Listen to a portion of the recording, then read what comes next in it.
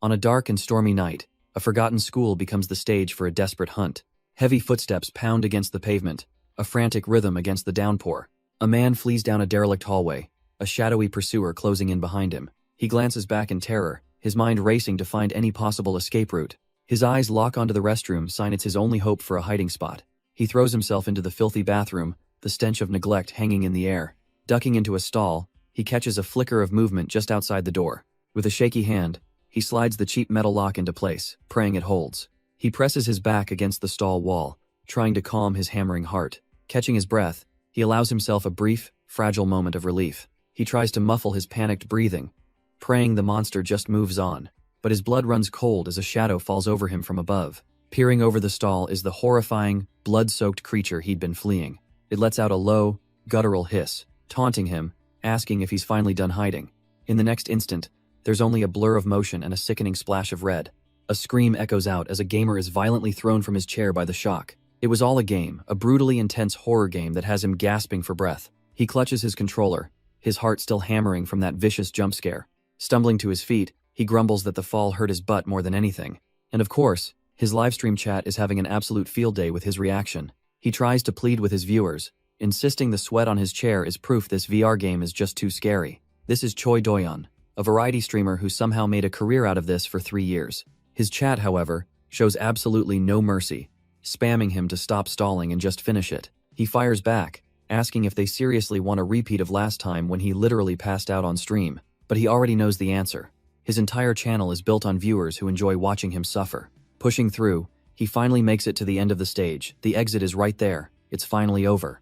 He immediately brags to his audience, a smug look on his face as he asks if they saw him find it in one go. A huge donation rolls in, and he immediately pops a celebratory handstand to thank the generous fan. But once he's back in his chair, Hez still trying to convince them that his terror isn't just an act. He throws his hands up, exasperated, arguing that no matter how pretty the ghost is, it's still a ghost. He leaves his viewers with a final, chilling piece of advice. If a ghost seems pretty, you're already done for. Then, without much warning, he announces he has to head home and abruptly ends the stream. Later, during a new broadcast, a viewer asks about his friend, who's been worryingly absent for over a month. He remembers that same friend encouraging him to start streaming, telling him not to worry about family pressure. That push was exactly what he'd needed to hear back then. He tells his chat that he still can't get in touch, guessing that something urgent must have come up. Since he was planning to visit anyway, he signs off for the night, promising to update them tomorrow. With a soft click of his mouse, the broadcast ends, and his monitors go dark. He immediately tries calling, hoping to finally get through this time. But the number is disconnected. His optimistic demeanor fades as a deep sense of dread begins to set in. He scrolls through his messages, a desperate log of unanswered calls and pleas for a reply. The sheer length of the silence hits him, his eyes widening with a chilling sense of dread. Just then, his mother calls, and he quickly grabs a jacket, telling her he was just heading out. He tries to sound casual, explaining he's leaving at night to avoid traffic for his broadcast. He assures her not to worry, promising he's old enough to handle himself and will arrive by dawn. After promising to say goodbye to his dad, he hangs up, his mind fixed on the hour-and-a-half drive ahead. But as his computer screen fades, a strange notification pops up with a cryptic message. He pushes the thought aside for now and starts the long drive, pulling into a rest stop under the moonlight. After a much-needed bathroom break, he feels a brief moment of relief from the tense journey. But his expression shifts as he pulls out his phone, finally looking at that strange message he received. It's a message from his Hyung, but it's just a strange link. Annoyed, he tries calling back, but the number is off. His friend couldn't even bother with a real call? He taps the link, still confused why his friend would send a message, then immediately turn off his phone. It leads to an App Store page for a game he's never seen before, a ghost-themed romance title. The concept is absurd. Conquer ghosts with love to help them pass on peacefully. He recalls his friend, Woo Seung-jae, hyping up an incredible game right before he disappeared. Could this silly game be the reason? Amused, his finger hovers over the install button. The moment he taps it, a deafening crack of thunder echoes through the night. He jumps, startled by the sudden storm that seemingly appeared from nowhere. A flicker of unease crosses his face as the game begins to download. The installation finishes in an instant, presenting him with one final, ominous prompt. He shrugs it off. He's got nothing better to do, and if this weird game is fun, he might even stream it. As he gets into his car, the game pings his phone. The matching system is now activating. Outside, the storm he'd dismissed suddenly intensifies into a torrential downpour. He continues driving down the Jairo Highway, a road infamous for its ghost stories. He grumbles to himself, confused by the sudden storm that wasn't in any forecast. Suddenly, his car's GPS chimes, announcing it's recalculating his route for a deviation he never made. The screen lights up with a new, bizarre instruction. Turn left in a moment. He scoffs at the idea, a left turn in the middle of a straight highway? The GPS must be broken. But the robotic voice repeats the impossible command. A cold sense of unease starting to creep in. The command changes again, now demanding a U-turn, and his face pales with dread. The system spams him with a chaotic mess of impossible turns, left, right, U-turn, over and over.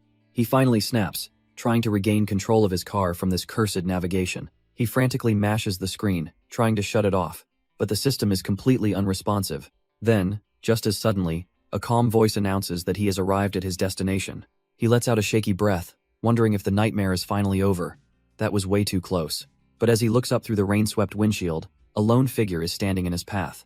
A jolt of pure, ice-cold terror shoots through him, his eyes blown wide with shock. He instinctively slams his foot on the brake, the tires screaming on the wet asphalt. But it's far too late. A sickening impact sends the figure cartwheeling over his hood. The car skids to a halt, leaving the limp body of his victim behind in the rain. A heavy silence falls, broken only by the sound of the downpour on the asphalt. Inside, the driver is in a state of pure shock, his mind screaming that he just hit someone. His horrified gaze flicks to the rearview mirror, confirming the impossible truth. Against all sense, he bursts out of the car, shouting into the night to see if the person is okay. He rushes over and kneels down, desperately trying to get any kind of response. Total panic sets in as he pulls out his phone, unsure if he should call the police or an ambulance first. But as he looks at the screen, his blood runs cold. This isn't a phone call, it's a quest log, describing how he hit a woman who isn't from this world. And then it gives him choices, treating this life-or-death moment like some kind of twisted game. His thumb trembles over the only sane choice. Get her to a hospital. But the phone is completely frozen on this cursed interface, refusing to obey him. Then a voice cuts through the rain, a chilling question asking why he killed her. His pupils shrink to pinpricks, his mind refusing to accept what he's hearing. Because the woman he hit is now a monster, its bloody face asking why he let her die. A raw scream rips from his lungs as he scrambles backward, dropping his phone in terror. His mind is just a frantic mess of disbelief and pure, undiluted fear. With a sickening scrape, her broken feet drag across the wet asphalt towards him. Her ghostly voice pleads for him to help, asking if he can save her now. And as his hand touches the cold ground, an instinctual, dreadful truth dawns on him. That this thing was not of this world, and his only instinct was to run, leaving his phone behind. But on that glowing screen, a game-like choice appears, confirming his decision. It's a ghost, so run away. Somewhere else, our protagonist watches the scene unfold, his mind reeling in disbelief. He can see it clearly that shambling creature is obviously not human anymore. The ghost's voice is quiet now, filled with a cold realization he's just like all the others. A system window pops up, stating she's disappointed, and her affection level has crashed. As her sorrow turns to rage, a nearby streetlight bursts under the pressure of her despair. And with that, her status officially changes from neutral to hostile. A final warning flashes to escape, as the man finally reaches his car, fumbling with the handle. But the door is stuck. It won't open, and he's trapped with the monster he just created. His only thought is to escape, to run before the vengeful spirit closes the distance. But a terrified glance over his shoulder confirms the horrifying truth: he's not fast enough. In an instant, her hand is around his throat, a grip of cold, crushing finality. He's lifted off his feet with impossible strength and slammed onto the hard, wet pavement. Pinned to the ground, he can do nothing but gasp for air as she strangles him. He can't comprehend this monstrous power, wondering what kind of entity this even is. But through her rage, a sorrowful whisper cuts through the rain. Her voice cracks with agony, asking why he wouldn't save her. Just then, the entire scene is bathed in the harsh glare of approaching headlights. Lying helpless on the road, a single, horrifying question flashes through his mind. Was he ever really in control? For a split second, caught in the blinding glare of the truck, her expression seems to change. Then comes the sickening crunch of metal and bone as the truck plows right through them. A flash of lightning, or perhaps something else, tears across the night sky. And our protagonist's eyes fly open, filled with a terror that transcends the screen. In the real world, a raw scream tears from his throat, echoing through the rest stop. Back in the game, his avatar is nothing but a broken heap of shattered bones. He feels everything, an unbearable, phantom pain that's flooding his very senses. When a concerned man rushes over to help, he's violently shoved away in a blind panic. He's left gasping for air, his mind completely overwhelmed by the sensory feedback. He collapses to the ground as people just walk by, thinking he's just another troublemaker. He clutches his head, trying to make sense of it all. He was just on the highway. Was that whole nightmare just a dream? But his phone screen shatters that hope with a cold, digital message. He Choi Doyan, has died and is restarting from a save point. As if that wasn't bizarre enough, another alert pops up about an ongoing date. A cold sweat breaks out on his skin. None of this is making any sense. He stares in disbelief at his own profile, laid out like some dating sim character. What kind of twisted game is this? Just then, the same concerned man from before approaches him, asking if he's alright. But Doyan isn't sticking around for questions. He shoves the old man aside and makes a break for it. He sprints across the parking lot, ignoring the man's shouts, his mind racing with one goal: escape. Peeling out onto the rain-slicked highway, the world blurs around him. This can't be real. A twisted grin forces its way onto his face. He's just seeing things, he tells himself. A desperate lie to hold onto his sanity. He grips the wheel, desperately trying to convince himself that ghosts aren't real. It's just exhaustion from streaming and editing. All he needs is to get home and get some sleep. But then a familiar red notification flashes. The system is rerouting him against his will. The GPS begins to glitch, barking out contradictory commands: turn left, go straight, make a U-turn. A cold, creeping dread fills his eyes. This isn't a dream, this is actually happening. And through the pouring rain, a lone figure suddenly appears in the middle of the road. It's a girl, her dark hair plastered to her face, her eyes locking onto his. Before he can even process it, there's a sickening crunch as his car makes impact. Her body slams against the front of his vehicle, a terrifying, ghostly silhouette in the rain. Doyan can only stare forward in stunned silence, his knuckles white on the steering wheel. His mind is reeling, unable to grasp how his simple life of streaming games led to this nightmare. He's never made any real enemies. Yet here he is, with a body on the hood of his car. Overwhelmed, he collapses against the steering wheel, screaming for an explanation. And as if on cue, his phone pings, casting a glow across the dark interior. He glances over, his face a mask of sweat and terror. The screen displays a chilling message. She has appeared before him for the second time. Gritting his teeth, a desperate thought begins to form in his mind. He forces himself to calm down, deciding to treat this like one of the visual novels he streamed. After all, the phone is presenting him with choices, just like a game, to raise her affection level. Stealing his resolve, Doyan tells himself not to panic, he just has to play along and survive. But his resolve shatters in an instant. A bloody figure slams against his windshield, its voice echoing in his head, asking why she has to suffer alone. Doyan can only stare, paralyzed, as her cries of unfairness fill the car. This is supposed to be a dating sim, but the monster on his roof feels a little too real. Hez pinned to the hood of his own car, the game's logic feeling more like a cruel joke. Gritting his teeth, Doyan forces the panic down, hyping himself up. He's a pro gamer, damn it. He can win this. He steps out into the pouring rain. With a deep breath, he approaches the spirit and holds an umbrella over her. A single, terrifying eye peers up at him from beneath a curtain of matted hair. He forces a shaky smile, assuring her he's totally not a suspicious person. Yeah, real convincing. He has no idea what's really going on, but his gut tells him he needs to help her. So, with a shaky voice, he offers the ghostly girl a ride home. The game system confirms his choice, but the spirit herself gives absolutely no reaction. For a brief moment, standing in the rain, he thinks he might have actually done it, but that confidence quickly crumbles as the silence stretches on. His mind is screaming, absolutely terrified and desperate to escape this situation. He wonders if he made the wrong choice. Her unmoving form is far from reassuring. Surely she wouldn't kill him just for picking a bad dialogue option, right? Then, a quiet voice finally cuts through the storm, and she begins to speak. Her first words aren't a threat, but a question that changes everything. Can you see me? Hez completely taken aback. Of all the things she could have said, this wasn't one of them. Stuttering under the umbrella's shelter, he confirms that yes, he can see her. The moment he does, her strength gives out and she collapses forward, falling right into his arms. He catches her purely on instinct, his mind reeling from the sudden, bizarre turn of events. Then, in a blinding flash of headlights, a car slams into them with a sickening crunch. His world dissolves into a panicked blur, a silent plea echoing in his terrified mind. But the desperate words aren't his. They're hers, as she clings to him, begging him not to leave. He can only look on in shock as she trembles, her voice choked with a pain he can't understand.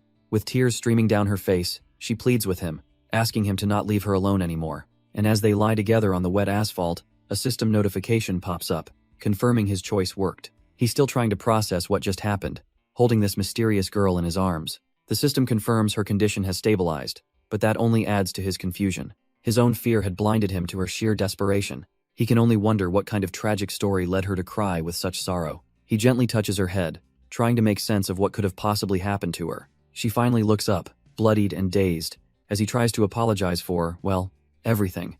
But then reality crashes in, he's soaked to the bone and shivering, a new danger creeping in. The car that hit them is still right there, an unlikely, but necessary, shelter. Panic sets in as he frantically tries to figure out his next move. Somehow, he manages to get her into the car, but the real problem has only just begun. But for a fleeting moment, a ridiculous thought crosses his mind.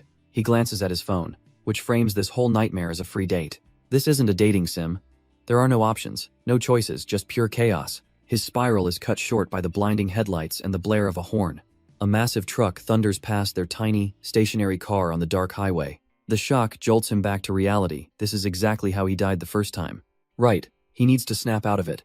The game doesn't matter right now. First things first, get the car somewhere safe, then figure out what to do with her. He notices her door is still ajar and reaches over to fix it. He awkwardly tries to explain to the blood-soaked girl that he just needs to close the door. He reaches for the door, telling himself to just stay calm and not mess this up.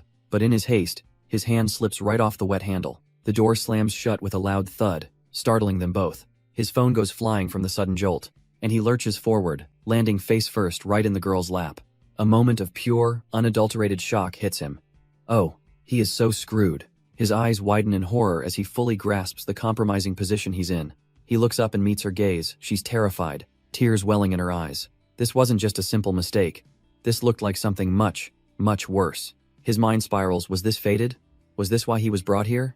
No, impossible. He frantically tries to explain, his face a mask of desperate sincerity, insisting it was an accident. His mind screams one single thought.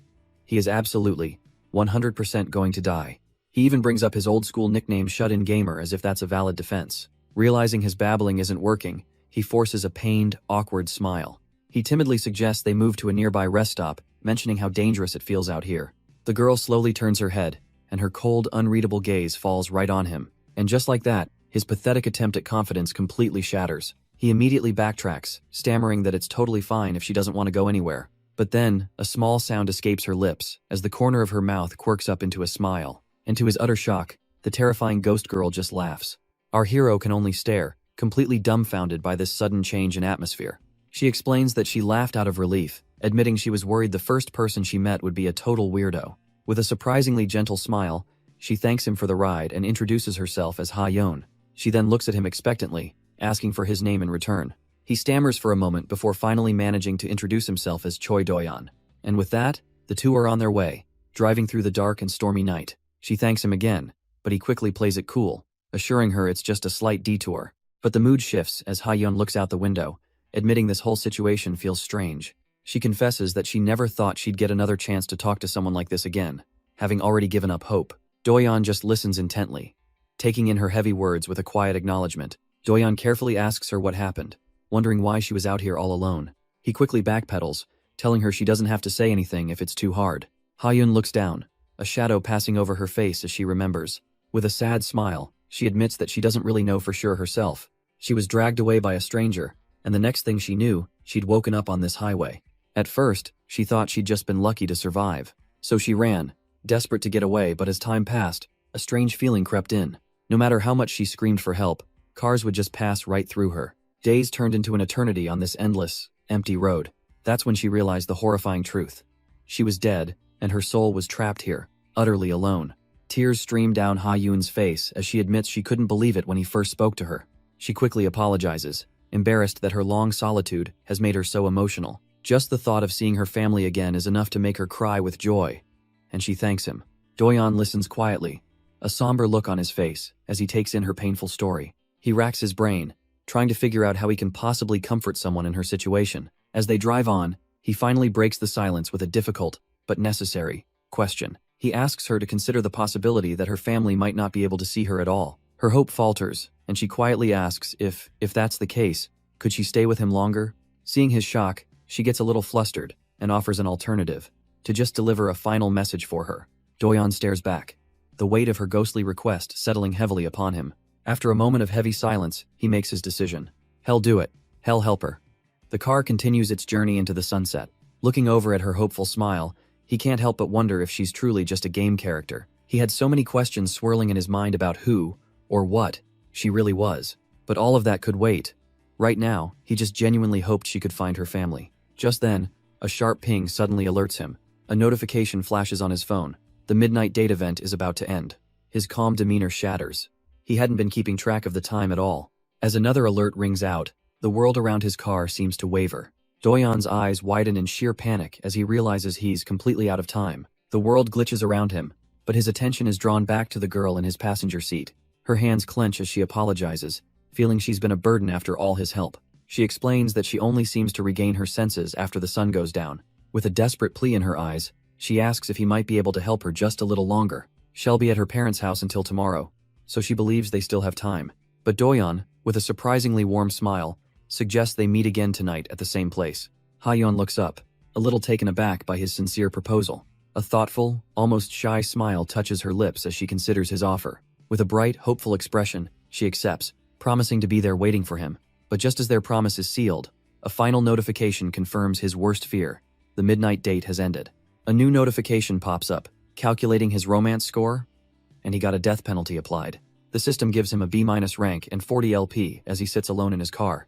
With the LP shop unlocked, the long, bizarre night finally gives way to the morning sun. Doyeon stares at his phone, his mind reeling. What in the world is all of this? It even gives him a tip about affinity, showing Ha-yeon's face. He can't believe it was this all just a game? His hand tightens on the steering wheel, an unsettling emptiness filling him. Was she even real? Overwhelmed by countless questions, he's just a guy parked on the side of a highway, lost. The suffocating frustration and unease finally crash down on him. He leans forward, utterly drained, when the sudden chime of a notification cuts through his thoughts. It's a message from his Hyung, simply telling him to come to his place. This might be his only key to unlocking the mystery, so Doyeon hits the gas. He tries calling his Hyung on the way, needing some kind of explanation, but the call goes straight to voicemail, stoking his frustration and anxiety. He finally pulls into the empty, quiet parking garage of his Hyung's building. Arriving at the door, he's out of breath, a strange feeling of unease settling in. He calls out, but the apartment is dark and silent. Stepping inside, he finds the door was left wide open. What is going on? His Hyung is nowhere to be seen, but the room is a chaotic web of an intense investigation. His eyes scan the wall, trying to make sense of the news clippings and photos. And then he spots it, a document that freezes him in place. A missing person alert for Ha-yeon. He stares, his mind reeling. Ha-yeon? The girl from the game? He thought he'd only installed a game, nothing more. Not some twisted horror story with grinning, bloody masked killers. Standing alone in the dark, he questions what he's even looking at. Why is a character from a video game on a real-world missing person alert? It makes no sense. Why would his Hyung, a shut-in gamer, be investigating this stuff? A sudden, chilling possibility makes his heart stop. He looks closer at the wall and realizes they're all real cases, murders, and disappearances. He remembers seeing some of these on the news, and a specific memory of Ha-yeon's in-game death surfaces. The pieces start to connect, painting a picture far more terrifying than any game. He flips open the notebook, and the first question sends a shiver down his spine. Could it be true? Do the unjustly murdered really become characters in this game? His eyes widen, the horrifying possibility settling in like a stone in his gut. The notes detail the chilling rules. Ghosts are bound to their death sites, and the game can't be deleted. Just as he's processing this, a sudden, sharp clang echoes from the hallway. The sound triggers a terrifying memory from the game, a burning girl appearing in a doorway. He can almost hear her taunting voice, warning the player to hide well or be found. The bunny mask spirit stomped through the inferno, searching for her victim. A system alert had flashed across the screen. Her affection level was pure hatred. The only command was to run. She continued her relentless hunt, the player desperately cowering just out of her fiery sight. His mind flashes back to a key detail he'd overlooked in the game. A red ribbon.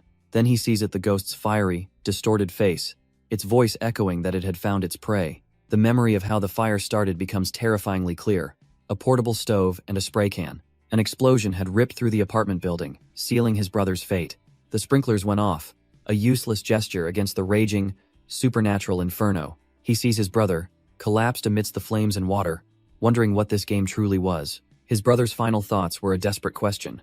Why did Doyeon send him the link to this hell? He remembers the note his brother left. Not a request, but a desperate plea for forgiveness. And in the present, tears stream down Doyeon's face as the crushing weight of his guilt hits him. The ghost had blamed his brother for everything, screaming that because of him, they had all died. The ghost's final words, "Because of you," echo as the scene is painted in blood. A pillar of dark energy had erupted from the apartment complex, sealing their fates. Doyeon jolts back to the present, gasping for air inside his car, his mind reeling. He clutches his jacket, trying to fight back the overwhelming wave of panic. Damn it, how could this possibly be happening to him? He's alone in a sterile parking garage, the silence deafening. Frantically, he tries to call his brother, desperate for an answer. but there's no reply, leaving him to wonder what on earth his brother is doing. Time stretches on, his phone lying uselessly beside him. But in that crushing helplessness, a grim realization dawns, and he's learned a valuable lesson. He now understands the first rule of this nightmare: the game cannot be deleted. And as he scrolls through his profile, he discovers a second, even more terrifying rule. Those hearts on the screen aren't just for show. He's already lost 2 of his lives. He collapses, the absurdity of it all crashing down. A ghost dating sim where you bet your life? He knows the notebook he saw could hold answers, but the thought of returning there is paralyzing. But then, a memory of Ha-yeon surfaces, her words echoing in his mind. His fear gives way to a steely resolve. He made a promise, and sitting here won't change a thing. So he gets up and heads out, determined to find her old home and figure this out.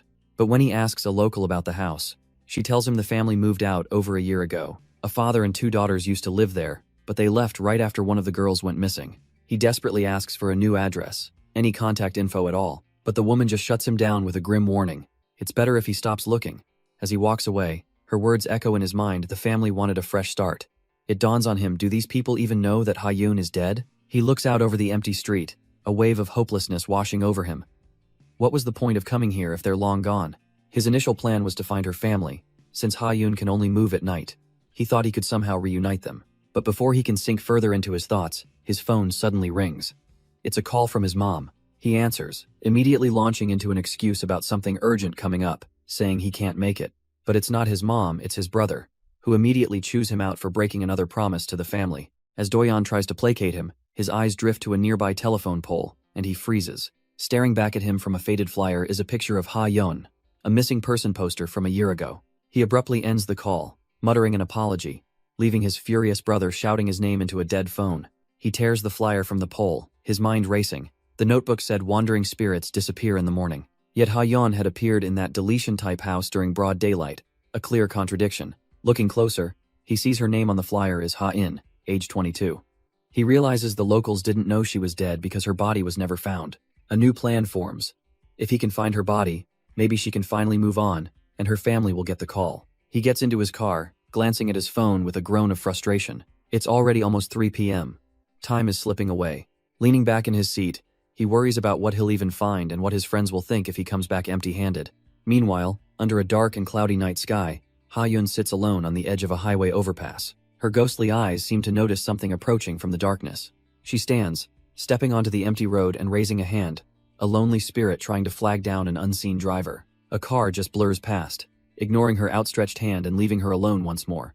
But she isn't worried, a faint, knowing smile on her lips as she remembers their promise. She tells herself not to rush. It hasn't been that long, he'll be here soon. And so she waits, her gaze turned towards the dark, clouded sky. Then, as if the heavens themselves begin to weep, the rain starts to pour down. She's suddenly huddled on the cold asphalt, drenched and alone in a storm of sorrow. Her body is covered in wounds, her spirit seemingly broken as she hides her face from the world. But a gentle voice cuts through the storm, asking if she's all right. And there he is, Doyeon, holding an umbrella over her, sheepishly apologizing for being late. Tears well in her eyes as he calls out her name. Finally seeing her, truly seeing her, she finally collapses against him, her voice trembling as she admits she thought he wasn't coming. Doyeon just offers a gentle, tired smile, glad he made it in time. He pulls her closer under the umbrella, promising that next time, he'll be here even earlier. With that, he gets her out of the storm and safely into his car, speeding away from the lonely road. He glances over, a little confused, and asks why she's standing so awkwardly in the passenger seat. Ha-yeon flushes with embarrassment, wishing she could just crawl into a hole and disappear. To break the tension, Doyeon reveals he actually stopped by her house earlier today. Her eyes widen with hope as she asks about her family, wondering if, by any chance, he mentioned her. But Doyeon has to deliver the bad news. He heard her family moved out a year ago. The light in her eyes dims as she processes this, quietly apologizing for making him go there for nothing. Doyeon, ever the problem solver, keeps a calm and reassuring smile on his face. He suggests they find a nearby convenience store to sit down and properly talk things over. He lays out a perfectly logical plan. They can try to contact her parents directly, and if that doesn't work, he'll even take her to the police, promising he won't abandon her. Her hands clench in her lap. His unwavering support feels almost too good to be true. She finally musters the courage to ask the one question that's been bothering her. Why is he helping her so much? She has nothing to give him in return. He could have just left her there. A bead of sweat rolls down his face. I should just delete the game, he thinks, but that's not something he can say out loud. He tries to play it cool, forcing a smile as he starts to form an answer. but a sudden notification lighting up his phone cuts him off mid-sentence. Doyeon's eyes widen in disbelief. What the hell is this? The game throws up a timed question, forcing him to choose an answer for why he's helping her. The clock is already ticking down from 10 seconds. Ha-yeon just stares at him, waiting patiently for his response as the timer drops to 7. He's completely flustered, stammering as the seconds bleed away. This is not a choice he can make. With no time left, he blurts out the first thing that comes to mind. It's because she's his type. The system locks in his answer, and to his horror, a small, knowing smile plays on her lips. She seems intrigued, her expression making him sweat even more. He immediately tries to backtrack, rambling about how he didn't mean it in a weird way, like a ghost fetish or something. Finally, he manages to say something genuine. He just wanted to help because he saw a beautiful person crying. Her expression softens at his clumsy, heartfelt answer. But then a new thought occurs to her, and she asks if he came to this place on purpose. Because as they drive down the rainy street, it's lined with motels and hotels. The car's GPS cheerfully announces they've arrived at their destination. A cold sweat breaks out on Doyeon's face as he realizes the horrible misunderstanding. They pull up, of all places, right in front of a cheap-looking motel. He practically leaps out of the car, frantically pointing to the convenience store next door. Walking under the umbrella, he explains he had to be sure, since she brought him to such a shady area. She coyly explains that some people only help to extort families or ask for other things. Then she sincerely thanks him, leaving Doyeon stunned as she says she'd be back on the streets without him. Doyeon frantically insists he never thought of anything like that, but she just laughs it off. He's utterly flustered as she admits she just loves teasing him for his funny reactions. He begs her to stop, and she leans in with a cute, insincere apology. She then adds that, thanks to him, she feels a lot more at ease now, murmuring that he doesn't seem like that kind of person, which just leaves Doyeon confused. She quickly dismisses his question, claiming she was just talking to herself. Turning their attention to the store, they realize their immediate problem. It's closed. Doyeon pulls out his phone, suggesting they should probably find somewhere else to go. But Ha-yeon looks back at him with an idea, proposing that instead of leaving, they could just go into the motel to take shelter from the rain and have a chat. Doyeon is completely stunned, his mind blanking at her incredibly forward suggestion. Next thing he knows, they're in a motel room, and Ha-yeon dives onto the bed with pure joy. Watching her marvel at how soft it is, he can't help but let out a small, amused smile. He asks if she really came just for the bed, but she explains he wouldn't understand how much she missed it. After all, she'd been living on cold asphalt, seeing nothing but an endless highway and hearing the cries of deer. She then pats the spot next to her, telling Doyeon he should lie down too. He immediately flushes red, begging her not to say things that could be so easily misunderstood. Taking off his jacket, he decides to change the subject, explaining something he learned about ghosts. He pulls out a weathered flyer, revealing that spirits with bodies tend to linger where they died. It's a missing person report for her, from 2 years ago, which he found at her old house. He explains that even after calling the authorities, she's still officially considered a missing person. With a heavy heart, Doyeon gently asks her to tell him what happened. Ha-yoon's playful demeanor vanishes, replaced by a quiet, haunted sadness. She admits that even she doesn't fully remember the details of that night. Her memory flashes back to her walking home alone down a deserted street after her part-time job. In an instant, a speeding car barrels down the road, the impact sending debris flying. The next thing she knew, she was regaining consciousness on the cold, hard asphalt. The scene shows her broken form lying crumpled in the street. The luxury car stopped nearby. A man stumbles out of the driver's seat, looking drunk and immediately reaching for his phone.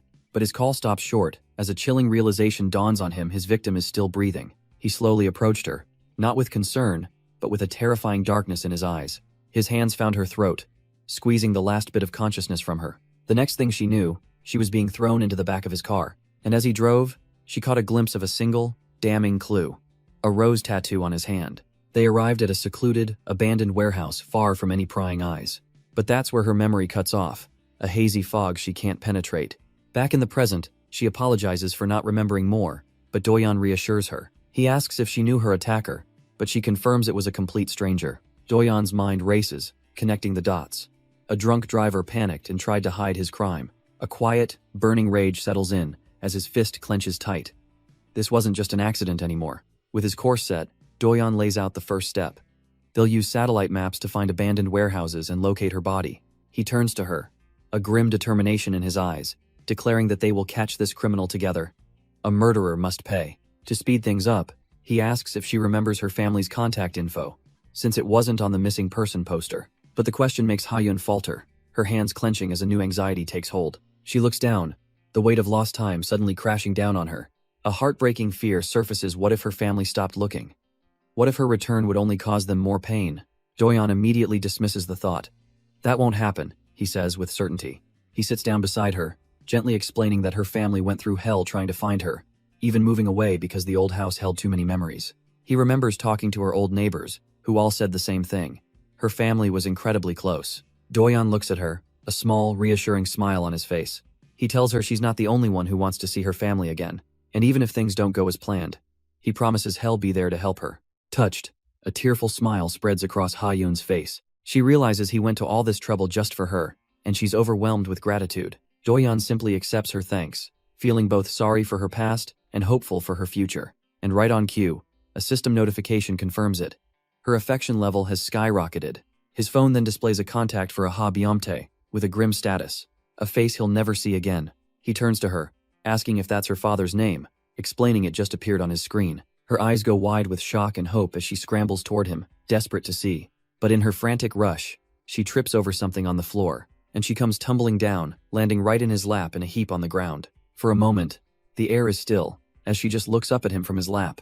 Doyeon is completely frozen, caught off guard by the sudden, awkward closeness. But her shock quickly melts away into a sly, playful little grin. She starts laughing at his flustered face, ignoring his complaints that she's heavy. Oh, she's not letting him off that easy, immediately pointing out his bright red ears. That's his limit. He gives her a light push on the head to get her to stop. But even as he acts tough, he can't quite hide the blush creeping up his neck. He points out that he knows that look in her eyes. It's the one she gets right before she starts teasing him. Deciding to retreat, he grabs a towel, announcing he needs a shower after the last 2 days. As he walks off, he brings them back to reality. They need to figure out what to message her family. With him gone, Ha-yoon finally takes a moment for herself. She collapses onto the bed, sighing in pure bliss.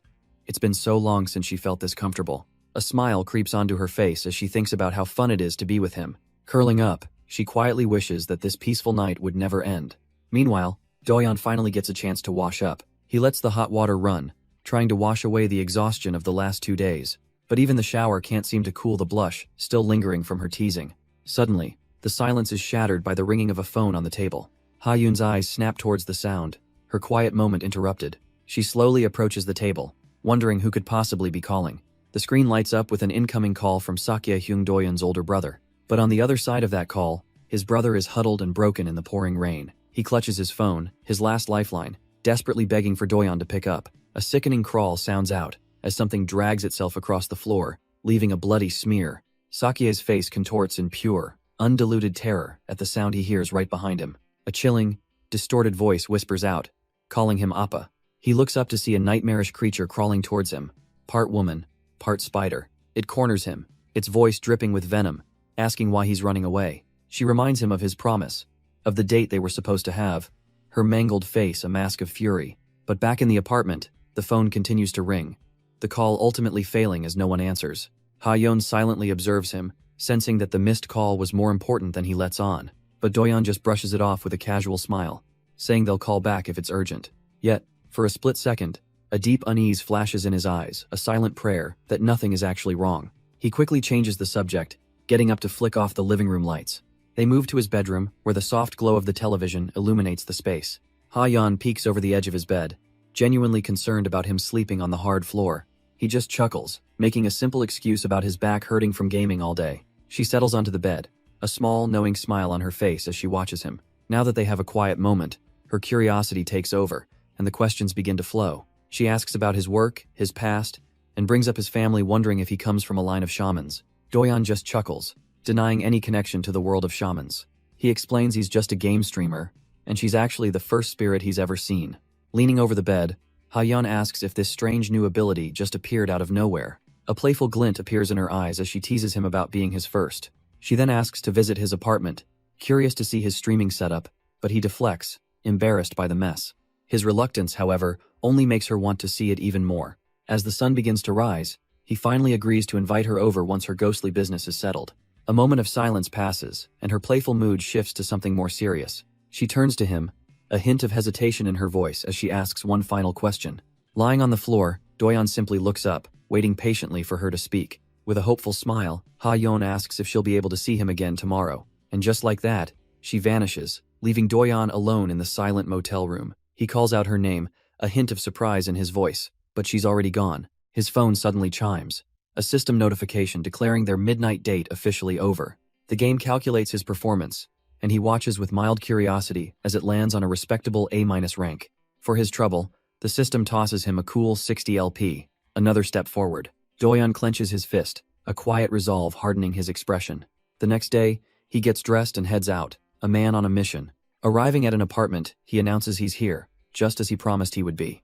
But the man who greets him offers only a cold, judgmental stare, calling him pathetic for even showing up. Doyon keys in the door code, his father's insults echoing in his mind as he just tries to get this over with.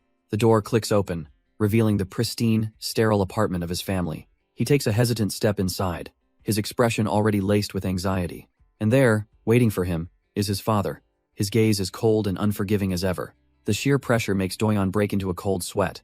This is clearly not a welcome visit. His father asks how he's been, but the tone is dripping with condescension. Doyon can only manage a tight, awkward smile, trying to brave the storm. From the kitchen, his mother offers a small reprieve, telling him to wait for his brother.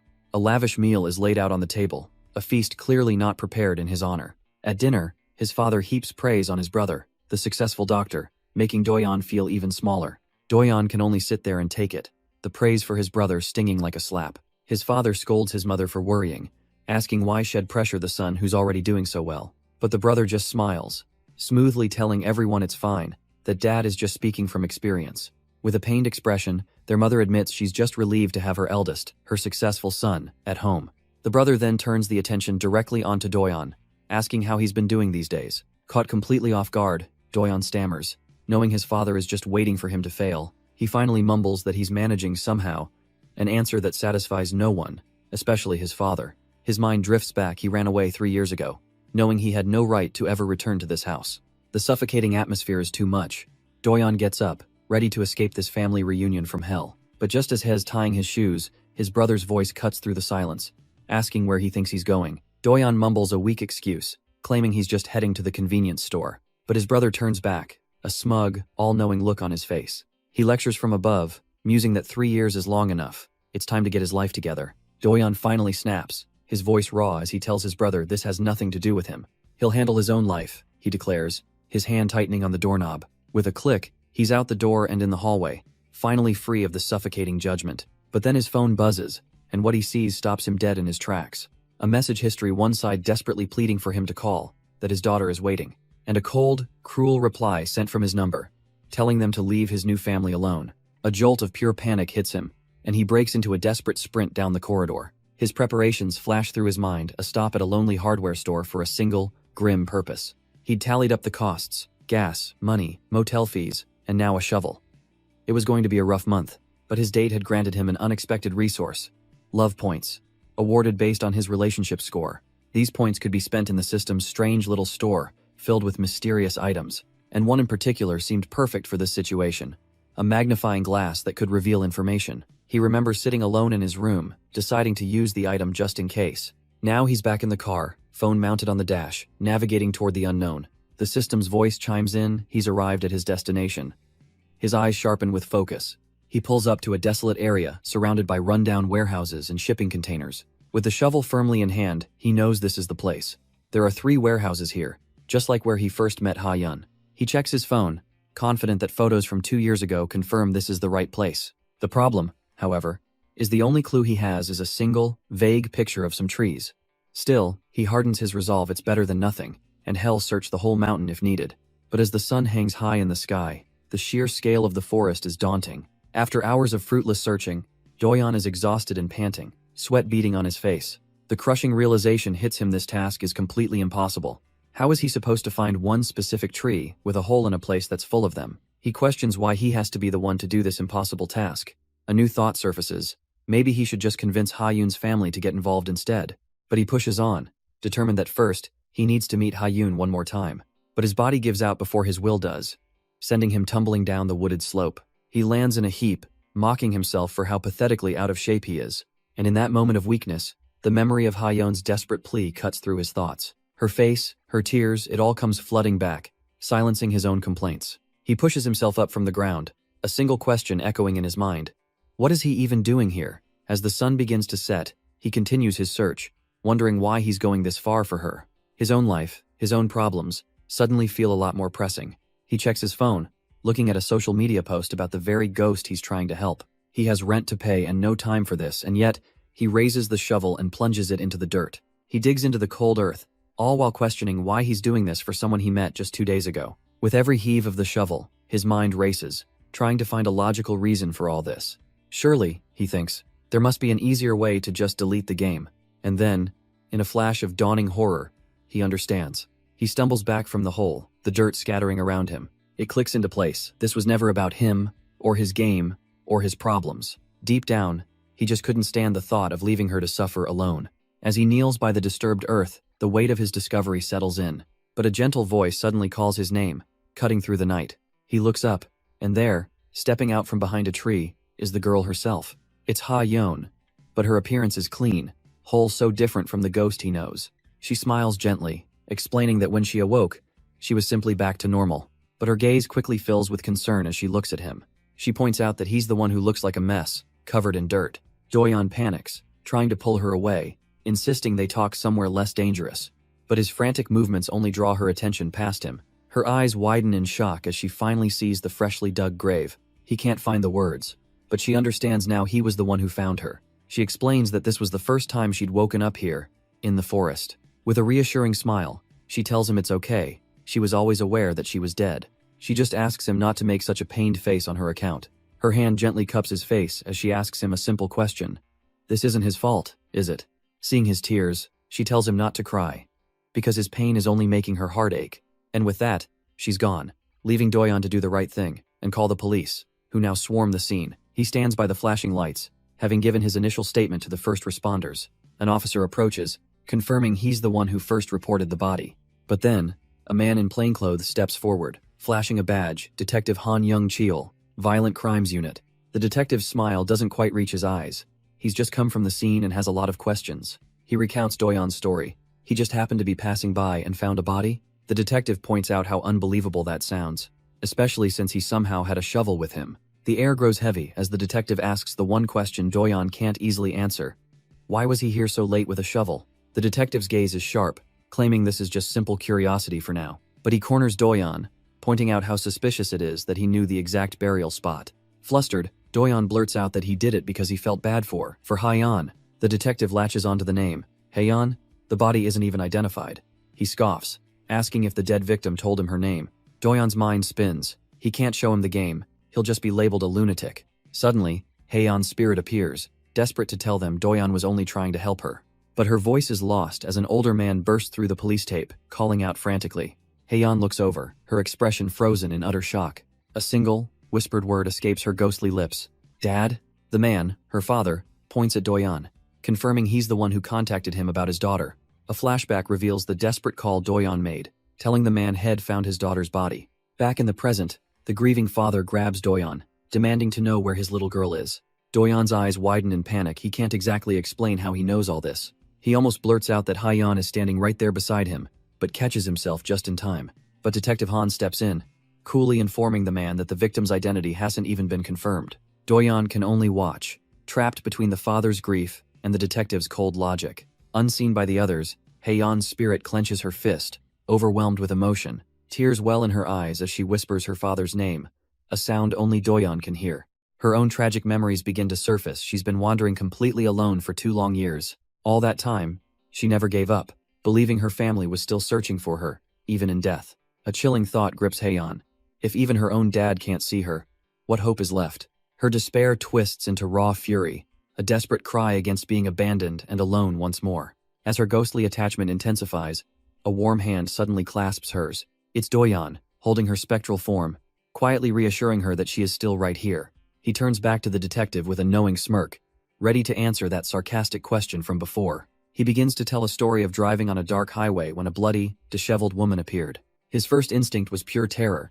He'd never seen a ghost and only thought of escape. But then he saw her crying, begging him for help, pleading not to be left alone. Looking straight at the grieving father, Doyeon finally reveals the ghost's name. Haeyeon. He admits he came all this way just for her, even if they'll never believe how he knows. Doyeon lays it out plainly for the disbelieving men. It seems he can see dead people. The detective scoffs, but Haeyeon's father's eyes widen with a sliver of desperate hope, asking if his daughter is truly here. With a calm smile, Doyeon confirms it. gesturing to the empty space beside him. She's right here, right now. The father falls silent, the weight of this impossible claim pressing down on him. He suddenly turns away without another word, heading back toward his car for a moment. When he returns, he's holding a worn, yellow plushie, which he presents to Doyon. This was his daughter's most cherished possession, a treasure he's carried ever since she vanished, praying for her return. His gaze hardens with resolve, a final, desperate gamble for the truth. He issues the ultimate test. If Haeyeon is really here, ask her the name of this doll. At Doyon's side, a spectral hand clenches, the answer ready to be spoken. The yellow plushie begins to glow, floating ominously between the father's trembling hands. His face is a mask of pure disbelief, a secret only he and his daughter could possibly know. The nearby detective and officer can only stare, completely baffled by this impossible event. Then, with a casual air, Doyon speaks the name whispered into his ear, Manya. A calm, knowing smile spreads across his face, the final nail in their skepticism. He confirms it's from Haeyeon herself, as her spectral form lovingly hugs her cherished doll. This little miracle, of course, lands Doyon an immediate trip down to the police station. He finds himself sitting through an intense interrogation, the detectives watching his every move. Stepping out of the room, he gasps for air, the pressure having been almost suffocating. But his eyes are sharp, his resolve hardened. The real fight is only just beginning. Outside the station, Haeyeon's spirit waves a final, bittersweet farewell to Doyon. He's soon joined by her father, sharing a moment over a couple of canned coffees. The old man bows his head, thanking Doyon profusely for helping his daughter. He laments that she lived a hard life under a worthless father like him. Tears stream down his face, his heart torn apart by guilt and sorrow. He desperately asks what will become of his daughter now, lost and alone. Doyon looks at him and asks if it would be okay to relay a message from Haeyeon. He turns slightly, listening to a voice only he can hear, before speaking her words. Haeyeon was worried, not for herself, but for the family she had to leave behind. She's just glad her father is enduring, asking only that he remembers her sometimes. Her final message was one of love, telling him she was happy to be his daughter, and apologizing for leaving first. As the father weeps, a small, comforting touch from the plushie Doyon holds reaches out to him. With tears streaming down her spectral face, Haeyeon makes one last, heartfelt request. If she were to be reborn, she asks, would it be okay to be his daughter all over again? The question shatters the old man's composure. He clutches the doll, crying out his daughter's name, his heart overflowing with love and sorrow. He tells her spirit that he too was happy to be her father, giving her the peace she needed to pass on. The emotional toll of the encounter leaves Doyon exhausted, slumped over on a bench. But then, a familiar purple screen appears, a branching point quest notification for his efforts. Haeyeon's soul is freed, but he's given a choice to stay with her, a choice he might come to regret. With a soft thud, the doll representing her soul falls to the ground, ready for departure. But Haeyeon's spirit lingers, turning to Doyon, uncertain of what to do next. The system coldly asks if he'll ask her on a date, but she whispers that she doesn't want to go like this. Watching her begin to fade away into particles of light, Doyon makes his choice. He recalls his promise, the one he made to invite her to his place once the case was closed. He argues that it's not over yet. They still need to catch her killer, and for that, he needs her help. He even throws her own confession back at her, reminding her that she didn't want to leave either. With a determined reach, he formally asks the ghostly girl if she would like to come to his house.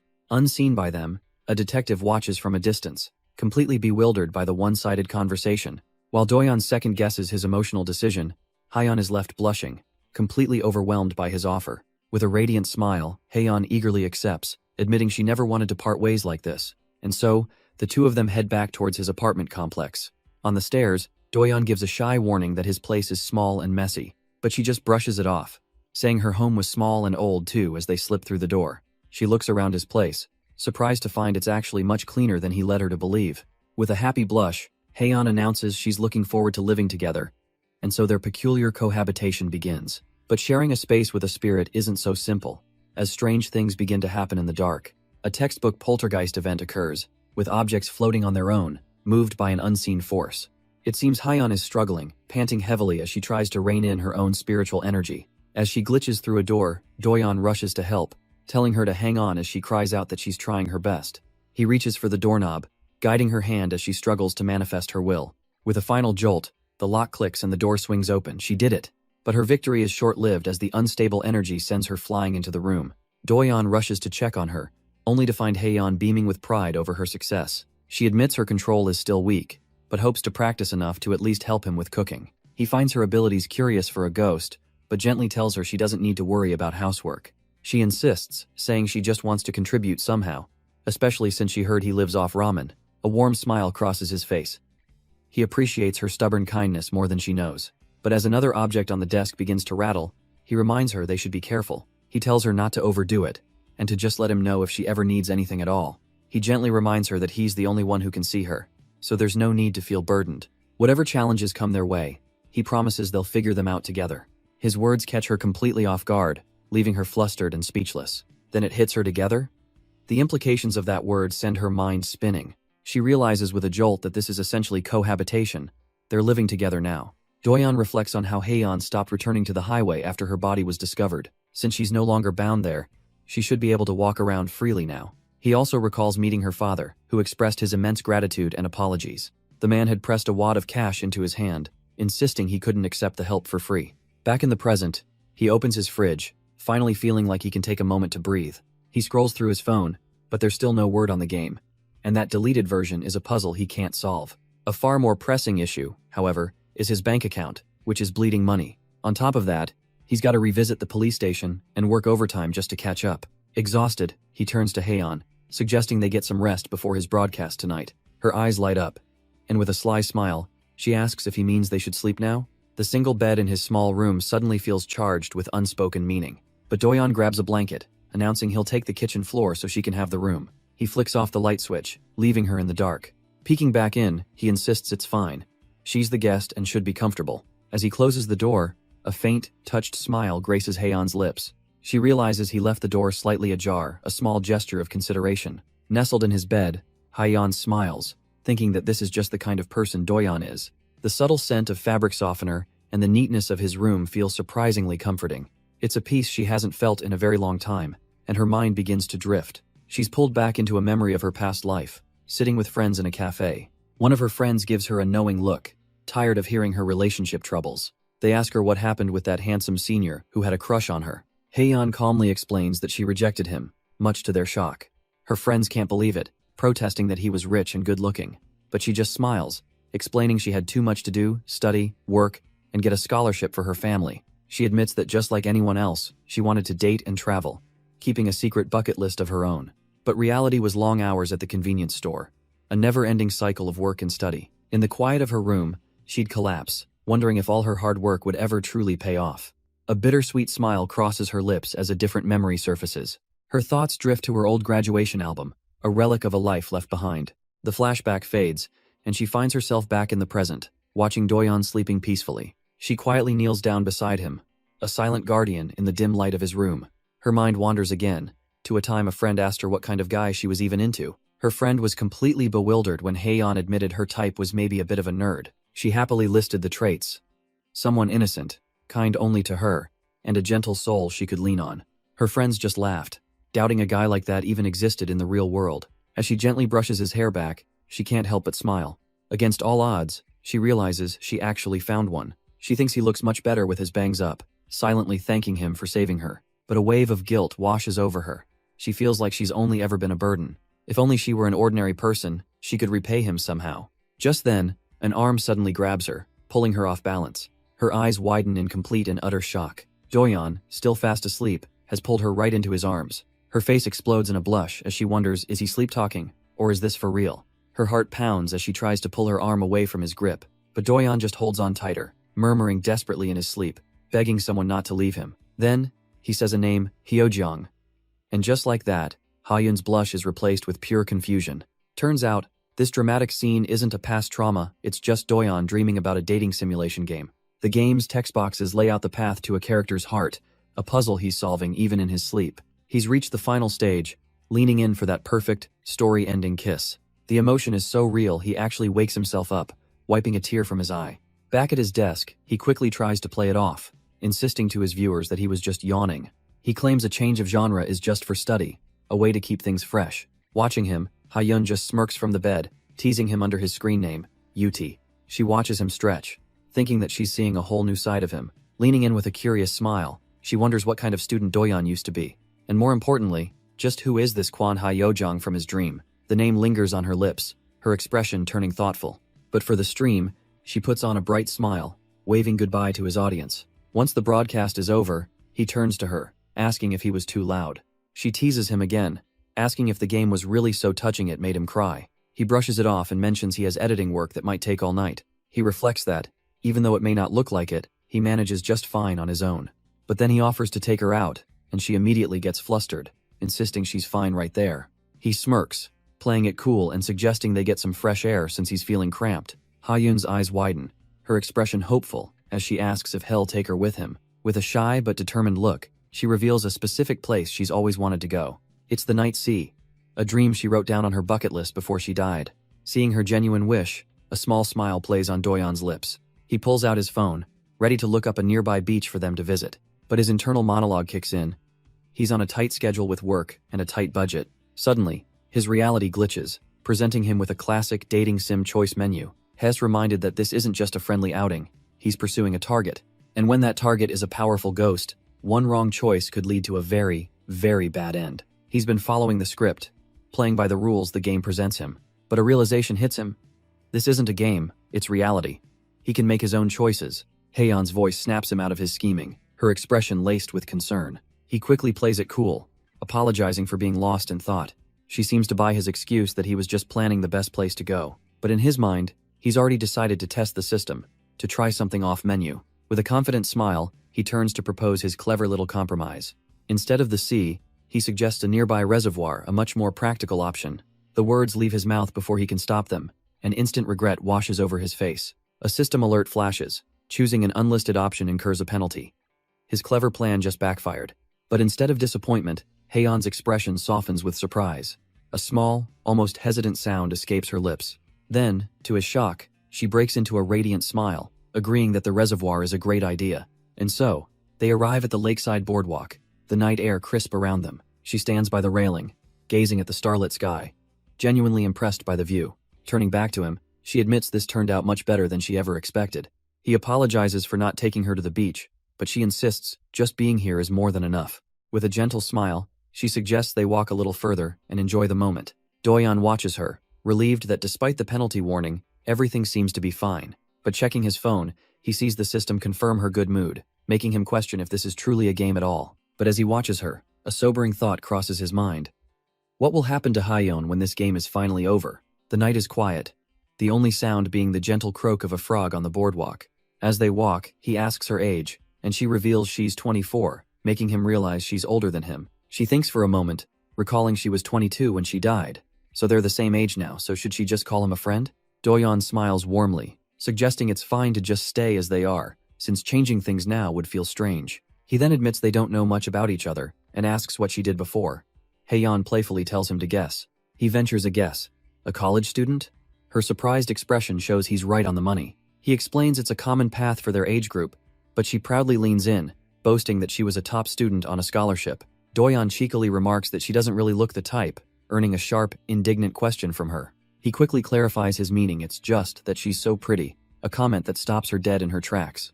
A faint blush creeps onto Haeyeon's lips, the compliment catching her completely off guard. She quickly recovers, playfully accusing him of using that innocent look to charm girls. Leaning closer, she changes the subject entirely, asking if he really hugged her last night. Doyeon completely loses his composure, sputtering that it was just him talking in his sleep. She finds his flustered reaction absolutely adorable, teasing him as his face turns bright red.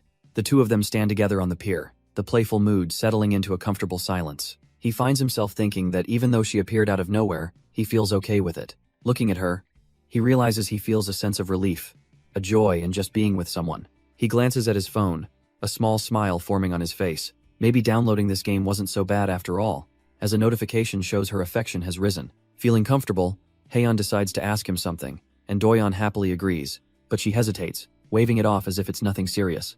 Then, she shatters the calm night, mentioning she saw a name in the graduation album. Kwon Hyojeong. The name hits Doyeon like a bolt of lightning, and he whips around, completely stunned. He turns back to where she was standing, but she's vanished into thin air. He calls out her name, his voice filled with a growing sense of panic. What is happening? His mind races, terrified she might have run off onto the highway again. Just then, a sudden buzz from his phone cuts through his frantic thoughts. A chilling notification flashes across the screen. Matchmaking successful. The game warns him to leave if he doesn't want to date her, because her affection level is now despair. And in that instant, a horrific vision claws its way into his reality. A raw scream tears from Doyeon's throat as he stumbles backward in pure terror. This wasn't a game anymore. This was a life-risking simulation. The horrifying truth dawns on him as he sees a vision of a headless body, a warning of what's to come. He snaps back to reality, his eyes darting around wildly. The phantom terror sends him crashing to the wooden planks, his mind completely shattered.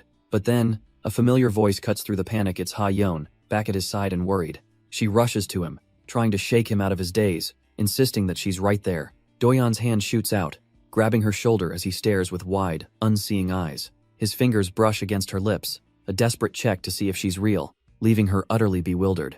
But Ha-yeon's confusion turns to shock as she follows his terrified gaze. Do-yeon stares right past her, his voice trembling as he asks what fresh hell has just arrived. Across the room, a grotesque creature with matted hair drags itself forward on spider-like limbs. He desperately tries to strategize, thinking maybe he can talk to this thing, and reaches for his phone. But this monster isn't interested in conversation, lunging at him in a terrifying blur. He barely dodges the attack, a flicker of overconfident relief on his face. That relief evaporates in a split second. The creature is already on him, its mangled face inches from his own, gurgling with pure malice. A brutal strike connects with his face before he can even scream. The impact is so savage, it sends his eyeballs rocketing right out of their sockets. Scrambling to his feet, he screams that this has to be some kind of sick joke. His phone lights up with a chilling update. The girl has no head, and his only option is to run. This is too much.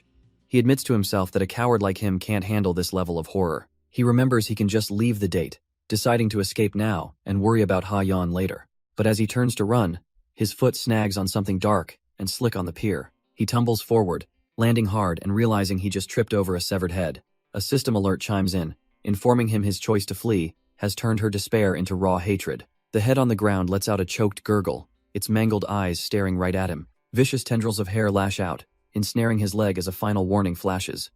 Get out immediately. Trapped, he desperately backpedals, pathetically trying to apologize and calm the vengeful spirit down. In a blind panic, his only instinct is to lash out, kicking wildly at the horrific face. But his frantic struggle is useless, as he's violently dragged backwards across the pier. He screams for it to just get away, to leave him alone, kicking at the source of his terror. The spectral hair tightens its grip, yanking him clean off the wooden planks. His world flips upside down, terror seizing him as he plummets toward the dark water. A heavy splash echoes in the night as he's swallowed by the cold lake. Immediately, he's pulled under, sinking rapidly into the crushing abyss. His lungs burning, he claws desperately at the tendrils wrapped tight around his ankle. He begs for release, the pressure building as his vision starts to blur from the lack of air. But his strength is fading, and the vengeful spirit just keeps pulling him deeper into the darkness. His hand reaches desperately for a surface that's already gone. Water rushes into his lungs, a burning pain that fills him with paralyzing fear. As his consciousness fades, he almost wishes for death to come quickly. His body goes limp, his eyes roll back, and he finally succumbs to the crushing depths. The system calmly announces his death, and his avatar dissolves into red mist. But in the next instant, his eyes snap open with a jolt of pure shock. Hez back on the wooden planks, gasping desperately for air he didn't have a moment ago. He violently coughs up the very water that just claimed his life. Staring at the puddle, he admits a dark thought. He almost welcomed it, to be with Ha-yeon. But he quickly scolds himself for such an arrogant idea, remembering this is a game to be won. But as he regains his composure, a horrifying sight peeks through the railing, a disembodied head. And a chilling realization dawns on him if he's back at the start. Then that means the monster is back too, its headless body shambling just feet away. He grips his phone, the memories of dying over and over again flooding his mind. Was it really a sin to just install a game? Why was this happening to him? The system cuts through his panic, summarizing his last pathetic attempt and offering him a new choice. He knows running will just lead to another meaningless death. Communication seems like the only real option. But his mind starts to spin. Who does he even talk to? The head? The body? Taking a shaky breath, he forces himself to think rationally. Okay, let's just take this slow. He cautiously approaches the floating head, trying to appear as non-threatening as possible. With a strained, sweaty smile, he tries to sound friendly, asking if it needs any help. His plan is simple. First, he needs to reassure this terrifying head and show he means no harm. But the silence is deafening, and his forced composure begins to crumble as he begs for any kind of response. Suddenly, a muffled whimper escapes from behind the tape as the head's eyes glow with an ominous red light. It then lurches forward, floating menacingly just inches away from his face. But as the whimpering continues, he realizes it's not a sound of aggression, it's a sound of pain. Do-yeon's expression shifts. That wasn't a monster's growl, it was a desperate cry for help. A bead of sweat rolls down his face as he asks again, this time with dawning understanding, if it wants to talk. He carefully kneels down, reaching for the grimy tape, and gently asks if it's okay to peel it off. With the gag finally removed, he looks down with genuine concern, asking if she's alright. But the moment it's free, the head lets out a raw, guttural scream of pure agony. The game system chimes in, offering him a tempting choice. Now's his chance to run. But a much crazier option pops into his head should he try sticking it back on her neck. He realizes his repeated deaths have numbed him, and his curiosity is starting to outweigh his fear. Looking into her tormented eyes, he needs to know what story led her to this terrible fate. So, with a deep breath, he picks up the head and walks it over to the waiting, headless body. Gently, carefully, he places her head back upon her shoulders, hoping he's made the right call. And instantly, the system confirms it. Her affection level skyrockets and her state stabilizes. A warm light glows as the gruesome seam on her neck begins to heal and disappear. Now standing before him, the reassembled girl finally speaks, her voice trembling with desperation. All her pain and torment pour out in a single, desperate plea. She begs him to get her out of this awful place, her form dissolving in a brilliant flash of light. As the sun rises, a system message confirms the midnight date has officially concluded. Doyon checks his phone to see his results. A respectable 80 points, but with a death penalty applied. His final romance rank lands at a B-, not exactly the perfect score he might have hoped for. He sighs, a strange feeling of unease settling in as the second date comes to a close. But he's not alone for long. As the real Ha-yeon, whole and in her school uniform, appears before him, tears stream down her face as she looks at him, her eyes filled with a story of their own. The emotional weight of the quest finally crashes down on Doyon as tears stream from his eyes. But this isn't just sadness, a sharp pain lances through him, and he collapses to the ground. Ha-yeon is startled by his sudden breakdown, her concern breaking through her own tears. She rushes to his side, pleading with him to calm down and tell her what's wrong. Instead of answering, Doyon's hand slowly reaches out, asking if there's anything she wants to say. She freezes, completely bewildered by his strange, disconnected question. Her world seems to fracture as she realizes he isn't seeing her at all. He's completely unresponsive, his gaze fixed on a point somewhere past her shoulder. Her face is a mask of confusion and growing fear. Why can't he hear her? Then he speaks, not to her, but to the empty space, offering help to a suspicious person only he can see. Her mind races with questions. Is he talking to that dark orb? Is there another spirit here? Then, a devastating realization crashes down on her. She knew this day would come. Hez alive and she's not. As he stands there, lost in his own world, she collapses, the chasm between them now absolute. Her spirit drifts back in time, remembering how she was losing herself after death, just wandering aimlessly. She was a fading soul, swallowed by despair, just another forgotten ghost in the dark. But then he was there, shielding her from a rain she couldn't even feel. And for the first time in ages, things felt enjoyable. She was so grateful for the purpose he gave her, for the simple fact that he could see her. His kindness was so overwhelming that she began to loathe herself, feeling like a burden on his life. Even after he helped her find her family, a selfish part of her just wanted to stay by his side a little longer. But she never imagined it would end like this. Is she truly invisible to him now, all of a sudden? She refuses to accept this, desperately trying to hold on, not wanting to fade away without a word. With a voice he can no longer hear, she cries out his name one last time. But Doyon's attention is fixed on something else entirely, a massive, shadowy horror materializing before him. Ha-yeon's own fear is forgotten as a new terror takes hold. What in the world is that thing? She scrambles toward him, screaming for him to wait, to see the danger right in front of him. He doesn't even flinch, taking a steady step forward, completely deaf to her warnings. And in that moment of helplessness, a sudden, chilling thought ripples through her mind. Looking at that dark being, she begins to wonder if she herself is any different. If that monster shouldn't be near him, then maybe neither should she. What is she supposed to do? But she pushes the thought down, knowing full well the truth that her desire to stay is nothing but pure, selfish greed. But his voice cuts through the chaos, snapping her back as he finally sees her, calling her name.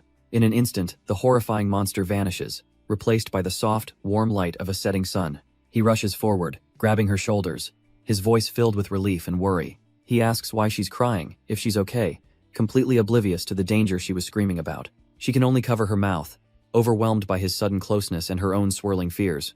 With a trembling hand on his chest, she asks the one question that haunts her. Isn't he scared of her? Doyon just looks baffled, a bead of sweat tracing his temple as he tries to process her words. He stammers that no, he isn't in fact. He was far more terrified when she disappeared. Her eyes well up again.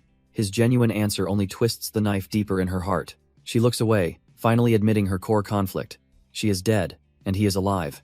Is it truly okay for her to be here? She tries to push him away, saying she'll handle things alone if she's just a burden. But Doyon's quiet voice cuts through her turmoil, telling her that he actually needs her. He admits he can't explain it all, but he needs her unique help to solve his own ghostly problems. Offering his hand, he suggests they can talk about everything on their way back. She looks at his outstretched hand, her heart aching with the thought that their story seems fated for a sad end. But for this one moment, a small, selfish desire blooms within her. She wonders if it's okay to be a little greedy. Just this once, as her hand finally takes his. With a quiet yes, she agrees, and they walk together across the bridge into the sunset. An otter, a seemingly random spectator, watches them go with a cheerful expression. And with their silent pact made, they drive off, their shared journey finally beginning. Now in the car, Ha-yeon finally breaks the silence, her curiosity getting the better of her. Do-yeon confirms her question about the headless woman, casually asking if she didn't see her too. She has to admit that she did see something, but it was just a vague, dark lump. She recalls him trying to reassure the terrifying shadow, which only made it more bizarre, and so she asks him the one question on her mind. Wasn't he scared? He looks at her, his expression softening as he admits that of course he was afraid. Seeing things like crawling heads and headless bodies is terrifying for anyone, but he confesses that what truly scared him was the thought of her disappearing again. Hearing his genuine concern for her, a small, knowing smile touches her lips. Now feeling more confident, she leans in, ready to get down to business about the help he needs. But when she asks for the details, Do-yeon suddenly gets evasive, saying it's a bit hard to explain. His reluctance only piques her curiosity, and as they drive, she promises to help with anything, but he just brushes it off. Do-yeon's expression hardens as his mind drifts to the real reason he's so troubled. He's thinking of a case, a body wrapped tightly in tape, with cuts all over, and the even more horrifying image of a victim's severed head and torso. Ha-yeon watches him, her own thoughts racing as she connects his distress to the dismemberment murders on the news. She knows it's dangerous, but the thought of abandoning someone in fear is something she just can't do. Do-yeon, however, is lost in his own despair, feeling utterly useless when he can't even manage his own life. She gently breaks the silence, asking if he's thinking about that person again, and he quietly agrees. With a soft smile, she tells him he's far too kind, and that his steadfast nature is a weakness that will only hurt him in the end. Do-yeon can hardly believe her words as Ha-yeon scoffs, asking who would seriously worry that much about a ghost. She tells him it's okay to step back from things he doesn't want to do. His own well-being is the most important thing. She knows it sounds strange, especially coming from someone who was saved by his kindness, but she urges him to stop shouldering everything alone and just be a little more honest with his feelings. Do-yeon's hands tighten on the steering wheel as her words sink in. He still has life points left. He admits to himself that it's scary, but if he can pull someone out of hell, isn't that worth trying? With his resolve renewed, he just hopes that some good luck is waiting for him after all this hardship. He arrives home, only to be stopped cold right at the entrance to his apartment. His landlady is there waiting, and she wastes no time telling him she's raising the rent. Do-yeon is stunned, protesting that the increase is way too sudden and expensive, while Ha-yeon just watches on. She lays down the law. If he can't match the new price, he'll have to find another place to live. Do-yeon desperately pleads for just a little more time, but she only relents for this month. As she leaves, she offers some unsolicited advice, telling him to get a decent job and stop wasting his life online. The door clicks shut, leaving him standing there in stunned silence. Inside, Ha-yeon is absolutely fuming on his behalf, calling the landlady's tone nothing short of bullying, but Do-yeon can only manage a weak, defeated smile, asking her what on earth they're going to do now. The harsh reality hits him hard if he can't make more money. He's going to be kicked out. With no other options, he sits at his computer, looking at a long list of unanswered job applications. He gets on the phone, hustling for any work he can find, promising he can handle ad editing or anything else they need. Ha-yeon just watches him, her expression softening with worry as he fights to stay afloat. Seeing his desperation, Ha-yeon offers a solution: contact her dad or use her savings. But Do-yeon shuts it down immediately, putting on a brave face and insisting he's got it handled. He grabs his jacket, telling her he's just stepping out to the convenience store for a bit. As the door clicks shut, Ha-yeon can only watch him go, her heart aching for him. She feels utterly useless, a ghost unable to do anything to ease his very real burdens. Do-yeon, meanwhile, stands in the pouring rain outside the brightly lit store. He grabs some instant food, making sure to snag a 2-for-1 deal to save every penny. The total comes to 8,500 won, a small but significant purchase. Stepping back outside, he immediately pulls up his phone to check the damage. The withdrawal notification flashes. His balance now under 100,000, won a dangerously close call, but maybe just enough to survive the month. He clutches his small bag of food, grimly noting that at least Ha-yeon doesn't have food costs. For a fleeting, desperate moment, he wonders should he call his mom for help, but the thought instantly triggers a bitter memory of her standing outside a police station. He remembers his younger, battered self, begging her to leave his friend alone, feeling nothing but shame. A heavy sigh escapes him in the present. No, he can't ask for help now. Not with an upcoming police investigation hanging over his head. His attention shifts to the game's new notification. A grim new date has just appeared. He decides to deal with what's right in front of him first. The game takes priority. Worrying can wait. He's held on by himself this long, he can keep going. But even in his memories, old chat logs remind him of past failures and blame. Meanwhile, Doyon is losing his mind over a game, insisting it's his team's fault, not his. Elsewhere, Ha-yeon glances at the clock. It's already 9 p.m. She curls up on her bed, consumed with worry for him. He hasn't slept, and the broadcast is looming. Doyon, however, stretches and tries to brush it off as simple bad luck. He rubs his tired eyes, deciding it's probably best to stop for the night since he's not feeling it. Hearing this, Ha-yeon quietly gets up from her bed. She appears in his doorway, a worried look on her face as she holds her stuffed animal tight.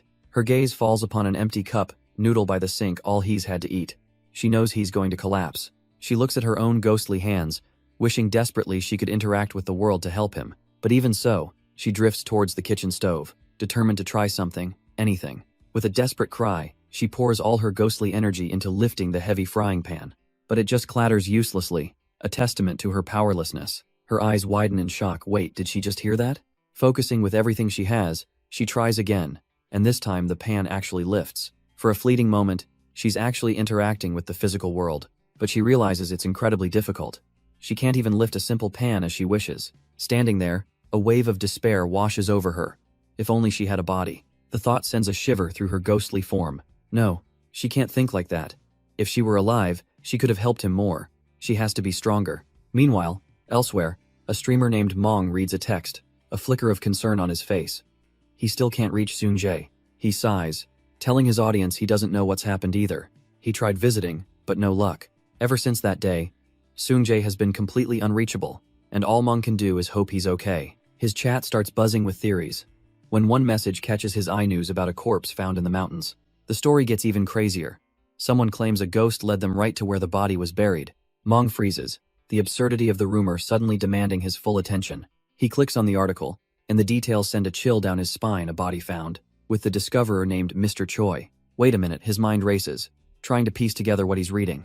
The comment section is already a war zone, with everyone convinced the discoverer is just the killer covering his tracks. But Mong looks on with a grim expression. This story feels far too familiar. His eyes widen as he frantically scrolls, a horrifying connection finally clicking into place. And as Mong reads, the scene shifts to the man himself, Choi Doyon. He remembers the police station, the grueling hour-long interrogation where none of this ghost nonsense was ever mentioned. His mind fractures, the memory of his friend's worried messages mixing with his current dread. He collapses into a spiral of paranoia, terrified of being wrongly accused and having his life ruined. Who would ever believe his story? What if the impossible was actually real? But his panic is suddenly interrupted by a cheerful voice calling his name. A little yellow dinosaur plushie waddles towards him, declaring that it's possessed. Doyon just stares, completely frozen by the absurdity of what he's seeing. But it's not a hallucination. His livestream chat is exploding. His viewers saw the doll move and heard a voice. Because in his panic, Doyon forgot one crucial detail. His webcam is still on. The little plushie offers a nervous, toothy grin, completely unaware of the chaos it's causing. It clumsily introduces itself as a doll, while Doyon's viewers spam the chat with confusion and disbelief. Suddenly, the reality of the situation hits Doyon like a truck, and he lunges towards his monitor in pure panic. With a desperate click, he slams the stream offline, plunging his room into a sudden, awkward silence. The little dinosaur plushie looks up with teary eyes, thinking it's completely ruined everything. It apologizes profusely, confessing that it was only trying to be of some help in its own strange way. But instead of the anger it expected, a small, choked sound escapes Doyon's lips, a chuckle. The sheer absurdity of it all breaks through his despair, and he scoops up the doll, a real laugh finally breaking free. He realizes that even in their own terrible situation, his ghostly friends are trying so hard for him. Had been so lost in his own paranoia, had forgotten he had such a dependable, if ridiculous, ally right beside him. With his mind suddenly clear, Doyon turns to his one strange ally and asks for a little consultation. The plushie practically vibrates with excitement, overjoyed at the chance to prove its worth. It makes him wonder when was the last time he ever actually asked anyone for help. His mind drifts back to a rainy day, sheltering Ha-yeon under his umbrella, assuring her it would all be okay. Back then, he simply couldn't leave someone in need. It was just how he was wired. Snapping back to the present, he tells Ha-yeon's spirit to wait at home, but she just gives him a knowing smile. Without a word, she latches onto his arm, making it very clear she isn't going anywhere. Now, outside, she clings to him under the umbrella, cheekily complaining that she doesn't want to get wet. Leaning in closer, she suggests they just head straight for the car, her forwardness catching him completely off guard. A blush creeps up his neck as he stammers out an agreement, totally flustered by the sudden turn. Still clinging to his arm, she cheekily asks if the ghost he's going to meet is pretty, a question that completely short-circuits his brain. But while they share this moment, elsewhere, in a lavish penthouse, a much darker scene is set. A man stands alone, gazing at the city lights, surrounded by wealth and an air of untouchable power. He doesn't even turn as a soft knock echoes through the room, simply inviting his guest inside. A subordinate enters, reporting on an investigation he was ordered to conduct. The subject is Choi Doyan, a 24-year-old streamer who seems, on the surface, completely insignificant. But this nobody managed to find a certain woman's body, claiming a ghost led him directly to it. And that's not all. Insiders at the scene reported something else. Something impossible. The man with the scar confirms it. A doll took flight right before their very eyes. The powerful man, a rose tattooed on his hand, slowly processes this. Could his victim have truly become a ghost at that very moment? A twisted smile forms on his face as he gives the order. Send an advertisement to this streamer and bring him in. Hess just so curious to see if it's all true. Meanwhile, Doyan is driving through the slick, rain-soaked streets of the city. Hyun gazes out the window, remarking how this rainy night reminds her of the first time they met. She confesses that back then, it all felt like a dream. He found her when she was at her absolute limit, ready to give up on everything. She believes the new ghost they're helping is just as lost as she was, and just as Doyan saved her, he can save this new spirit too. Doyan simply looks ahead, telling her not to push herself too hard. He admits he's been thinking a lot lately about how lucky he was that she was the first ghost he ever met. Ha-yeon is touched by his sincerity. Their first meeting was tense, but now, she can't imagine a world without him. But the sweet moment shatters as she suddenly leans forward, demanding to know if the new ghost was pretty. Head avoided the question before, but she's not letting it go this time, her eyes boring into him, waiting for an answer. Doyan stammers, his mind racing for the one and only correct answer to her question. He blurts it out with the desperation of a man on trial. Ha-yeon is the prettiest person he's ever seen. A tiny, satisfied smirk crosses her lips. The perfect answer has been delivered. Her jealousy vanishes, replaced by a pleased smile, as a system notification confirms her favorability has shot up. Doyan looks away, a faint blush on his cheeks, feeling like he just disarmed a bomb. He watches her giggle to herself and thinks, well, as long as she's happy, it was worth it. With the mood settled, his focus returns to the rain-slicked road and the grim task ahead. His plan is already in motion. He's contacted the victim's father, who has agreed to cooperate. Catching the perpetrator is the #1 priority, and he's already browsing his system shop for tools to help. Hess at 180 LP, just shy of the magnifying glass that can reveal a target's, desires a crucial item he'll need to earn. To calm his nerves, Doyan frames the whole thing in his mind. This is just another live broadcast. The car's navigation system chimes. They've arrived at their destination. He tells Ha-yeon not to worry, trying to convince her that this is just a game, and he's good at games. Stepping out into the downpour, she immediately clings to his arm under the umbrella. She looks up at him, her voice filled with concern, asking if he's sure about this. He puts on a brave face, stammering that he's practiced the simulation and can definitely do this. But his frantic expression gives him away, and Ha-yeon sees the truth in his eyes. She knows how much he's suffered for her sake, how much torment this must be for him, and even so, a selfish part of her wishes he wouldn't push himself so hard. She looks away, ashamed of her own feelings, thinking to herself how awful she is. He tries to pump himself up, insisting that he needs to be confident now that he's made up his mind. Turning to Ha-yeon, he tells her that if they go back now, she'll just keep worrying anyway. He forces a smile, determined to see this through and finally put her spirit to rest. But in a flash of lightning, his inner doubt screams at him, wondering if they should have turned back. Suddenly, his eyes widen in shock. The warmth on his arm is gone. Ha-yeon has vanished from his side. A chilling notification appears on his phone. The second midnight date has begun. He clamps a hand over his mouth, the message's terrifying implications sinking in. Left utterly alone on the bridge, he takes a shaky step forward into the rain. He recalls something he read online, that a strong ghost's energy can make a weaker one disappear. A notification confirms the new ghost's favorability is normal, and he vows not to run, no matter how terrifying she is. He looks up and sees not Ha-yeon, but a headless woman, and someone else is already walking towards her. His mind races. He needs to gather information, fast. The man with white hair, Soon-jae, holds his umbrella over the gruesome figure, trying to start a conversation. Doyan steps in, trying to gently remind the headless ghost that they met yesterday. He asks what's wrong, hoping for a clue, just as a new notification declares the midnight date has officially begun. Without warning, the headless woman violently smacks his umbrella away.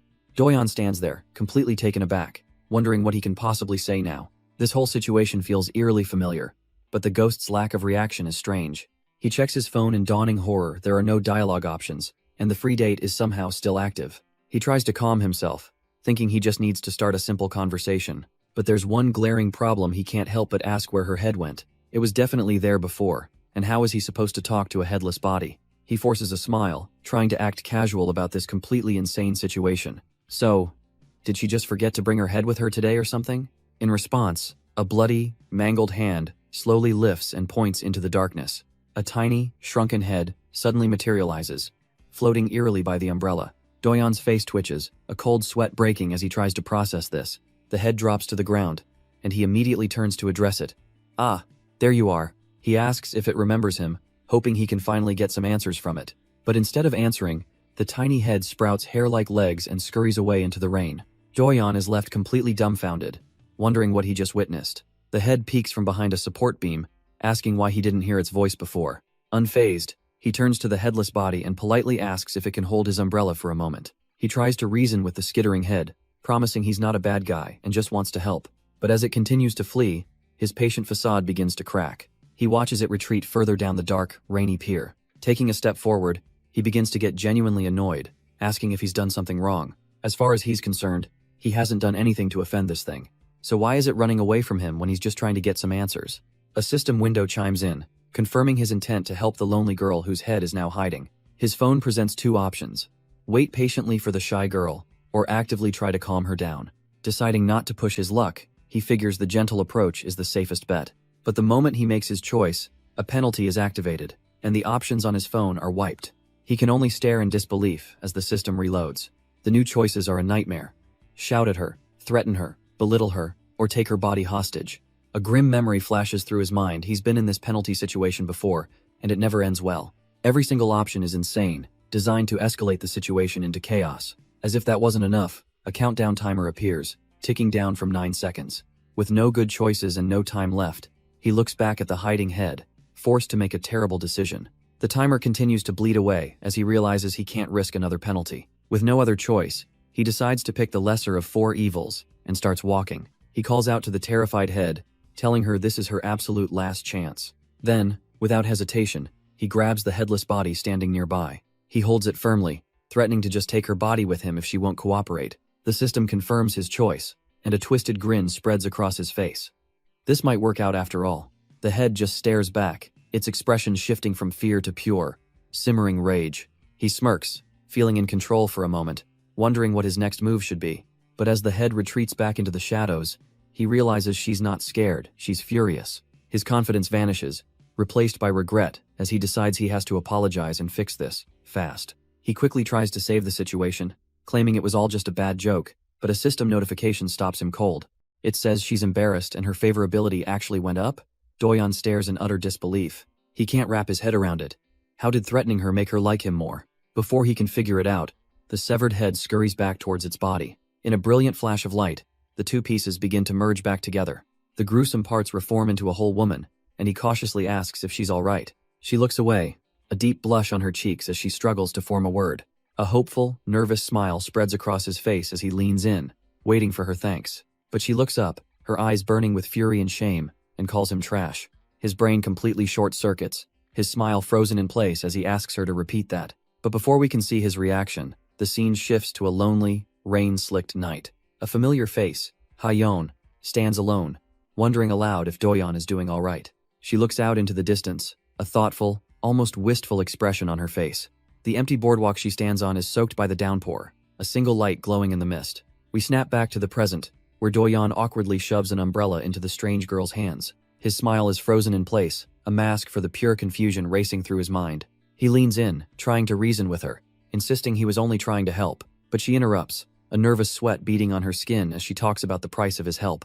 Her demeanor changes completely, a strange, knowing look in her eyes as she asks what he wants in return. She looks up at him, reminding him of his own words that her body would be enough. Doyeon's brain short-circuits. What is she even talking about?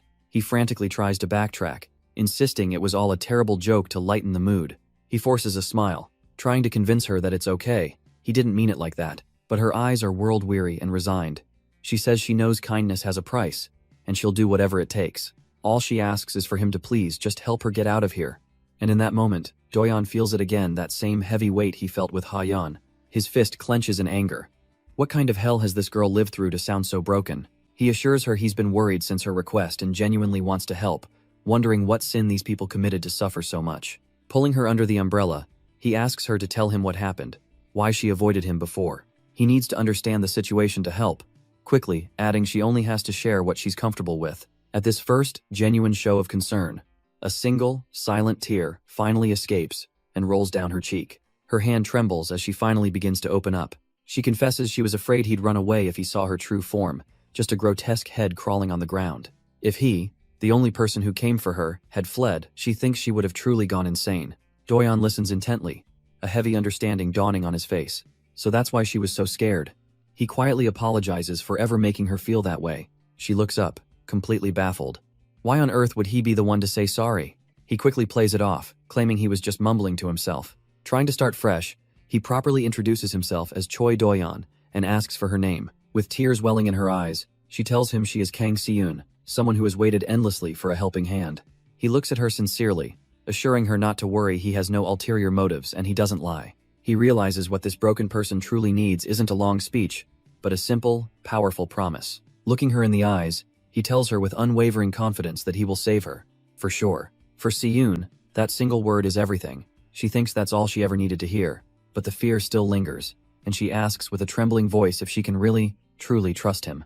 Doyeon gets a little flustered, admitting he might not seem like much, but he swears his promise is real. She stands before him, barefoot and battered on the cold, wet ground, a picture of pure misery. Then, in a rush of desperate hope, she collapses into his arms, clinging to him for dear life. He holds her steady under the rain, his gaze firming as he sees the crude tape still binding her. Finally, feeling a sliver of safety, all her pent-up terror and loneliness comes pouring out in a flood of tears. Doyeon remains still, a quiet protector letting her release all the pain she's been holding in. He gently pats her head, a silent promise of safety in the pouring rain. Doyeon's eyes narrow with a quiet resolve. He's made his choice. The night is cold and wet, but under the umbrella, a small sanctuary forms. When her sobs finally begin to quiet, he carefully wipes a tear from her cheek. She flushes, startled by the kindness, and mumbles a thank you. He gives her a soft, reassuring smile, trying to convey that it's all going to be okay. Seeing her shiver, he suggests they get out of the rain and find a nearby pavilion to talk. She agrees, and he can't help a slightly awkward but genuine expression of concern. As they walk, he notices the bindings and gently asks if the tape is uncomfortable. The intimate question makes her blush deeply, unsure how to even respond. He offers to help her with it, saying he'd appreciate it if she let him. Looking up with a deep blush, she admits that it's actually quite suffocating. So, in the pouring rain, he reaches around her back to start unwrapping the tape. He fumbles for a moment, complaining that it's too dark to see properly. With her heart pounding, she has to tell him it's not on her back. His hand lands on her shoulder, and he finally finds the loose end with a surprised "ah." A bead of sweat rolls down his face as his eyes widen in sudden, awkward realization. He quickly retracts his hand, stammering that since it's near her chest, maybe they should just leave it.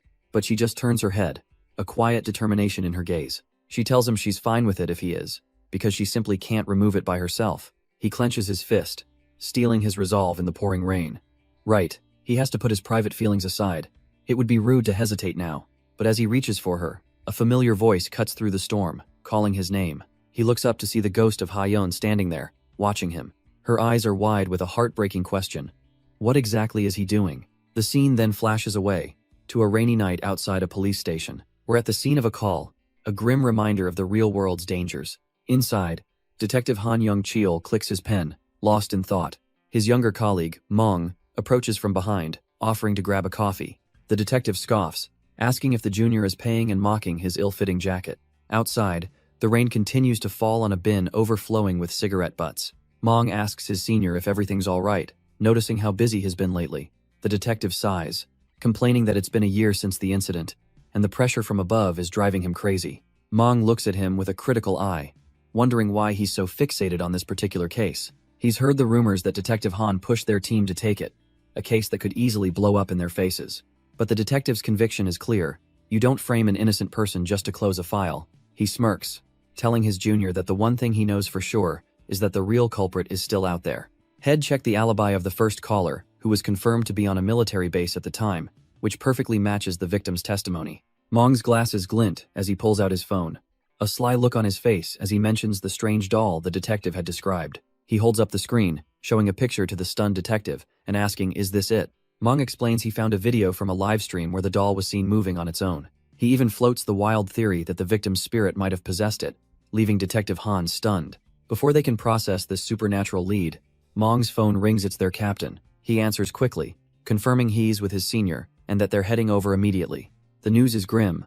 A suitcase has washed up at the reservoir, and inside was a human head. A cold dread washes over the detective ahead. Just like in the original case file, this gruesome discovery triggers Mong's memory, forcing him to revisit the suspect's testimony. He recalls the man describing how he'd met one of the victims, Hyun, just a few days before. And then there was the other girl, Siyun, bruised and quiet, someone they were just getting to know. She'd offered a timid hello, completely unaware of the horrific fate that was waiting for her. And Haeyeon had simply stood there in the rain, offering a quiet, almost hesitant hello. The three of them were gathered on a wooden deck, the downpour mirroring the grim atmosphere. He remembers a strange, unsettling feeling creeping over him. It was a suffocating awkwardness, a chill that had nothing to do with the rain. He could tell Haeyeon was uncomfortable, but he just chalked it up to shyness. Trying to break the tension, he turned to Siyun, asking her age to start a conversation. She softly replied that she was 21 years old. A flicker of a smile appeared as she then asked for his age in return. He told her he was 24, but as they spoke, he felt Haeyeon's silent, judging gaze on them. Shed already decided that whatever her friend was getting into, she couldn't interfere.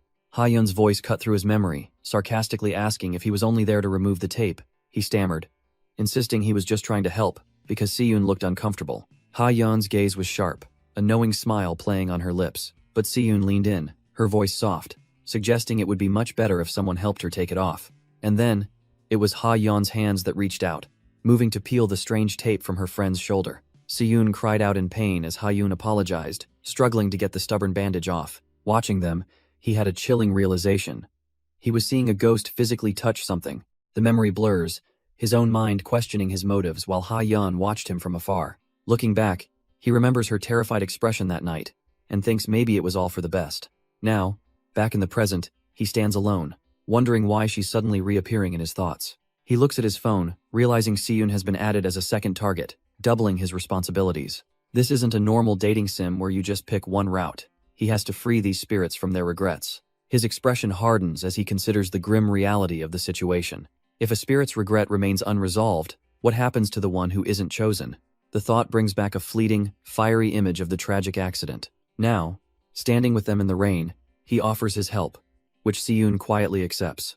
Haeyeon tries to lighten the mood, complimenting Siyun's skin, and Siyun shyly thanks her back. But the brief moment of connection can't hide the underlying trauma. He decides they can't just stand here. He needs to understand what happened to Siyun if he's going to help her. Haeyeon looks on, a little anxious, as he gently presses the new spirit for her story. Siyun apologizes for the trouble but admits there's one last place she desperately wants to go. She looks at him, asking if he could please help her just this one time. A moment later, they're cutting through the rain-slicked highway at night. He glances in the rearview mirror, telling her it's no problem as she promises to repay him somehow. She confirms their destination is indeed the house where she used to live. Haeyeon asks if she's going to see her family, but Siyun explains she lived with her grandmother, who has since passed. A flicker of memory crosses Siyun's eyes as she thinks about that house. It was the last sanctuary her grandmother had left for her, a place of warmth and safety. But her expression darkens, the happy memory fading into a grim reality. Because that house, she reveals, is also the exact place where she died, leaving Haeyeon speechless. Siyun offers a faint, pained smile, but her eyes tell a much darker story. The memory floods back in a wash of crimson, her own aunt standing over her beaten body. The woman's face twists into a greedy sneer, demanding the password to her grandmother's bank account. Back in the present, Siyun turns away, the weight of that final moment silencing her. Doyeon catches her pained expression, quickly telling her she doesn't have to share such an awful story. But then his eyes drift down to her bruised and scarred hands, a stark reminder of her past suffering. He observes them for a moment before blurting out a question. Just what is the relationship between the two of them? The sudden change of topic completely catches Haeyeon off guard, leaving her utterly flustered. Doyeon panics internally, realizing he has no good answer himself. They just ended up together. Just then, a familiar chime pings from his phone, a timely interruption from the game, and just like that, the game chimes in, demanding to know what's going on. Doyeon nearly chokes. A subjective question? After penalizing him for every little detour from the script, the notification flashes on his screen. A timed mission with that one dreaded question. What are we? His mind races, he has to be careful. The game warned him his answer will affect both sides' affinity levels. He realizes it's a trap. No matter what he says, one of them will lose points. He just needs to blurt something out. He turns to Ha-yeon, trying to play it cool with a shaky smile. But she's completely flustered, her own heart pounding from the sudden, intense atmosphere. Trying to ease his burden, she tells him to just answer comfortably and not worry about her feelings. But as Doyeon stares at the road, he understands this isn't about game mechanics anymore. They're not just characters. A quiet resolve settles in his eyes. They were alive, and in a way, they still are. He tells himself not to be conceited, not to worry about affinity points. From the very beginning, he wanted to help them sincerely, not just for the game. He finally answers, admitting it's hard to define what they are, but he enjoys being with them. After years of streaming alone, he'd almost forgotten what it felt like to have company. And now, he confesses to Ha-yeon, it feels strange when they're not around. He knows their meetings were unexpected, but he's determined to see this through. He promises to do his best, hoping that when they're together, they can forget their pain. But after pouring his heart out, a wave of awkwardness hits him. He stammers, wondering if that was too cringy, but insists that's truly how he feels. A subtle, knowing smile plays on Ha-yeon's lips as she takes it all in. Ha-yeon cuts through his embarrassment, cheekily remarking that he's surprisingly smooth. But the teasing immediately escalates as both she and Si-yoon appear, demanding to know who Kwon Hyo-jong is. Si-yoon leans in with a predatory smirk, noting that if he's calling her name in his sleep, she must be special. This sudden interrogation sends Doyeon into a panic, and he swerves, causing Ha-yeon to scream that they're about to crash. Through all the chaos, Si-yoon just watches with a calm, almost pleased smile, thinking to herself how lucky he is. A subtle gesture of her hands seems to warp the reality inside the car. Doyeon fights to regain control, his mind racing as a whisper seems to hang in the air just a little more. A game-like notification flashes in his vision. Ha-yeon's affinity is rising safely, but Si-yoon's is increasing dangerously. Then, just as quickly, the danger vanishes, and Ha-yeon is calmly thanking him for his help so far. Si-yoon adds that with him on their side, she's sure the investigation will finally see a breakthrough. As he drives, Doyeon quietly observes the two ghosts, thinking they're working together better than had imagined. His gaze sharpens, his mind drifting back to Si-yoon's story. Or rather, the lack of it. She always seems so reluctant to talk, so guarded about her past. He recalls their first meeting, how she looked like she'd seen a horror film, and was terrified he'd run away. But he can't just keep going on like this. He can't help them if he's completely in the dark. So, turning to the back seat, he finally asks them to tell him what really happened. Ha-yeon encourages the idea, agreeing it would be best to know the story before they arrive. Si-yoon hesitates, wondering if he's asking because he thinks she's quiet out of fear he'll abandon them. Her voice is soft and heavy with sorrow, as she admits she doesn't even know where to begin. Then, the truth spills out with a horrifying memory. She was killed by a friend she used to live with. Doyeon can only stare, the word friend echoing in his mind with a chilling new meaning. Si-yoon's story begins one day when an old acquaintance, Kwon Hyo-jong, suddenly contacted her.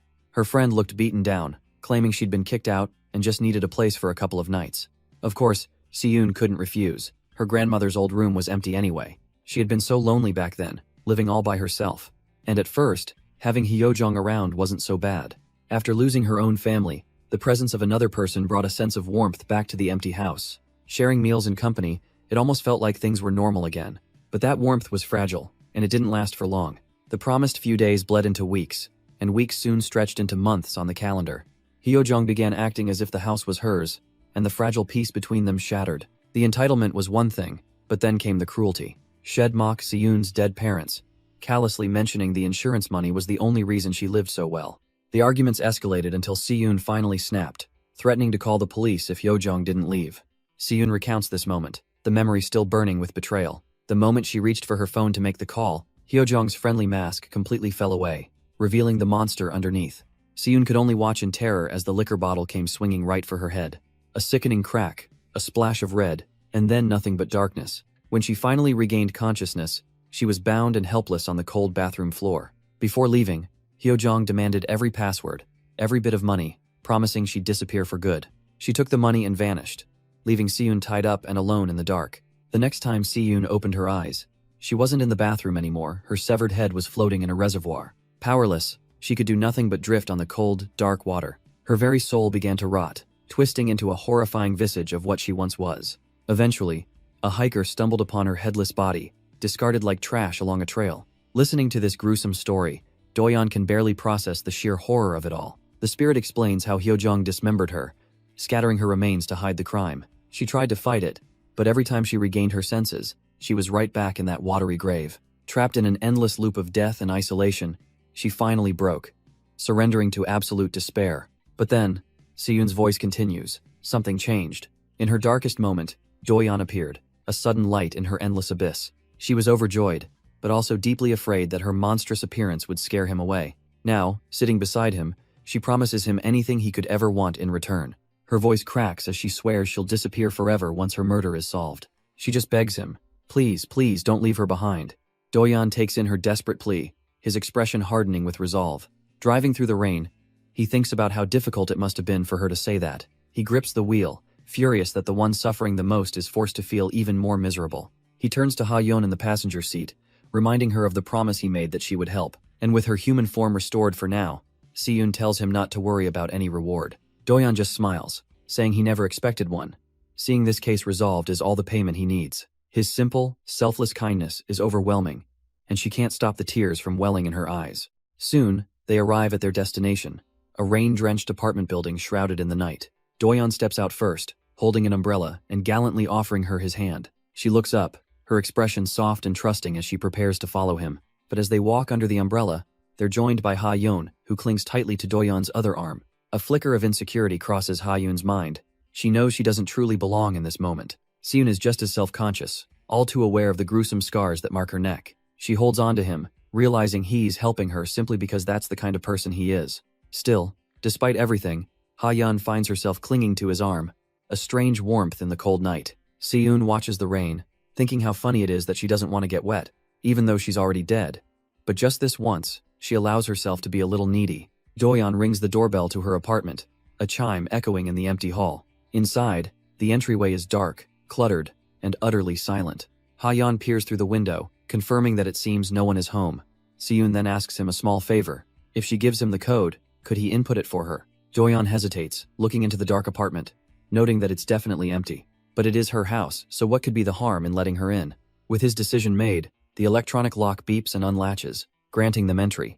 The moment he steps inside, Doyeon's heart nearly leaps out of his chest. A sharp voice cuts through the silence, demanding to know what he's doing in her home. He whips around, a cold sweat breaking out as he's caught completely off guard. An unfamiliar woman stands before him, asking who the hell he is. Behind him, Siyun's ghostly form appears, her own expression hardening with shock. A system warning suddenly flashes. Kang Siyun's mind is starting to shake. The two of them are locked in a tense standoff on the rain-slicked balcony. Doyeon, trying to de-escalate, forces a painfully awkward smile. He quickly apologizes, asking if she's the homeowner, completely baffled. He stammers that he must have the wrong place, but asks to confirm if this is Kang Siyun's house. The woman tightens her grip on the metal bat, her knuckles white. She introduces herself as Kang Siyun, demanding to know who he is and how he got in. Doyeon's mind grinds to a halt that name. It can't be right.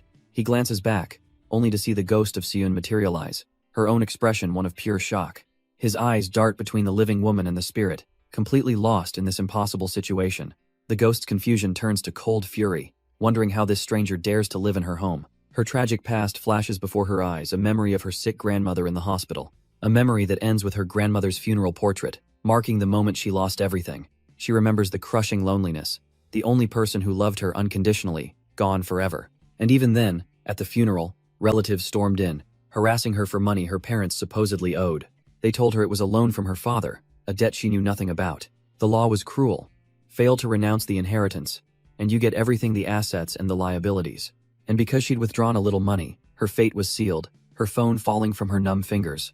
But she couldn't give it up, not the house filled with her grandmother's memories. So, alone, she began to pick up the pieces, trying to build a new life for herself.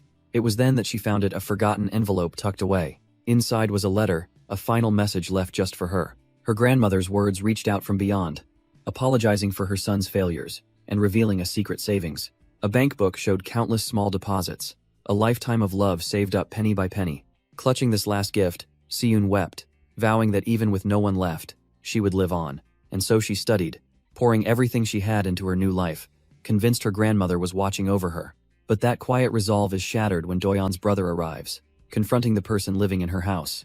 He calmly introduces himself, explaining he knows her name is Kang Siyun and just wants to know what happened. The imposter freezes, stammering and asking who he thinks he's talking to. In a panic, she grabs her phone to call the police, but he just tells her it's all a misunderstanding. Suddenly, the imposter fades from his sight, replaced by the ghost of the real Siyun, battered and bleeding. Her spirit whispers how Shed hoped for some guilt, how she might have even forgiven them if they'd just repented. But before he can act, Ha-yeon appears, grabbing his arm and screaming Siyun's name. She begs him to run, sensing the immense danger, but his face is set with cold determination. As she pleads with him not to get closer, a system warning screams that Kang Siyun's mind is beginning to collapse. Doyeon stares at his phone, his expression unreadable as the system goes wild.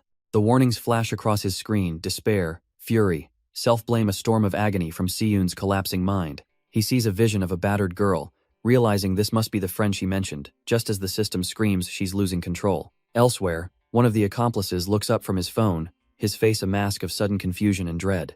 An invisible force slams into him, sending him flying backwards across the room. But Doyeon just watches it all unfold, a faint, knowing smirk playing on his lips. His eyes widen, not with shock, but with the intensity of the psychic assault he's witnessing.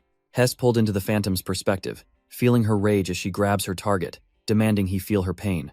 The accomplice is now paralyzed on the floor, staring up at the source of his terror. It's the ghost of Hyojong, coldly informing him that she'll be waiting for him in hell. Suddenly, a car screeches to a halt on the wet, rain-slicked street. Nearby, a woman on the phone stops dead in her tracks, sensing something is wrong. Her eyes go wide with pure, undiluted terror at the scene unfolding before her. A body smashes onto the pavement in a bloody heap as her scream pierces the night. Watching through the Phantom's eyes, Doyeon calmly notes that her method was a little reckless. Still, as he stands beside a worried Ha-yeon, he can't help but feel satisfied. This game was a good install, but the vengeful spirit, Siyun, crumbles in the aftermath, trying to convince herself it wasn't her fault. Elsewhere, a dropped phone continues to ring, the voice on the other end growing more frantic. Doyeon muses that this game's heroine is far more than just a simple ghost trapped by regret. Then, she's kneeling right in front of him, suddenly timid and apologizing for the scare. Doyeon's cool facade shatters, his mind racing. Police? How can he possibly fix this mess? But before he can spiral, a firm hand grabs his wrist. It's Ha-yeon, her voice urgent, telling him to stay calm and just run. But as she pulls him, her own spiritual form begins to decay, a dark energy corrupting her. With a desperate cry of his name, she's violently ripped away into the shadows. Doyeon is left standing alone in the hallway, his hand still outstretched. He turns, his face a mask of disbelief. What just happened? And then he sees it, the headless, bloody form of Siyun, lamenting how pointless her life was. A system notification flashes in his mind, confirming his worst fears. She's completely losing control. Her voice echoes in his head, revealing that she likes him because he saved her when she was all alone. Before him, Siyun's headless body spasms and collapses onto the cold floor. Her limbs twitch erratically, and a chilling thought surfaces in Doyeon's mind. He's heard this before. He stumbles backward, slumping against the wall, the gruesome reality of the situation crashing down on him. He recalls the grim legend: a ghost who takes a life is cursed to become a malevolent spirit, wandering forever. And in his mind, he hears her desperate, final plea, asking if she too can stay by his side. A single tear escapes his eye as his expression hardens with a terrible resolve. He turns and bolts, sprinting down the hallway without a second thought. From the floor, Siyun's severed head watches him go, her eyes wide with the shock of abandonment. His own promise to Ha-yeon echoes in his memory, his vow that he would never run away. But he did run, and in that moment of betrayal, Siyun's fragile spirit finally shatters into madness. A system notification flashes in his mind. Her affection has plummeted, her rationality has collapsed, and love has twisted into pure obsession. He doesn't look back, sprinting down the darkened, empty apartment hallway. Reaching a door, he frantically tries the handle, desperate for an escape, telling himself that someone died and he had no choice. But a tide of darkness floods the corridor behind him, and a chilling voice whispers his name. A cold sweat breaks out on his skin as he realizes he's been caught. The monstrous spirit of Siyun manifests directly behind him, her voice laced with betrayal as she asks why he's running. Her face is a terrifying vision of agony and rage, blood weeping from her eyes as she demands an answer.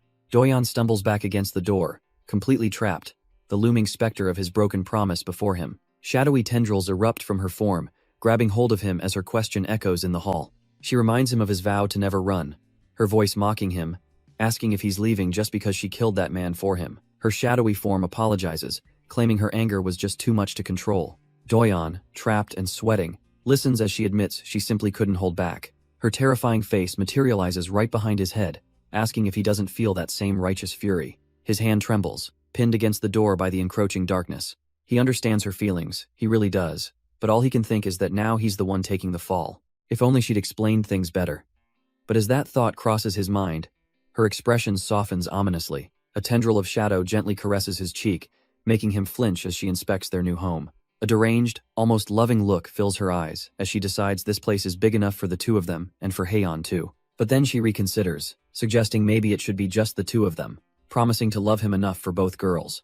The chilling implication of her words finally hits him, and his eyes widen in pure, unadulterated terror. His mind is racing. She doesn't get it.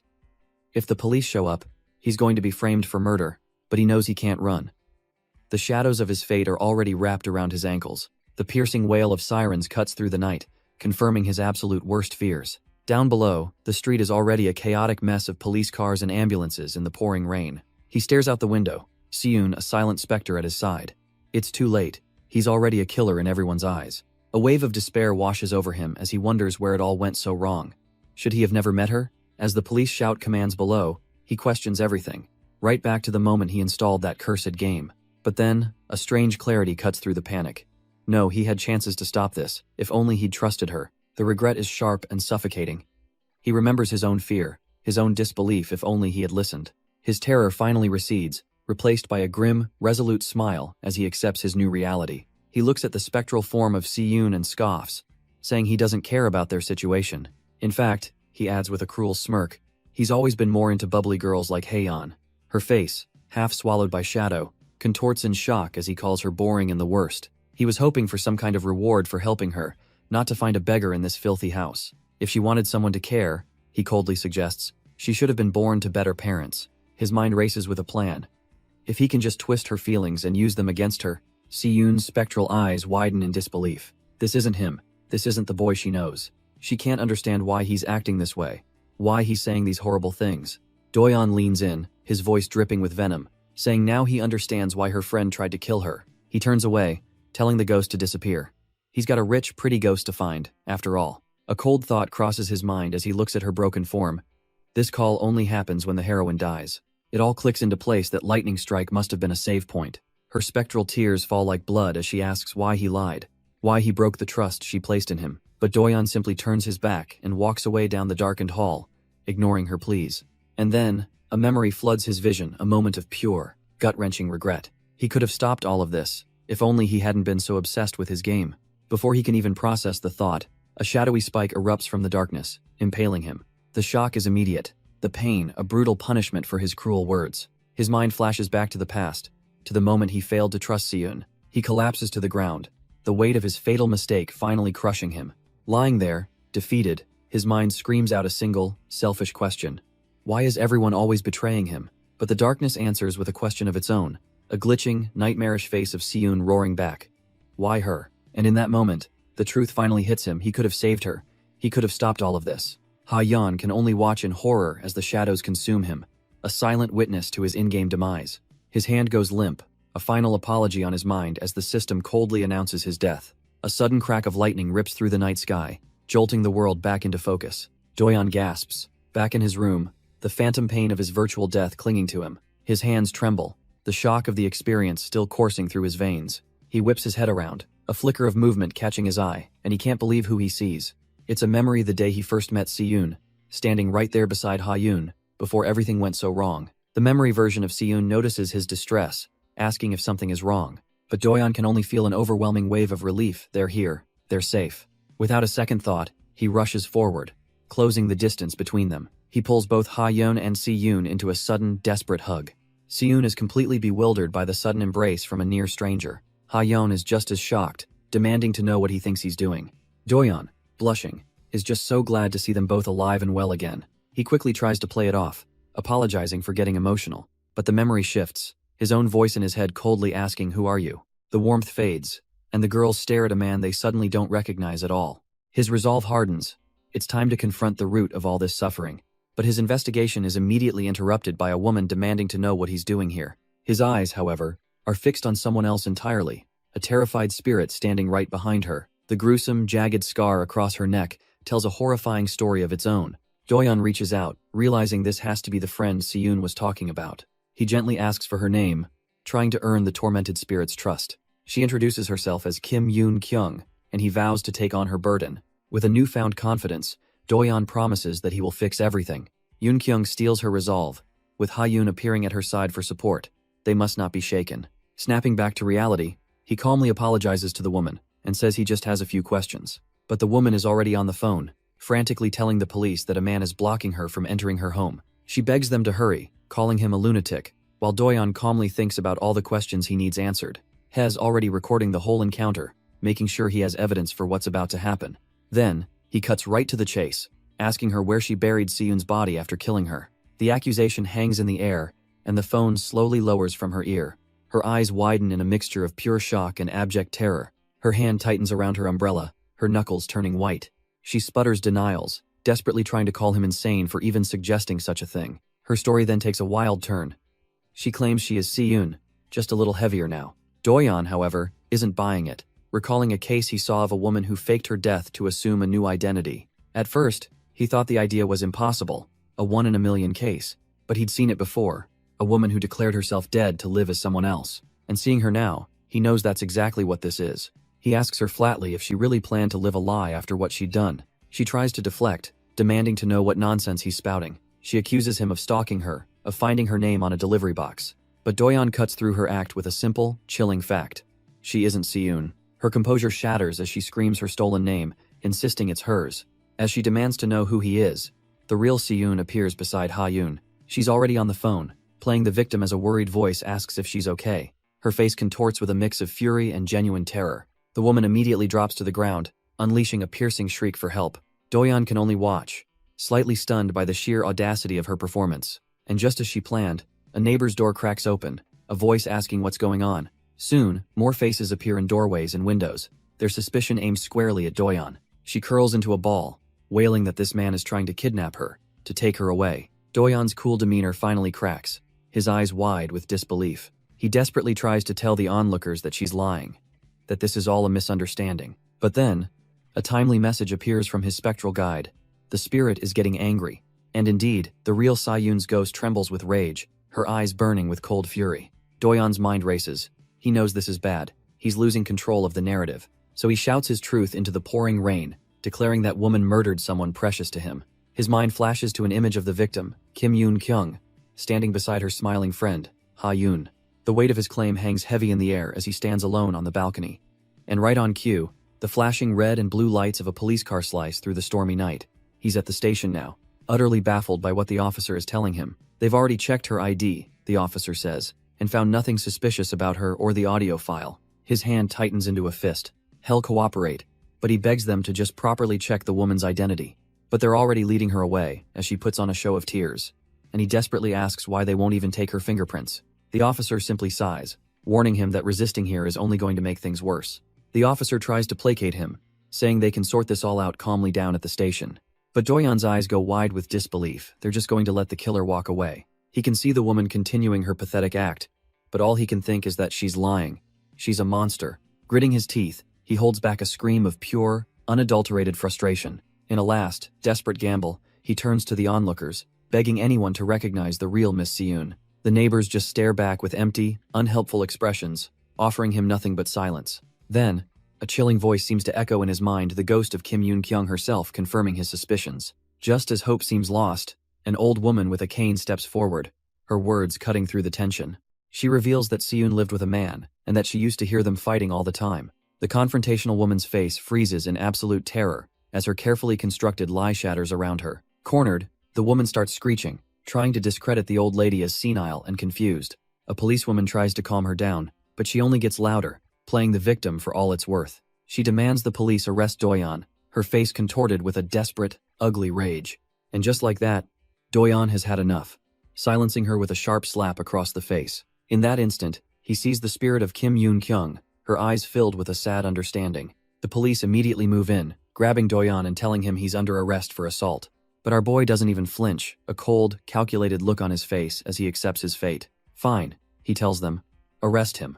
But that makes him the accused, and her the victim, and since they have a witness right there, they have no choice but to properly investigate his claim. The officer sighs, defeated by his logic, and orders them both down to the station. And as the reality of his plan sinks in, Doyeon can't help but sweat, a manic grin plastered on his face. He finds himself in a holding cell, wondering if he really made the right call, and he's not alone. He remembers Seun suddenly throwing herself into the police car as they took him away. But his thoughts drift to Hayeon, left all alone in the rain, looking lost and worried. He lets out a heavy sigh, remembering his promise to come back for her after the questioning. Seun's voice cuts through his thoughts, apologizing and blaming herself. But Doyeon won't have it. He tells her not to worry. They just have to wait for an investigator, and his plan to get her heard is working.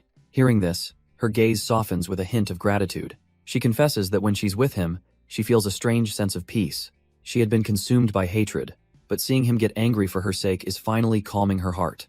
Doyeon returns her gaze, apologizing for ever dragging her into this mess. He quickly changes his tune, insisting he's the one who should be sorry for not being more helpful. Seun won't hear it, but Doyeon is focused on the one promise he made to her. He promised to take her home, but instead, they've ended up in a holding cell together. But then he looks at her with a renewed determination, promising to come get her tonight once everything is sorted out. Her eyes widen, clearly moved by his unwavering conviction. A faint blush warms her cheeks as she softly agrees. In the quiet moment that follows, her pinky finger gently hooks around his. She then leans her head against his shoulder, wishing they had met a little earlier in life. The sudden closeness catches Doyeon completely off guard, and he can only stammer her name in surprise. She wonders how long it's been since she could just lean on someone like this, begging for the moment to last. Inside her head, she apologizes to Hayeon, asking for just a little more time just until sunrise. As the clock ticks, a deep fear settles in her heart. What if this is all just a dream? What if this person, this one hope she has, ends up hating her for everything she is? They sit together in the quiet of the holding cell, a fragile peace between them. She's terrified that if she accepts this kindness, she'll only start to want more. But Doyeon, feeling her anxiety, promises her that no matter what, he'll definitely come for her. He then looks at her, a little shyly, asking if she promises not to hate him or run away. Seun is taken aback by his thoughtfulness, a gentle smile gracing her lips. With a newfound resolve, she assures him she won't run. With their promise made, Doyeon sits alone, a quiet thank you hanging in the air. But of course, the game system just has to chime in, beginning a love score assessment. Hez earned 90 points, but with a death penalty applied? His romance rank is a C, but he's more confused about how he even has his phone. It seems Seun's affection has skyrocketed, granting him bonus LP as his phone mysteriously rests beside him. Standing up, a wave of unease washes over him as he looks out from the cell. Why does this victory feel so hollow and wrong? Just then, his phone vibrates with an incoming call from a deleted contact. A jolt of pure dread shoots through him as he stares at the screen. With a trembling hand, he raises the phone to his ear and cautiously answers. A weak, familiar voice crackles through, asking if it's Doyeon, and he can only whisper back in disbelief his brother. His brother's voice, frail and distant, apologizes for everything. He had no choice. He explains he did what he had to do to survive. But then, a sudden, violent noise erupts from the other end of the line.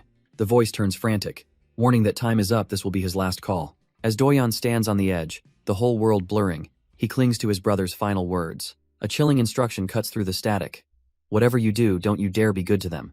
Miles away, Hayeon watches the same rainfall, her heart heavy with an inexplicable dread. She prays that Doyeon is okay, that nothing terrible has happened to him. A nervous tick reveals her growing anxiety as her thoughts spiral. She recalls Seun's promise to come back, and an uneasy feeling she just can't shake grips her tighter. Then it hits her: the Goyang police station. She realizes Doyeon might be there, and he could need her help. Sure, not having a phone is frustrating, but she's confident she can make the journey on foot. She steels her resolve, only to find her path immediately blocked by a very unusual obstacle. A tiny dog in a panda hoodie, baring its teeth and growling as if it can sense she isn't human. It lunges forward, barking wildly, its fury keeping her from moving a single step. Hayeon tries to plead with it, promising she's not a bad ghost and just needs to catch a bus. The little beast, however, is having none of it, its barks echoing in the rain. Suddenly, the dog's owner rushes in, trying to figure out why her little Uni is in such a frenzy. She crouches down, completely unaware that the target of her dog's rage is standing right there. A thought crosses her mind. They say white dogs can see ghosts, maybe there's some truth to it. But the rumbling sound of an engine pulling away snaps her back to reality. Her eyes widen in panic as she realizes her bus is leaving without her. She makes a desperate dash towards it, pleading for it to wait after she's been stuck here for an hour. But it's too late. The bus disappears down the road, leaving her completely stranded. Being out here alone, she's hit with a crushing wave of self-doubt. Without Doyeon, she feels utterly pathetic and helpless in the cold, pouring rain. A ghost no one wants to see. She wonders why she's even trying to hold on anymore. Then, a memory of Doyeon's smile cuts through the despair, reminding her of a time she brought him joy. That simple memory of his happiness is all she needs. Clenching her fists, She tells herself to stay strong and not lose heart. At that very moment, Doyeon receives a shocking call from his brother with a chilling warning. He is told to never keep ghosts by his side. Doyeon is completely bewildered, asking why his brother is only calling now. His brother explains there's no time, and that the more ghosts rely on him, the more dangerous it becomes. He must never open his heart to them, because if their affection drops, the line crackles and dies. The call abruptly ends, leaving Doyeon shouting his brother's name into a dead phone. He stares at his screen in shock as the contact for his brother is deleted right before his eyes. A voice suddenly calls his name, snapping him back to reality. An officer informs him that the investigator is here and it's time to come out. Doyeon follows, his mind still a whirlwind of confusion from his brother's call. Clutching his phone, he asks for a quick detour to the restroom first. He needs a moment alone, a chance to process the chaos. Inside, he frantically tries to call his brother back, but the call won't go through. What in the world is going on? What has his brother been doing all this time? The fragmented warnings echo in his head. Don't keep them close. Affection levels? A game? He grinds his teeth in frustration, wishing his brother had just explained properly. Stepping out of the restroom, his thoughts are cut short when a voice calls his name. He looks up to find the lead detective waiting for him. Soon, he's sitting in a sterile interrogation room as the rain pours down outside. The detective sits opposite him, the air thick with unspoken questions. The man's gaze is sharp, calculating, missing nothing. But their conversation is interrupted by Detective Han, who finds this case far too interesting to ignore. Doyeon can barely hide his annoyance, wishing the guy would just go back to his own department. His mind, however, drifts back to his brother's cryptic call. What was he trying to tell him? The detective's voice snaps him back to reality, demanding to know what really happened. Doyeon tries to keep his composure, assuring the detective he's fine. The detective cuts to the chase, saying he wants to talk about the woman Doyeon brought in. He slides a case file across the table, his expression unreadable. They've identified her as the missing person, Kim Yoon-kyung, though she's denying everything. Doyeon's cool facade breaks as a cold sweat runs down his face. He desperately asks if she mentioned Kang Seun, but the detective shuts him down. The man's eyes narrow, noting Doyeon has no apparent connection to the girl. So how, he demands, did Doyeon even know she existed? Doyeon's hand clenches tightly as the detective warns that half-truths won't save him now. Realizing they'll never believe a logical lie, Doyeon just gives up and tells the absurd truth. He explains that the deceased victim, Kang Seun, told him everything. The lead detective stares back, utterly bewildered by the mention of that name. But before he can press further, Detective Han steps in, suggesting they let the exhausted boy go for now. He argues that Doyeon isn't a flight risk, and their efforts are better spent on the woman they have in custody. To himself, Han admits he actually believes Doyeon, who looks like he's on the verge of collapsing. The lead detective sighs, rubbing his head in frustration but seeing the logic in not creating a bigger problem. He officially ends the session, warning Doyeon that he must answer any future summons. Outside, a relieved Doyeon thanks Detective Han, admitting he was suffocating in there with no idea what to do. Detective Han remarks on Doyeon's state, noting he looks like he hasn't slept in days. The detective apologizes, saying he can't really talk about what's been going on.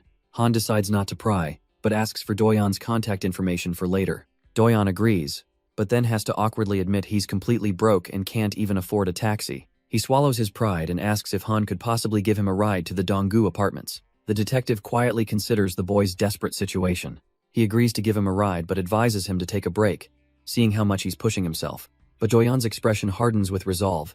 He can't stop, not when he's made a promise. His mind races with all he has to do. Pick up Hyeon, solve Seun's case, check on his brother he has to help. With a quiet, determined look, Doyeon explains that he can't possibly rest there waiting for him. Detective Han stares back, seeing the unshakable conviction in the young man's eyes. He sighs, realizing it's pointless to argue, and agrees to get them going. Doyeon manages a deep bow of gratitude, but his legs buckle as his body finally gives out. The detective's eyes widen in sudden alarm at the boy's collapse. He shouts Doyeon's name, rushing forward as our hero crumples to the cold ground. As his vision blurs and fades, a distant memory begins to play in his mind. He remembers someone understanding how difficult his path was. A friend who asked him to stream his games, just so she could watch over him, knowing how terrifying it is to wait. And as he falls, another presence makes its move with determined steps. Ha-yeon's spirit clenches her fists, steeling herself. He shouldn't underestimate her, she can fight too. She'd endured a rough journey to get here, but this much was nothing. With her resolve set, she arrives outside the police station, just a little lost on where to go next. Suddenly, her focus sharpens as she senses him, calling out his name, asking if he's okay. She finds him just as he's collapsed, with Detective Han rushing to his side. The detective checks his temperature, his brow furrowed with genuine concern. He realizes the boy is burning up with a fever and tries to get him to a hospital. But Doyeon's hand plants firmly on the ground. He's not done yet. Pushing himself up, he reassures the stunned detective that he's fine, he just needs a moment to rest. He sways on his feet, but his voice is firm, demanding the detective take him to the Donggu apartments. Just then, a gentle hand presses against his chest, trying to hold him back. It's Ha-yeon, her voice soft with concern, chiding him for being so stubborn. She tells him he has to take better care of himself. Seeing him like this doesn't make her happy. Doyeon, lost in his feverish haze, looks over at Detective Han, asking how he got here. The detective is completely bewildered, stammering that he couldn't just leave him passed out on the street. And so, with little other choice, he gets the boy into his car, and they hit the road. He glances in the rearview mirror, still a bit exasperated, asking if Doyeon is really riding along with them. In the back, our hero is finally resting, his head cradled gently in Ha-yeon's lap.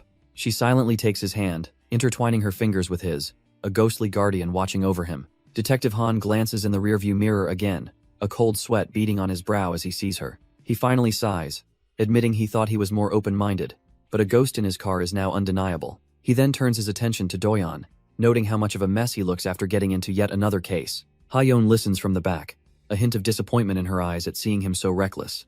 The detective's tone turns serious as he reveals that forensics have officially identified the body as hers. He adds that her father even stopped by the station yesterday, still searching for answers. Though the investigation has been delayed, he makes a quiet promise to uncover the truth. The car continues through the city, a quiet apology hanging in the air as they drive on. Arriving at their destination, Detective Han helps the barely conscious Doyeon out of the car. He supports the boy, leading him towards the safety of a nearby apartment. Gently laying the feverish boy down, Detective Han makes sure he's comfortable. With a heavy sigh, he straightens up, deciding it's finally time for him to leave. He speaks to the sleeping Doyeon, but his real message is for the ghost he knows is listening. Glancing at the gaming setup, he hopes his plea to Ha-yeon reached her. He asks the empty room, a bit nervously, if she heard what he said. Giving a final wave, he turns and announces he's really leaving this time. But a quiet voice from behind tells him to wait. He turns to see Doyeon standing, a small, unfamiliar spirit floating beside him. The detective's eyes widen in utter shock as he realizes what's happening. The little creature speaks, promising to finally tell him everything he wants to know. Speaking through the tiny creature, Ha-yeon's voice finally reaches him, pleading for his help. The detective's composure completely shatters, and he lets out a strained, disbelieving laugh. He's clearly under immense stress, trying to process this impossible situation. The story unfolds.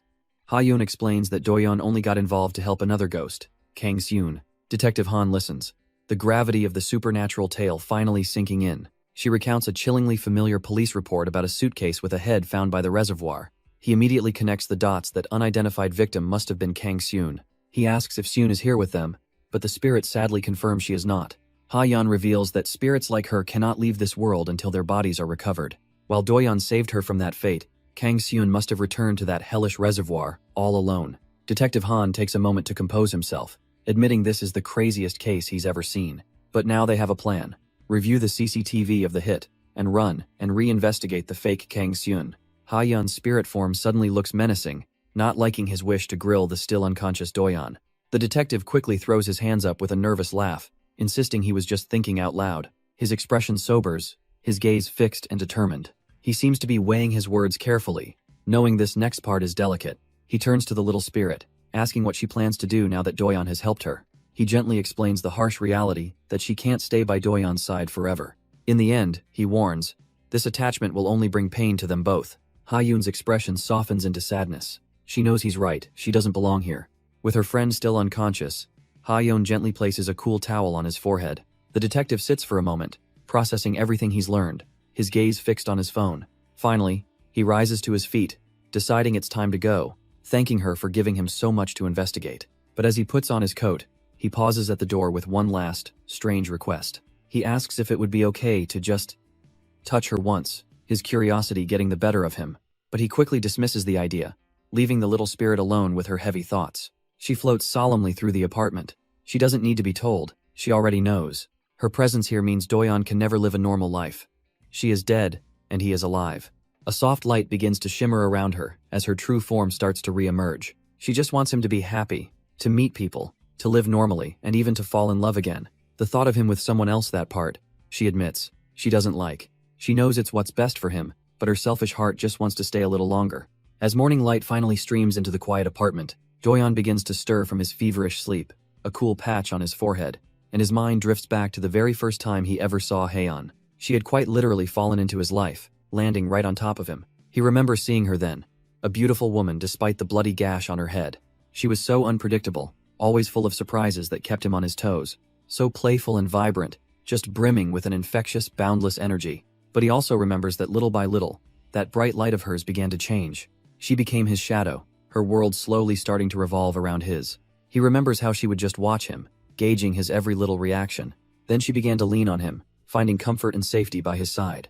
Lying in bed, he thinks if she were alive, their paths would never have crossed.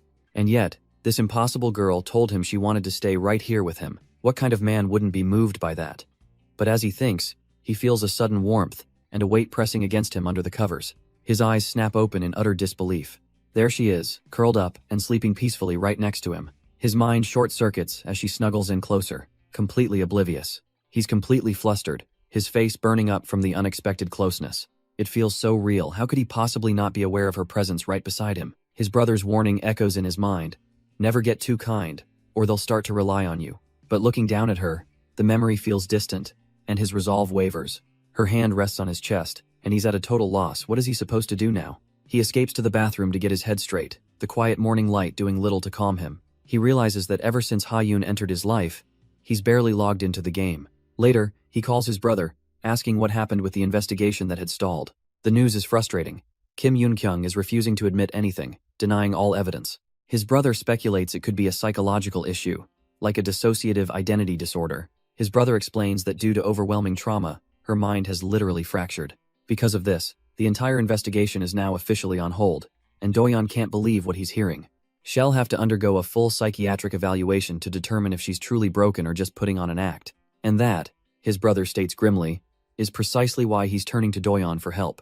These kinds of cases can drag on for ages. Their only shortcut is to get help from the other victim, Kang Seun. The call ends, leaving Doyeon with a heavy new task and a clear destination. He and Haeyeon arrive at the meeting spot, a quiet pier under the vast night sky. His brother is already there waiting for them, along with another familiar face. Cutting straight through the silence, his brother asks him a question no one else could. What is it really like to see ghosts? Hes heard the stories, but he admits he just can't understand why Doyeon is going to such lengths to help them. His brother's question hangs in the air. Doesn't Doyeon have his own life to live? Doyeon's gaze drifts to Haeyeon. He couldn't just turn away when someone was desperately waiting. His eyes hold a deep, painful understanding. He knows exactly what it feels like to wait for someone with everything you have. But as he reminisces, Haeyeon suddenly clutches her chest, a sharp, unfamiliar pain seizing her. The detective notices, asking what's wrong, but she quickly dismisses it as a personal matter. Turning the tables, his brother asks Doyeon why he thinks a detective is going so far to help him. He admits it must seem strange, that he's going way beyond the call of duty. A cynical smirk spreads across his face as he lays it all out. He's a cop, and solving cases gets him promoted. He's a very ambitious man, and Haeyeon looks on, stunned by the sheer, unapologetic greed. He looks at her ghost, thinking even when she's right here, he feels like he doesn't know her at all. Meanwhile, a different group is on the move, with one of them questioning why they're heading away from the search area. As they get closer, a sudden, violent streak of lightning cracks through the night sky right above them. The group reels back, startled by the unnatural flash of light, but Doyeon's friend seems to recognize the presence, whispering the name Seun. The scene shifts, revealing Doyeon has already found her a spirit, collapsed and broken on a wooden deck. He kneels down, gently apologizing for taking so long to arrive. But as he looks at her, a flicker of confusion crosses his face. Something is terribly wrong. He asks a question that chills the very air. Where is her head? Doyeon flinches, a sharp sense of dread washing over him as he realizes the grim truth. His eyes widen in pure disbelief, a cold sweat breaking out on his skin. Because the spirit of Seun is indeed here, but her body is trembling and horrifically incomplete. As the rest of his group arrives, Doyeon can only ask the impossible question, what happened to her head? A knot of dread tightens in his stomach. This is a situation he's never encountered before. He calls out her name, his voice echoing in the night, but only the headless form remains kneeling before him. His friends are just as baffled, wondering where the spirit they'd been following could have gone. But one of them starts putting the grim pieces together. Her body is here, but her head isn't. This shouldn't be possible. He knows a ghost can't just run away from its own remains. There are rules for spirits whose bodies haven't been recovered. They are tethered to their physical form. He remembers Seun following them all the way home, which means her true anchor, her head, must be somewhere else entirely. Doyeon recalls that his brother's notes were his only lead, but his friend can see the gears turning in his head. A sudden, chilling thought hits him. What if the notes were wrong? The news said her head had washed ashore. His friend scratches his chin, already having figured out the grim reality of the situation. It's likely in the one place they can't easily reach, the morgue at the National Forensic Service. And in that cold, sterile place, a vision of Si-yoon's severed head flashes through his mind, her voice calling his name. She's terrified, her spiritual form glitching as she fades into a sea of static, lost and alone. Back in the present, the weight of this new information settles over the group.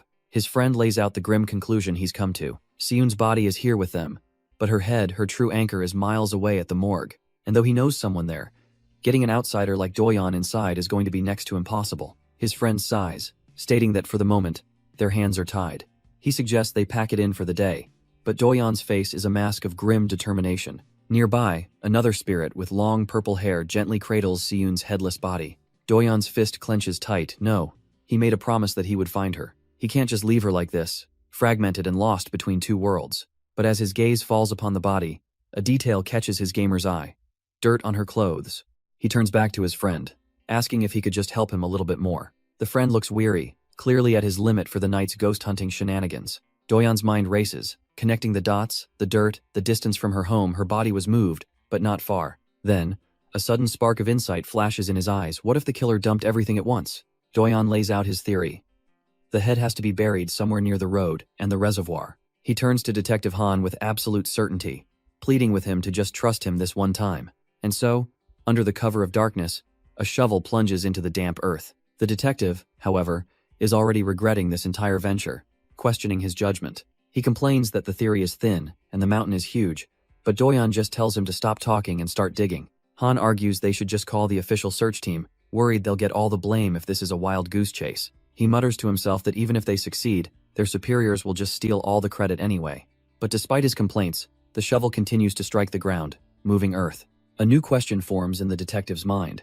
How does this kid know exactly where to dig around the pine stumps? He has no logical answer, but he can't deny the sheer, unwavering intensity of Do-yeon's search. The detective can only guess that Do-yeon sees something ordinary people can't. Do-yeon pushes through his exhaustion, his focus unwavering. He thinks back to using his precious magnifying glass item, which had been saving to hunt down Haeyeon's killer. But with Si-yoon's case being so critical, he had no choice but to use it now. He'd hoped the search would be quick, but the darkness is making things incredibly difficult. Noticing the spirit's troubled expression, he stops to ask if she's all right. She quickly tries to brush off his concern, saying she's just clearing her head, but her eyes betray her guilt as she quietly apologizes. She realizes he must have gone through this exact same ordeal when searching for her body too. Do-yeon just smiles, waving it off like it's nothing at all. He tells her that because of his efforts, Haeyeon was able to meet her family and stop wandering. Sure, it was hard at the time, but he flashes back to digging her grave, knowing it was all worth it. The purple-haired spirit is left speechless, her cheeks flushing at his genuine kindness. Flustered, she quickly changes the subject, urging him not to push himself too hard. But Do-yeon's mind is already set, comparing a photo on his phone to the dark, imposing woods. He grabs a shovel, determined. Once the official search starts, things will be fine. But until then, he couldn't just let Si-yoon's spirit wait all alone out here in the dark. With grim resolve, he decides this is the least he can do for her right now. He pants, exhausted, but his eyes are filled with an unwavering focus. So he begins to dig, tearing into the cold, wet earth with his bare hands and a single shovel. He pushes through the exhaustion, sweat beading on his face as he focuses on his grim task. The sound of his shovel biting into the earth is the only thing that breaks the night's silence. By the time the sun rises, the official investigation is finally underway. Police have cordoned off the area in the woods, with forensics teams now carefully examining the scene. Do-yeon's friend finally arrives, and Do-yeon can only offer a tired apology for making him wait. He asks what's happening, and his friend calmly explains they found the rest of the body nearby. With the site being processed, his friend suggests it's time for them to head back for now. He then gives a knowing smirk, reminding Do-yeon about that helpful contact he has at the KCSI. Just as promised, he introduces Do-yeon to a woman from the investigation team, Park Hyun-jin. Her eyes narrow slightly, so this is the guy who found the body, the one who can see ghosts. She figures one must be standing beside him right now. Park Hyun-jin cuts through the tension, suggesting it's time for them to have a little chat. But in an instant, we're pulled into a chilling memory, a young woman, unconscious on a cold tile floor. She groggily comes to, a splitting headache clouding her thoughts. With hazy eyes, she can only wonder where on earth she is. The room is sterile, metallic, and cold. This doesn't feel right at all. A memory surfaces, a playful voice teasing her about the guy she has a crush on. The voice points out her blush, saying that's the only reason she'd agree to such a strange request. Suddenly, the pleasant memory shatters, and she scrambles to her feet, shouting into the silence. Panic takes over as she runs, her calls for help echoing unanswered in the vast, empty room. But she's not alone. A hand suddenly grabs her from behind, stopping her dead in her tracks. Her desperate escape is cut short as a shadowy figure materializes right behind her. The figure lands softly. It's Choi Doyon. And he's here. He tries to get her attention, but a cold realization hits him. She can't hear a thing he's saying. It seems in this glitched reality, no one can perceive her, no one except him. She, on the other hand, is just now noticing that her body is whole again, the fatal wounds completely gone. A strange thought crosses her mind. Why was she even trying to get someone to open the door? Doyon explains to his companion that ghosts can't open doors themselves. She just needed a way to contact him. His friend then confirms he left the note for her, just as Doyon asked. Her eyes fall upon the bright yellow paper, a simple message left by her savior. A wave of overwhelming relief crashes over her. Doyon actually came to get her out. Without a moment's hesitation, she bolts down the empty hallway. The one thought driving her forward. He really came for me. She spots his friend, the one who left the note, and it all makes sense now. Fueled by a desperate hope, she races up the stairs toward the exit. But in her frantic rush to escape, her foot slips on the step. She goes tumbling down, a clumsy fall born from pure desperation. Shaking it off, she pushes herself up a little. Pain is nothing right now. All she can think about is getting outside to finally see him. She has to thank him, to tell him everything. And just beyond the doors, Doyon waits, with another familiar spirit standing by his side. And there he is, the one person she needed to see. Without a second thought, Kim Yoon-kyung throws herself into his arms, a desperate, flying leap of pure relief. Doyon catches her, a bit surprised but steady, as she whispers how much she missed him. The tears finally break free as she confesses how scared she was, terrified he might have forgotten her entirely. He just looks down at her with a gentle, knowing smile, a silent understanding of her pain. Patting her head softly, he tells her it's all okay now, that she did so well through it all. And with that, her lingering regrets fade, seemingly bringing the case of Kang Si-yoon to a close. But not everything is settled. While Doyon comforts the grateful spirit, Ha-yeon watches them from the side, her expression hardening. A faint cracking sound is heard as fissures begin to spiderweb across her spiritual form. At that very same moment, in a hospital room somewhere, a heart monitor flatlines. Doyon's mother sits beside her son's lifeless body, asking why he made such a reckless choice. She clutches his hand, her own knuckles bruised and raw from her desperate grief. Tears stream down her face as she wonders how she's supposed to live on now. But her son, Doyon's brother, remains still, wrapped in bandages as she begs him to open his eyes. She reminds him of his promise that once he succeeded, he would finally take care of her. A doctor watches from a distance, his expression calm and somber, knowing there's nothing more to be done. The scene shifts, fading into a memory of a happier time, where Ha-yeon smiles, saying things went just as planned. In this past, she stood between a younger Doyon and a distraught Si-yoon, acting as their anchor. She gently advised them to stay calm, warning that losing control would only make things harder. But Si-yoon couldn't hold back her tears, a glimpse into the tragedy that was yet to come. And so the painful memory fades, returning us to a quiet road under a bright sun. Doyon isn't walking alone anymore. He's joined by the spirits of both Ha-yeon and Si-yoon, a reunion that feels almost too good to be true. He smiles, simply glad that they were all able to meet again safely. But Si-yoon's expression is grim. She warns him that the real problem is what comes next. Her home is now a crime scene, completely off limits until the police investigation wraps up. And even in the best case scenario, that could take weeks. He offers to take her home anyway, but she knows that's impossible. With nowhere else to go, she nervously works up the courage to ask for a huge favor. She looks at him and asks if she could stay with him, leaving both Doyon and Ha-yeon speechless. Her face flushes as she asks again, promising she'll make it up to him however she can. Doyon, caught completely off guard, just scratches his head, trying to explain that his place is incredibly small. But seeing her desperation, he relents, telling her she's welcome if she can put up with it, and her eyes widen in disbelief. Overjoyed, she immediately checks with the other girl, wanting to make sure Ha-yeon is okay with the arrangement too. Ha-yeon simply offers a calm, placid smile in response. But behind that serene expression, her true feelings are a cold, blunt rejection. She bites back the words, reminding herself that she's also just a guest before forcing a smile and saying she doesn't mind. Si-yoon is ecstatic, completely unaware of the inner turmoil, as Ha-yeon tells herself it's only temporary. And once they arrive, Si-yoon is immediately impressed, looking around his tiny room with pure wonder. She then spots Ha-yeon in her tiny spirit form, gushing over how unbelievably cute she is.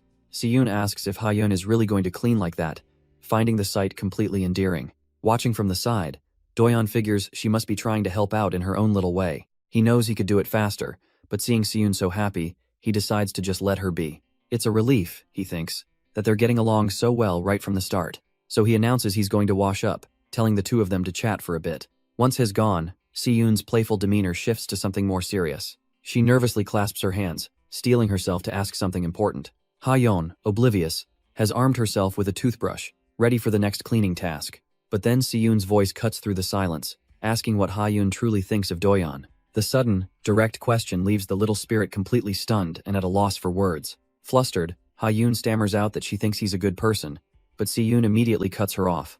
That's not what she means, she asks. A knowing glint in her eye. Does Ha-yeon see him as a man? The question sends Ha-yeon's little spirit mind into a complete tailspin. She admits that she's not sure. Her head tells her she shouldn't, but her heart is getting confused. Si-yoon smiles gently, assuring the little spirit that she just wants to get along. To her, Ha-yeon is like a sister, another soul saved by Doyeon, a friend who understands her pain. So, she offers some quiet advice. If Doyeon isn't pushing her away, then maybe it's okay for Ha-yeon to follow her own heart for once. Si-yoon confesses she spent her whole life holding back, telling herself love was a luxury she couldn't afford. But all that restraint led to nothing but an early grave, never getting to live the future she dreamed of. But while she's still here, Si-yoon has one last thing on her mind. With a slight blush, she asks if it's okay for her to be honest about her own feelings now. Elsewhere, Doyeon tries to wash away the grime and stress of the recent chaos. For a fleeting moment, a sense of peace washes over him. He can finally breathe. He thinks to himself that Si-yoon's case is nearly closed, and Ha-yeon's is being investigated. But as he steps out of the shower, he knows this game is threatening to destroy his normal life. His phone screen reveals a flood of worried messages from his father, demanding answers about the game. The desperate texts leave him with a heavy thought. He might have to go back to his brother's house. A flash of memory hits him, the overwhelming pain he suffered. There is something he can't forget, but he can't just sit around and wait. He grabs his clothes, resolved to act. He pushes aside the thought of his family drama. Right now, the most urgent problem is money. He hasn't streamed or uploaded anything in ages, and the fear of his channel dying is very real. Hearing a voice from his room, he cautiously peeks around the doorframe, wondering who's there. A new face, a young woman, is kneeling on the floor, awkwardly trying to make conversation with Ha-yeon. She startles when she sees him, quickly insisting they were just chatting about nothing. But Doyeon isn't suspicious at all. Instead, a faint, warm smile plays on his lips. He was so used to working completely alone, the constant cycle of streaming and editing. Looking at them, he realizes that maybe he'd actually been pretty lonely all this time. Then, a brilliant, almost mischievous idea begins to form in his mind. If people saw a ghost possessing a doll to play video games, his channel would absolutely explode. But he quickly dismisses the thought. It's too risky, and could easily backfire. First things first, he needs to check his revenue. Money is getting dangerously tight. It feels like it's been ages since he's even turned on his PC to work. But as the monitor lights up, something on the screen makes him pause. His jaw drops. His channel gained nearly 19,000 subscribers, a ridiculous increase. The views, he realizes, are just as insane. And there it is. A video of Ha-yeon has somehow reached over 1 million views. A cold sweat breaks out as he wonders if a short was auto-uploaded from the livestream. His shocked outburst startles the two spirits, who ask him what's going on. Doyeon just stammers, completely at a loss for how to explain what just happened. His shock deepens as he realizes it's not just a viral video, he's all over the actual news. Numbly, he goes to the fridge for a drink, only to find it completely bare. He closes the door, the small annoyance compounding his much bigger problem. Scrolling through his phone, he admits to himself that he always knew this was a possibility. But he never imagined the attention would be this overwhelming. With old contacts suddenly reaching out, he can't just hide in his apartment forever. He has to face the world eventually. His spirit companions watch on, worried about reporters camping outside his house.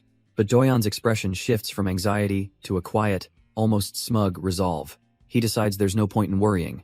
For now, hell, just enjoy the extra income. Turning to the spirits, he calmly announces he's just popping out to the convenience store. But just as he's about to leave, his phone pings with a strange notification.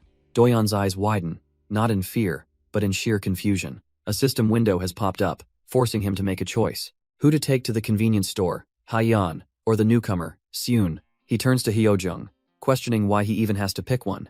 He figures since has gone out with Ha-yeon before, it's only fair to show Si-yoon around. Hyojung agrees, thinking it would be good for Si-yoon to get used to the neighborhood. The new spirit seems hesitant, telling him he doesn't need to be so considerate. Doyeon just smiles, thinking it's a simple, quick trip anyway. But then a sudden, chilling realization hits him. The game specifically told him to take only one. And of course, the game won't just let him make a simple choice. It has to follow up with a pop quiz. The options are just cruel. forcing him to frame his reason as either attraction or pity. He realizes with a grim certainty that this system is designed to create conflict, to make someone feel left out. Trying to manage the situation, he turns to Hyojong to explain his plan. He'll take Haeyeon out later, he promises, mentioning they needed to discuss scheduling anyway.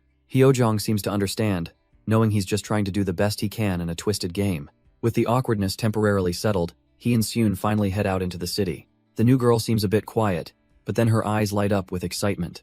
She spots a small black cat, charmed by its seemingly innocent presence. But as she approaches, the cute animal morphs into a monstrous beast, letting out a vicious roar. The beast, however, turns out to be just a regular cat, which Seun tries to coax over. But it's not interested, darting away down a dark alley before she can get close. Doyeon smirks, calling her Butterfly and noting her fondness for cats. She snaps out of her daze, apologizing for getting distracted on their first outing. With a shy smile, she admits she just can't resist anything she finds cute. Doyeon playfully suggests that's why she was so captivated by Haeyeon, and Seun agrees, calling the little spirit adorable. She then asks about the plushie Haeyeon carries, and he explains it was a gift from her father. A look of profound sadness crosses Seun's face as she thinks about the pain Haeyeon's family must have endured. She tells Doyeon that thanks to him, Haeyeon always seems so bright and happy. He's a bit taken aback by the compliment, met with her genuine, appreciative gaze. Seun hesitantly asks if he's absolutely sure it's okay for her to stay with them. Doyeon looks at her with a deadpan expression and admits that honestly, it's going to be tough. His place is small, he says, and her face immediately falls into a state of pure panic. She starts apologizing profusely, only for him to burst out laughing, revealing it was all a joke. He smirks, admitting he just wanted to see her reaction, and assures her they'll make it work. Overwhelmed with relief, she instinctively grabs his arm to steady herself. She pouts, calling him mean and confessing how incredibly nervous she was to even ask. He just offers a sheepish apology as they stop in front of a convenience store. Doyeon checks his phone, relieved to see he won't have to dip into his emergency funds just yet. A new resolve settles on his face. This unexpected living situation is just another challenge to overcome. While Doyeon waits, he notices Seun seems completely captivated by a claw machine. He sneaks up right behind her, his sudden question making her jump in surprise. She quickly denies it, insisting she was just casually looking around at nothing in particular. But Doyeon sees right through it, a knowing look in his eyes. He remembers how she was looking at a plushie that reminded him of a certain little spirit. He offers to win one for her, but she's too flustered and quickly turns him down. Unfazed, he leans in with a confident smirk, telling her he's actually a pro at these things. Her expression shifts from embarrassment to intrigue. Maybe he's not just bragging. After a moment's hesitation, she shyly points to her prize, one of the white bunny dolls. Doyeon scoffs, promising to snag it within 3 tries. It's all about technique, after all. He leans in, explaining his master technique. It's all about getting the perfect spin. Yoon Kyung watches on with a soft smile, thinking his confidence is actually pretty cute. A strange warmth spreads through her chest, a feeling she's never experienced before. But his first attempt fails, and he sheepishly admits he missed. She's not disappointed though. This whole thing is surprisingly fun. It's a fresh, fluttering comfort, and she realizes being with someone can feel this happy. She's completely lost in the moment, soaking in the quiet joy. Just as she wishes time could stop, a sudden thud echoes from the prize chute. She whips around, eagerly asking if he got it, as Doyeon pulls something out. But it's not the bunny she wanted. It's some weird little blocker plushie he accidentally won instead. He offers to go again, but she quickly stops him, taking the odd prize with a smile. It's fine, she insists. This one is perfect. With a soft blush, she looks at him and admits that, actually, she likes this strange little plushie he won by mistake even better. She pulls it into a hug, hoping with all her might. Just as this prize came by chance, maybe their meeting is actually fate. Doyeon, on the other hand, is just thinking how weird it is that ghosts can even hold things. A moment later, a familiar ping sound echoes from his phone. A system alert confirms it. Seun's affection level has just shot up significantly. As they walk, she apologizes for the cost, but he coolly brushes it off, saying it's nothing to him now. Then, his tone shifts, and he suddenly asks what she really thinks of Haeyeon. He presses, asking if, after all their time living together, she ever saw Haeyeon as more than a friend. Doyeon doesn't even try to deny it. He admits he'd be lying if he said no. The confession hangs in the air, and Seun admits that his answer scares her. But he quickly downplays it, claiming he's no great guy, just a mediocre person helping out of circumstance. He even confesses he ran from his parents and only started streaming because of a girl. He's just a coward, he says, terrified of acting recklessly and hurting someone through a misunderstanding. But before his self-deprecating spiral can continue, her hand gently covers his. He looks up, surprised, as she tells him he's wrong, that he's a good person, and Haeyeon knew it too. She smiles, saying she's just glad she got to meet him, and that ghosts can see a person's true character. Her fingers interlace with his, a silent promise as she tells him it's precisely because it's him that she keeps wanting more, her own feelings now laid bare. She wants him to see them for who they truly are, beyond just people he's helping. The reason hits Doyeon hard. After all, she reminds him, they're already dead. So with what little time they might have left, isn't it better to live without regrets? The question hangs in the air, weighing on Kwon Hyojeong as well. Meanwhile, back at the apartment, Hyojeong waits alone in her quiet room. She keeps her eyes on the door, expecting to see them any moment now. But the clock on the wall keeps ticking, and they're running later than she thought. She tries to reassure herself, thinking Doyeon must be carefully guiding Yoon Kyung. Still, as she stands and faces the empty entrance, an uneasy feeling takes root. A cold anxiety begins to creep in, a sense of dread she just can't shake off. Her feet pace restlessly, the waiting becoming almost unbearable. She reaches for the doorknob, a desperate wish forming in her mind. To her absolute shock, the lock actually clicks open under her ghostly hand. Hyojeong freezes in the doorway, trying to process what just happened. How is this possible? Since when could she interact with the world so easily? But there's no time to ponder it. The suffocating silence is pushing her out. The small Haeyeon plushie tumbles to the floor as she rushes to leave. She figures it's better to just meet them halfway than to wait any longer. Her steps are firm as she walks out onto the sunlit street. Now she can only hope that they don't somehow miss each other on the way. She reasons that if they were going to the convenience store, they should be just up ahead. But as she rounds the corner, she freezes, spotting Doyeon with another girl. A cold dread washes over her. She knew something felt terribly wrong. Hez holding the blonde girl's face, a shockingly intimate gesture. What are they doing? Is this what it means to be honest with your feelings? Her heart clenches with a suffocating pain she's never experienced before. From her rival's perspective, the moment is perfect, bathed in a soft glow. But Doyeon isn't looking at the girl in his hands. His focus is somewhere else entirely. His eyes lock onto Hyojeong, and he seems to mouth a single, familiar name. He thought he was seeing things, stunned to find her standing right there in the open. Flustered, Hyojeong stammers that the door opened, so she just came out to meet him. But her attention is immediately drawn to the little bear plushie he's carrying in a bag. She confronts him, asking why he has a doll when he was supposed to be buying supplies. He explains with a smile that he won it for Seeun, who seemed to really like them. Seeun then pipes up, innocently suggesting Hyojeong should teach her how to possess dolls too. The comment lands like a lead weight.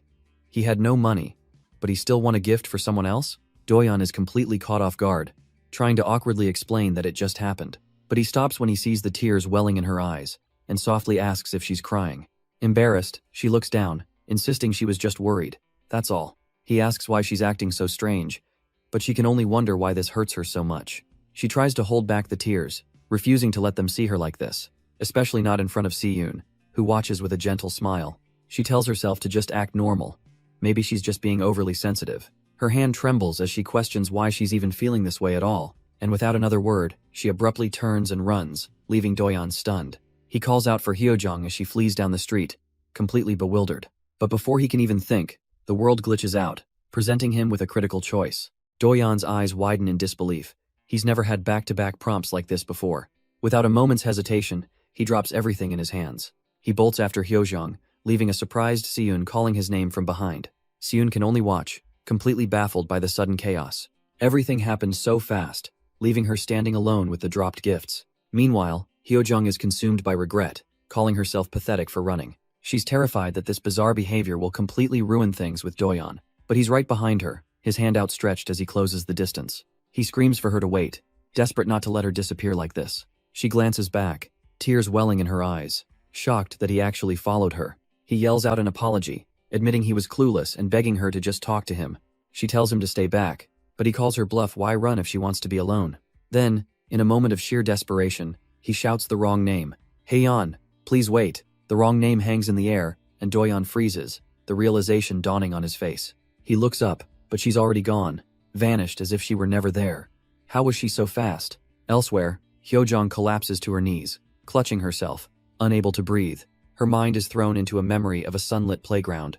A wave of pure fury washes over her, a rage so intense it brings tears to her eyes. This feeling is completely new, a raw emotion she's never experienced before. She stands alone in the dark, lost in this overwhelming sensation. No, this is wrong. She decides then and there that she has to leave for good. A memory flashes his shocked face, her presence in his room, and she thinks she's become strange from lingering too long. She has to disappear before she ends up causing him even more trouble. She had to leave before she became even more attached to him. Before this strange connection changed her any further, she'd already had so many joyful times, and she had to get a grip she was dead. After all. But just as she firms her resolve, a voice cuts through the air, shouting her name. Suddenly, Doyon is there, tackling her off her feet in a desperate rush. They both go down hard, crashing onto the pavement. He scrambles to check on her, panicking and apologizing for his sudden action. But then his expression hardens, and he tells her coldly not to be so nice to him. Haeyeon covers her face, completely overwhelmed. Why did he have to show up now, making her waver? His eyes then catch the strange crimson streaks on her cheeks, and he freezes blood tears. This has never happened before. She wonders what on earth is going on with her body. He feels it too, a strange shift within himself whenever he's near her. Haeyeon confesses that being with him makes her cling to this world, making her want to live again. Doyon's eyes widen, stunned by the raw pain in her voice as she laments her unfair death. His hand moves gently, wiping away the crimson tears as she explains her resolve has been crumbling. Since he appeared, everything changed. She started feeling happy again, remembering all she left unsaid. He pulls his hand back, realizing he can't just push her away. Instead, he reaches out, suggesting they stop suffering alone and be honest with each other. He begs her not to disappear, admitting that if she left, it would probably break him. He needs her. A small, determined smile plays on her lips as she gives him her answer. Yes. Meanwhile, Lee Se-yoon is lost in a quiet, somber moment of her own. Her mind drifts back to a painful memory of being a young girl, alone on the street, trying to convince herself that everything was okay. She remembers clutching a teddy bear, a small comfort in a world that had let her down. Back in the present, a flicker of determination crosses her face. For once, she's going to do exactly what she wants. But then, her gaze softens, caught by an unexpected sight. A little girl, her face full of pure, innocent joy. Se-yoon finds herself using her power to make a teddy bear float, and the little girl gasps in amazement that the doll is flying. But just as quickly, the magic gives out, and the toy tumbles to the asphalt with a soft thud. The little girl kneels down beside it, poking the stuffed animal, curiously asking if it's alive. Se-yoon watches, a nervous knot in her stomach, desperately hoping the child doesn't just run away from her. But instead of running, the little girl offers her the teddy bear, asking if she wants to come to her house. Se-yoon is completely taken aback, her mind reeling from the unexpected invitation. The girl turns to leave, excited to show her mom. But Se-yoon's hand suddenly clamps down on her arm. Her happy expression vanishes, replaced by wide-eyed confusion. In a sudden, desperate shift, Se-yoon starts dragging the child, telling her she can't just go. A frantic tug-of-war erupts over the stuffed animal, their hands locked in a struggle. The little girl tries to hold on, but Se-yoon is relentless, her face twisted with a strange possessiveness. Her mind flashes back to a memory. This was the very first gift she ever got from Doyon. Snapping back to the present, she screams no and rips the teddy bear from the girl's grasp. The moment freezes, and her eyes widen in horror, as if just now realizing what she's done. The force of the pull sends the little girl stumbling backward onto the pavement. She immediately bursts into tears, her cries echoing through the empty street. Clutching the teddy bear, Se-yoon panics, desperately asking if she's okay, her mind a total blank. Just then, a woman sprints towards them, calling out her daughter's name, Ah-hyeon. Se-yoon is frozen on the spot, the mother's arrival making this 100 times worse. The mother kneels to comfort her crying child, who points and sobs that the doll trusted her. The mother looks up from her daughter, her face a mask of utter confusion. A doll? She follows the girl's gaze but sees nothing there, just a strange little charm left on the ground. Overwhelmed by guilt and fear, Se-yoon makes a split-second decision and runs for it. She doesn't stop until she's in a secluded alley, admitting to herself that she just ran away. Alone in the grimy alley, her mind is racing. What on earth is she supposed to do now? She can't just carry this teddy bear around, but if she leaves it, she feels like someone will just take it. Her spiraling thoughts are cut short by voices, a couple arguing just around the corner. The guy is trying to warn his girlfriend about someone's bad reputation, but she just scoffs, taking a drag from her cigarette. They dismiss a strange noise, joking about seeing ghosts, and Se-yoon holds her breath. The sudden sound had her heart leaping into her throat, thinking for a second that it had found her. Peeking through a gap, she figures she'll be safe enough if she just waits here for a while. She sits down, clutching the teddy bear tightly to her chest, a strange comfort in this mess. Okay, new plan. Hide it between the food trash bins and lay low. Holding the doll close, she can't help but wonder how her day became one disaster after another. The scene shifts to a memory of another girl, Ha-yeon, huddled alone in an alley, just hoping someone would return. And someone did. It was Doyon, a flicker of concern on his face as he finds her. He gently asks her why she was crying, but she quickly denies it, saying she was just sulking by herself. But he presses on, telling her not to bottle things up. It hurts him more to find out later. Her resolve wavers, and she agrees to talk, but only if she can ask him a question in return.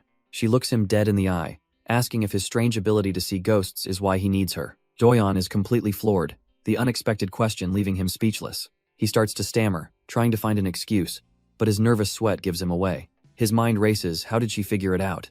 He must have left his phone open, and she saw the screen. He remembers the strange interface, realizing that no matter how careful he was, it must have looked bizarre to her. Cornered, Doyon admits his strange ability is like a curse he always meant to tell her about. But instead of shock or fear, a soft, understanding smile spreads across Hyun's face. She simply says that whatever the reason, it means he needs her. And that can be their little secret. He watches her, completely taken aback by her simple, unconditional acceptance. He thought she'd be far more curious about his entire situation, but she let it go so easily, almost as if she already understood. As they walk, he's crushed by the heavier truth. She died unfairly, only to become a character in his game. He hardens his resolve, promising to keep her from that heartbreaking reality for as long as he can. Suddenly, his internal struggle is interrupted as he notices something on the ground. It's the groceries he dropped, a jarring reminder of the panic he was in just a short while ago. Doyon and Haeyeon arrive at the spot, but something is wrong. Both Seun and the doll are gone. A flicker of worry runs through him. He hopes nothing bad happened. Haeyeon watches him, her expression mirroring his concern. Suddenly, they hear a desperate shout for Seun from a nearby alley. But the voice is her own, as she finally spots Doyon from her hiding spot. He turns, surprised and relieved to finally hear her call his name. Seun hurries over, clutching the bear and apologizing for disappearing. She explains she was just afraid someone would take the doll and was watching over it. She mentions a little kid showing interest in it, and Doyon freezes in his tracks. Haeyeon smoothly steps forward, apologizing to Seun for Doyon running off and leaving her alone. With a disarming smile, she tells Seun the doll is cute and that it really suits her. Seun, still a bit shaken, can only manage a flustered agreement. Later that night, the city lights paint the empty streets. Doyon is already tying his shoes, his mind made up. Hyun watches him, suggesting that maybe he should rest and wait until tomorrow. But he's adamant, insisting he needs to go now, promising to be back quickly. He goes to hand her the doll, but it slips right through his fingers, tumbling to the floor. Inside, Haeyeon groans in frustration. Possessing this plushie is way harder than it looks. It seems moving so naturally is a skill she hasn't quite mastered yet. Doyon just smiles, picking it up and telling her that no one is good from the start. He gently places the doll down, a silent trust passed between them. With a confident smile, he tells both Hyun and Seo Hyojung to take care of the house. The door clicks shut, leaving the two girls to watch him go. But the moment he's gone, Seo Hyojung's demeanor shifts, her expression turning serious. She quietly asks if they can have a little talk. The possessed doll breaks out in a cold sweat. Haeyeon was definitely not prepared for this. Meanwhile, Doyon is already outside, heading for his car, his mind on the mission ahead. He settles into the driver's seat, the city lights reflecting off his phone. A small thought crosses his mind. It feels like forever since he's gone out on his own. Unaware of the tense atmosphere he left behind, he puts the car in gear and drives off into the night. As he drives, his brother's cryptic warning echoes in his mind. Why did he say not to be good to them? Hez heading towards the scene of the incident, recalling the ghost head glimpsed there that morning. He tries to convince himself that spirits are probably less active at night anyway. But a rising sense of affection, a danger signal in this game, forces him to take a deep breath and calm his nerves. Suddenly, the rules of a deadly game flash in his mind. Hurry, find a place to hide. A chilling, sing-song voice pierces the silence, taunting him to join its game. Shaking off the ominous feeling, Doyon pulls into the building's underground parking lot. He checks his brother's last text, a simple address and a password for the door. Staring at the message, he sighs. He's come too far to back down now. He stands before the apartment, noting with suspicion how pristine the building looks despite the explosion he witnessed. He pieces it together. The explosion he saw was just a game event, tied to his presence. With the password from his brother's text, he steps up to the apartment door. The lock clicks open, and he enters the unsettling darkness of his brother's home. Treading softly, his mind immediately goes to the missing person flyer for Haeyeon. Unlike Seun's case where the culprit was caught, Haeyeon's has gone completely cold. He's here for answers about the game, about Haeyeon, and about the notebook his brother left. He admits to himself he's been avoiding this out of fear, but he can't ignore it any longer. Taking a deep breath, he steels his resolve, telling himself to just keep his mind sharp. Besides, if things get too crazy, he can always just turn around and run. But the moment he opens the door, his eyes widen in pure, unadulterated shock. A sudden clap of thunder rings out, lightning flashing across the sky. Because standing in the room with him isn't some monster, but the ghost of Ha-yeon. She breaks the silence, her voice soft as she asks if they can talk. She's been carefully thinking over what he said to her before. He told her to do whatever she wanted, and now she needs to know exactly what he meant. Speaking through his little spirit avatar, He says there's no need for her to suppress her true feelings. He just wants her to feel free to smile, cry, and express herself like a normal person would. But she completely misreads the room, bluntly asking if this means he wants to date her. Doyeon's avatar panics, frantically explaining that's not it, he already feels like a burden to her. She clenches her hand, admitting she's terrified of crossing that line. She worries that Doyeon might feel uncomfortable, thinking maybe it's best to just be satisfied being near him. But despite her fears, she admits that she just can't stop thinking about him. She remembers seeing how easily Lee Si-yoon approached him, expressing herself so naturally. With a heavy heart, she asks him to consider the nature of her own actions. Are her feelings for him genuine? Or is she just drawn to him because he's the only one who can see her? Doyeon's avatar is completely caught off guard by the raw, introspective question. She explains that she's never been the protagonist in her own story. She was always the type to yield and follow rather than compete for what she wanted. Even when she first saw him and Si-yoon together, she felt it was already too late for her. All she wants is a chance, telling him she doesn't want to cause him any trouble. Doyeon's avatar replies that his time is limited too, and he just wants to be a little more honest with himself. A jolt of emotion runs through Ha-yeon as she clutches her shirt. She finally understands what's been bothering her, a feeling she refused to admit to herself. With a heavy heart, she apologizes for being overly sensitive, perhaps even unreasonable. She's terrified of losing what they have just as a hand with a rose tattoo presses the doorbell. The bell rings again, interrupting the fragile moment as she stands alone in the apartment. She wonders who it could be so late, suggesting to Doyeon's avatar that they should just ignore it. But the persistent ringing convinces the avatar they should at least see who it is for Doyeon's sake. A sudden sense of dread washes over Ha-yeon as she looks towards the door. Through the peephole, a sinister man grins, calling out for Choi Doyeon. The man leans against the door, his voice dripping with false friendliness, asking to talk for just a moment. Doyeon's eyes fly open, a sudden, horrifying connection being made in his mind. Hez standing in his brother's room, the air thick with unanswered questions. He looks around, a deep suspicion taking root. Something isn't right here. He remembers what Ha-yeon told him, that besides Doyeon, no one had ever come looking for her. But a missing persons alert on the screen proves his brother was searching for someone, and it was her. Could his brother have been playing the game specifically to help Ha-yeon? He turns to the wall, covered in research. Why was his brother so obsessed with this single case? The implications are staggering, a chilling realization dawning on him, and then he recalls the notebook he'd seen on the desk before. He opens the notebook, the first few lines confirming what he already knew about ghosts. But as he reads further, his brother's personal experiences begin to surface. The entries grow darker, speaking of an attachment that twisted into a suffocating obsession. It started as a game, but as more ghosts appeared, his brother's life became a living hell, and then the pages are torn out. Just as the weight of it all sinks in, a sudden phone call rips through the silence, making him jump. His eyes widen in disbelief. It's a detective. Why would the police be calling him? He answers, trying to keep his voice steady, claiming he's just visiting a friend.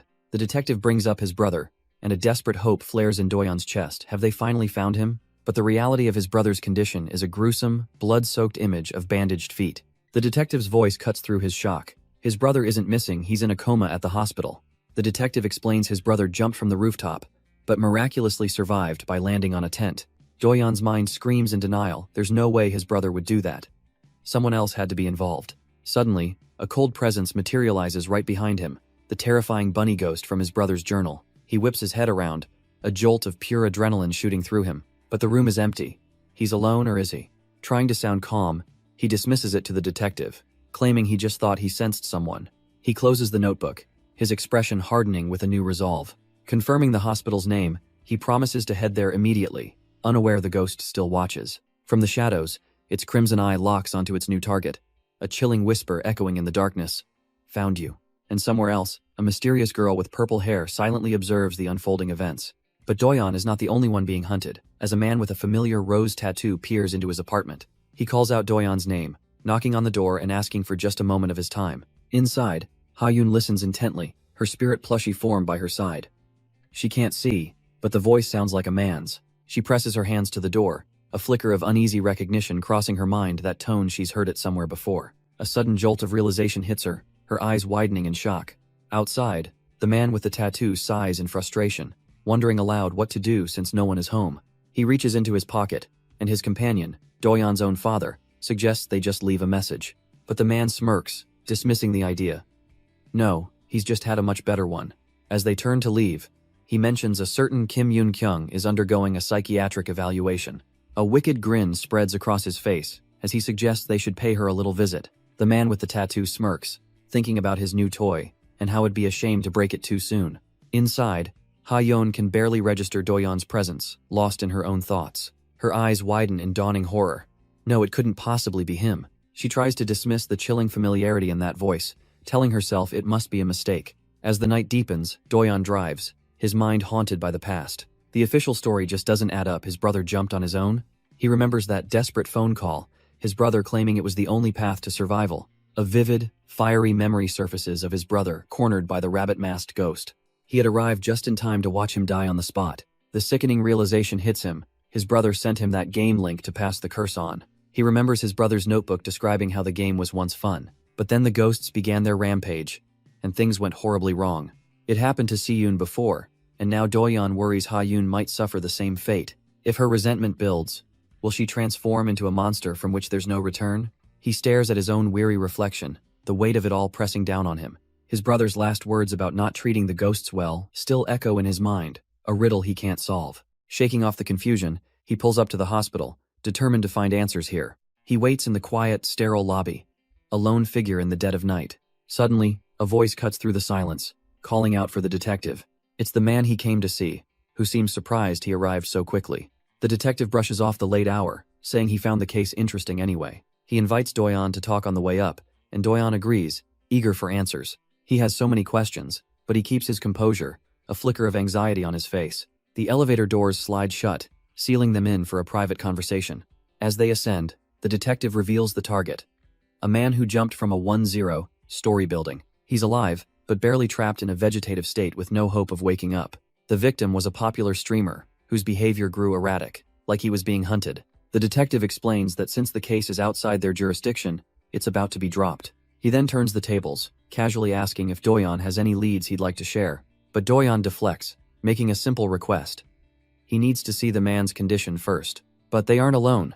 A twisted spirit in a bloodied bunny mask phases into existence, also curious to see. Its single glowing eye promises nothing but malice, watching them from the corner. The elevator continues its ascent, finally reaching the 6th floor.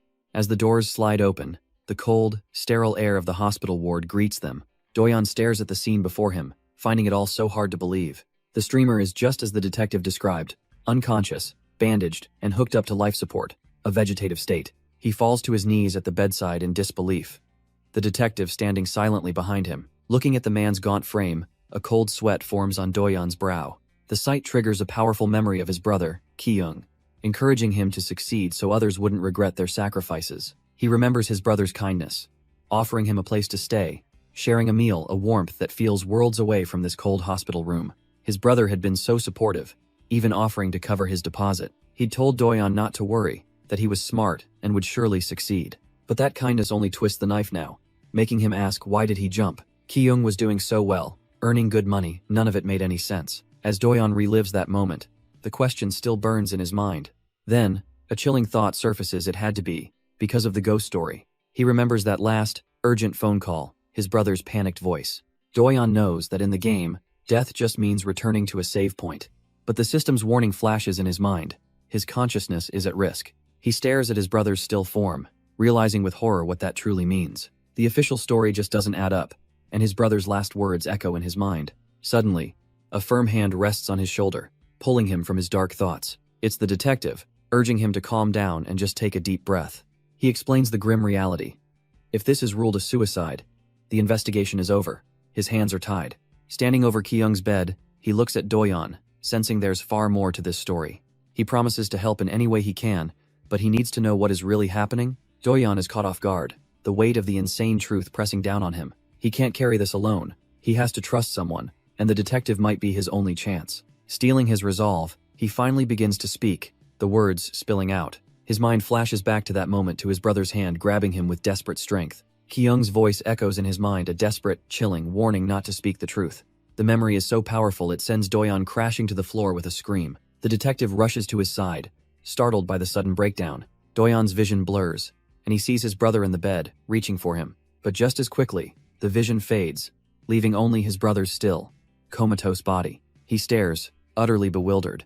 It felt so real. How could he be lying there so peacefully? Was it just a hallucination? His hand trembles as he tries to process what just happened. No, he decides. It was far too vivid for that. Something is wrong. He slams the emergency bell, A piercing alarm suddenly rips through the quiet, desolate hospital hallway. The detective whirls around, his face etched with confusion at the sudden chaos. The detective tells Doyon to stay put, promising to check on the alarm and be right back. Doyon is left alone in the quiet room, staring at his brother's motionless body in the bed. Just then, his phone buzzes to life, a strange notification catching his eye as a dark aura emanates from the screen. He squints at the bizarre, game-like alert. Someone's affection level has suddenly dropped to hatred. In an instant, his world dissolves into a fiery, chaotic vision of people screaming and trying to evacuate. A terrifying figure in a bloody bunny mask flashes on a screen, its dead eyes promising only slaughter. A twisted, sing-song voice echoes through the memory, telling everyone to hurry and find a place to hide. The killer's blood-soaked, bandaged feet take a steady step forward through the smoky haze. Patients in their hospital gowns stumble through the corridor in a desperate, panicked stampede. And right in the middle of the inferno, he sees the detective, battling the blaze with a fire hose. The killer's voice echoes through the vision, a playful yet terrifying game of hide-and-seek. Another mask, a blood-splattered bear, flashes in his mind, humming a chilling tune. The detective peers through a door window, only to be met by the bunny killer's silent, waiting form. Through the mask's eye-hole, a cold, unblinking gaze promises a terrible fate. She'd found her target, the helpless man lying comatose in his hospital bed. The vision blurs, showing the chaos outside as emergency lights paint the scene red and yellow. Fire trucks and ambulances swarm the hospital, a testament to the disaster unfolding within. Inside, people trample over each other, a desperate stampede to escape the smoke and flames. And there, amidst the chaos, the detective grabs a fire extinguisher, ready to push back. With a makeshift mask over his face, he unleashes a blast, trying to carve a path through the inferno. But the detective knows this isn't just a fire. It feels intentional, almost like an arsonist is at play. Still, his thoughts drift to Choi Doyon, hoping the kid managed to get out safely. He remembers seeing him earlier, and the boy did not look like he was in any condition to escape. Suddenly, Doyon's eyes fly wide open in a different part of the building. System warnings flash across his vision, screaming of a vengeful spirit whose affection level is pure hatred. He stumbles back, wondering if he's hallucinating again from the stress. But the scene solidifies. A man stands before the bunny killer, who shouldn't even be here. The man speaks, his voice echoing with sorrow, saying he held on just by listening to her. He abandoned his pride. He endured it all for the sake of his family, only for the vision to show him comatose, with the bunny ghost looming over him, questioning if this was his reward. The vision culminates in a brutal scene. His brother, helpless as a dark tendril, ends his life. He had fawned over them, he'd done everything they asked, all for a family that was already doomed. Doyon recoils, the ghost's hopeless words hitting him like a physical blow. He tries to shake it off illusion or reality. He can't afford to be paralyzed by this. His first instinct is to run, to get his brother out of here, while the ghost is distracted. But then the spirit's words cut through the noise. Did he just say game? The vision intensifies, the bunny ghost now wreathed in spectral flames, a beacon of pure rage. A wave of spiritual pressure washes over Doyon, nearly knocking him off his feet. The ghost's voice pierces his mind, commanding him to listen, to understand her pain. The other spirit then appears, explaining their grim reality. They are the wretched dead, denied even the peace of the grave. Doyon's mind races, trying to piece together what the ghost is saying. But the bunny spirit cuts his thoughts short, demanding he stop his pointless resistance. It asks if he truly understands its story, before his entire world erupts in spectral flames. An unholy agony rips through his body, a scream tearing from his throat. He collapses to the ground, completely consumed by the phantom pain. The ghost forces him to feel it, all the horror of being burned alive. He can feel his skin melting, his lungs scorching with every stolen breath. Through the torment, a single, desperate plea escapes his lips. He's actually begging for death, anything to make the suffering stop. But the ghost looms over him, its vengeance meant for everyone involved. The bunny ghost declares that he must experience her pain, her agony, her end. As the spectral flames consume him, Doyon's mind races, questioning what this game even is. What could his brother have possibly done to make a ghost hate him this much? Suddenly, a vision of Seo Hyojong and Lee Seyun flashes through his mind.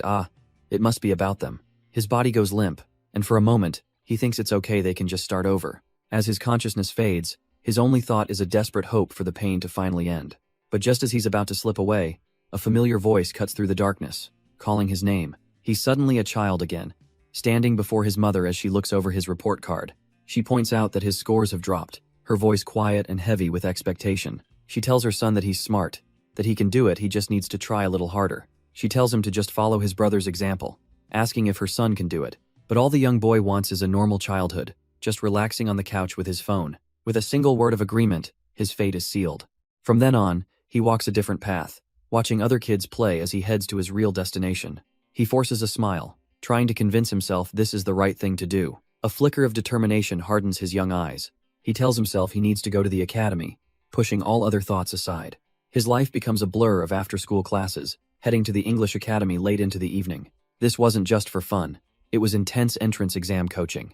All of this, to live up to the impossible standards of gifted education. His father's voice cuts through the silence, asking if he's coming now. He stands before the imposing man, a small child next to a distant, preoccupied figure. With a quiet yes, Doyon clenches his fist, the tension betraying his calm exterior. His father reminds him to keep trying until the end, offering anything he needs to achieve his goal. Walking away, the heavy thought of his future dream feels more like a burden than an ambition. The elevator doors close on his face, a faint, unsettling smile plastered on as he's sealed inside. Later, his brother Ki-young approaches him with genuine concern, telling him not to force it. But Doyon, hunched over his desk, coldly insists he needs to be left alone to study. All that pent-up frustration finally boils over as he snaps, yelling at Ki-young for acting like his older brother. His brother freezes, the ball he was holding slipping from his grasp in shock. The sharp sting of a slap cracks across the room, leaving Doyon stunned and reeling. His mother stands over him, her expression ice-cold, questioning if this is how she raised him. She berates him for hitting his brother, who only wanted to help, twisting his dream of being a doctor into a threat. Ki-young tries to stop her, grabbing her arm and pleading for her to calm down. But it was her next words that cut deeper than any slap, asking if he knew how hard this was for her. Then, her tone shifts entirely, kneeling down to tell him that he can do it, that she believes in him. And in that moment, the devastating truth dawns on him. His mother wasn't thinking about him at all. His dream to become a doctor was never his own. It was a door slamming shut on his future. And so, he buried his own dreams, telling himself this was for his own good, that one day it would all be worth it. His life became a blur of equations and textbooks, a path he walked alone. Until one day, a cheerful girl named Kwon Hyojung broke the silence, trying to introduce herself. He didn't even flinch, and she took it as a deliberate snub, clearly annoyed. But he hadn't ignored her. He was just sealed off from the world, lost in his music. She tapped him on the shoulder, a bit put off, reminding him that a little courtesy goes a long way. He remembers that moment clearly. His daily life had been a monotonous hamster wheel. And then, she appeared, a single crack in the gray facade of his existence. The memory fades, and a pounding headache yanks him back to reality. He slowly drifts back to consciousness, the first sensation being a sterile hospital bed. A single, panicked thought pierces through the fog in his mind. Where is he? A nurse enters the room, her eyes widening in shock to see him awake. She quickly calls for another staff member, urging them to get the doctor immediately. He tries to move, but his own bandaged, bloodied hand is the first thing he sees. His vision is blurry, his body feels heavy and wrong, a strange sense of detachment washing over him. The nurse rushes back, pleading with him to stay still, warning him about the surgery. Surgery? The word hangs in the air, a chilling premonition of what he's about to see. He glances at a mirror, and his blood runs cold at the mummy-like figure staring back. But the reflection doesn't scare him, it fuels a cold, hard resolve. He tries to stand, only to see blood seeping through the bandages on his feet. A blinding flash of pain, a memory of impact, rips through his consciousness. He crashes to the floor with a thud, the nurse crying out in alarm. His entire body screams in protest, an agony like 1,000 stabbing knives. Looking down, he sees his hands are bleeding too, staining the fresh gauze. A sharp gasp cuts through the room. A familiar woman staring in utter shock. It's his mother, rushing towards him with terror in her eyes, calling out his name. She demands to know what happened as the nurse explains he suddenly tried to get up. Through the fog of pain, he looks up, his voice a weak whisper as he recognizes her. Mom? His mother kneels beside him, apologizing tearfully, assuring him that everything is okay now. Elsewhere, the news reports on the Donggu hospital fire, with victims being transferred. Time passes, the steady beep of a heart monitor echoing in the quiet hospital room. He's been moved back into bed, still completely immobilized by his bandages. But behind the gauze, his eyes snap open, burning with a cold, clear focus. He realizes he was in a coma for 3 full days. He should have died, but he didn't. He wonders if the save point changed while he was out, trapping him in this broken body. The terrifying thought sinks in. What in the world is going to happen to him now? Just then, the door slides open and a nurse walks in, asking about his condition. She offers a gentle, reassuring smile, completely unaware of the turmoil in his mind. She tells him it'll take time, but he'll be able to return to his daily life if he just pushes through it. Then, she tries to encourage him, suggesting he should stay strong for his father's sake. Doyon's eye widens in confusion. His father? What is she talking about? The nurse, surprised he doesn't know, gestures to the TV, explaining it's been all over the news. A flashback cuts through his mind. His father, scorched and bleeding, carrying him from the inferno. A tremor of rage and disbelief runs through him, his bandaged hand clenching into a fist. He erupts, tearing himself from the bed and shoving the nurse aside in a desperate frenzy. The staff try to restrain him, but he screams for them to let him go, thrashing wildly. His broken body gives out, sending him crashing to the floor with the IV stand. Lying there, his thoughts spiral that can't be right. His dad never worked at a university hospital. His mind scrambles for an explanation.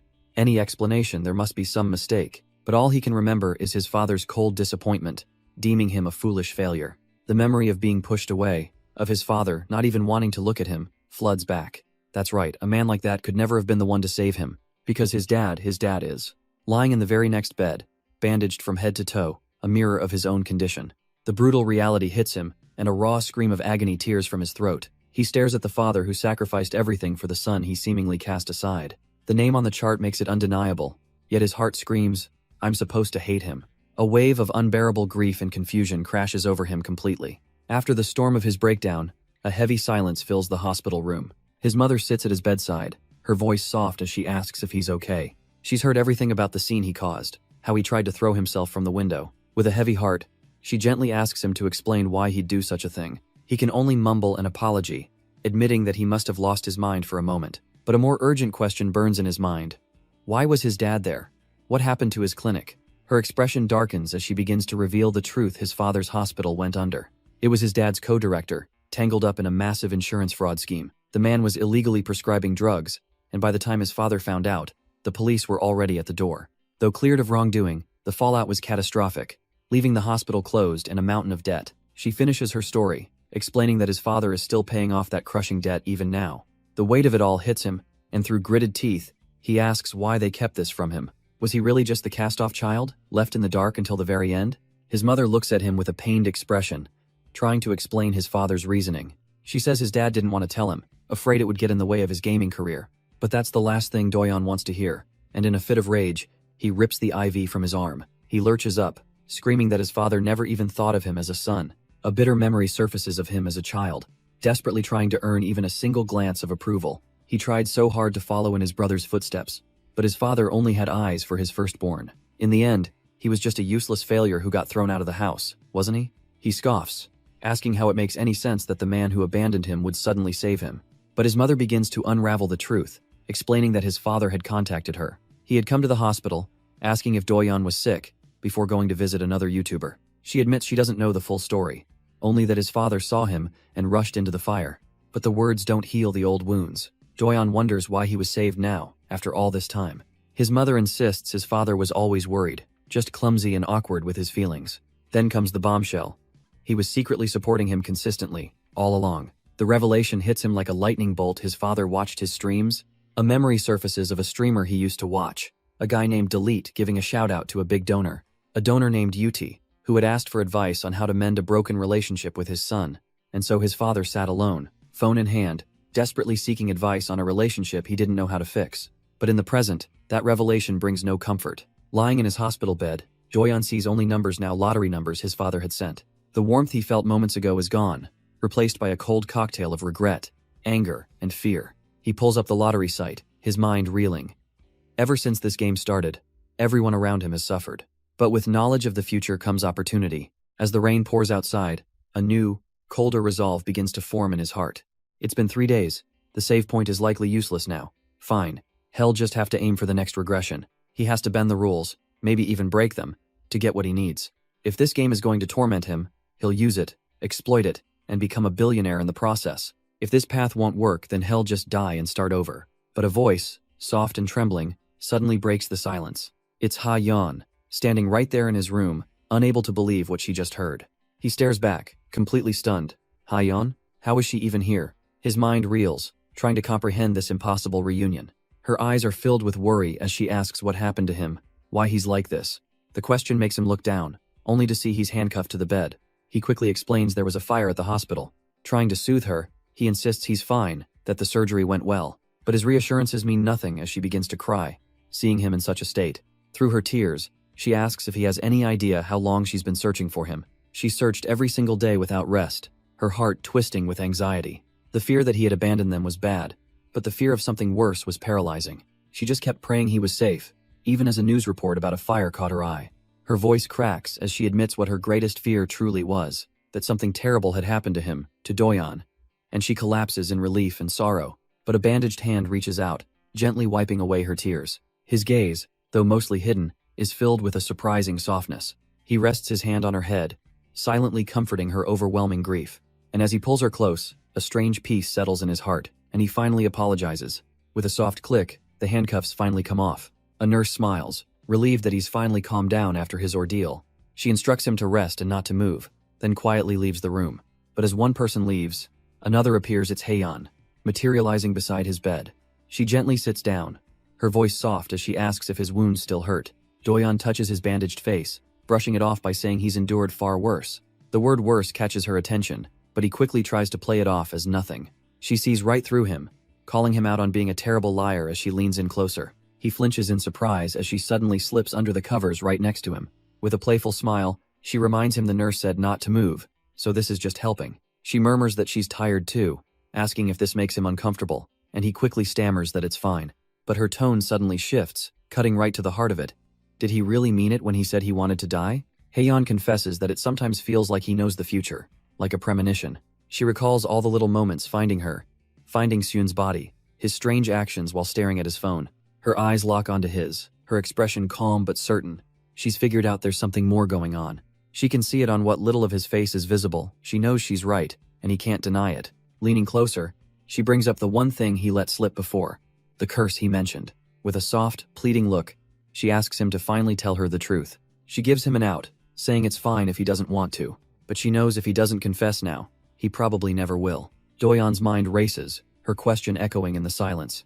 He thinks about the cold, rainy nights and the emptiness he'd leave behind. His hand clenches. What happens to the people who remain after he's gone? If he just disappears, won't they only suffer more because of him? He can't just die alone, without any responsibility. He has to tell her. So, in the quiet of the hospital room, Doyon confesses his impossible secret.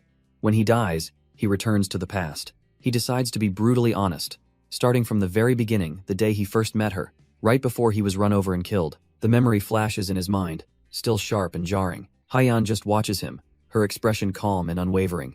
He stammers, thrown off by her lack of surprise, but she simply tells him that, of course, she believes him. She admits that while his story is surprising, she never thought he was the type to tell a pointless lie.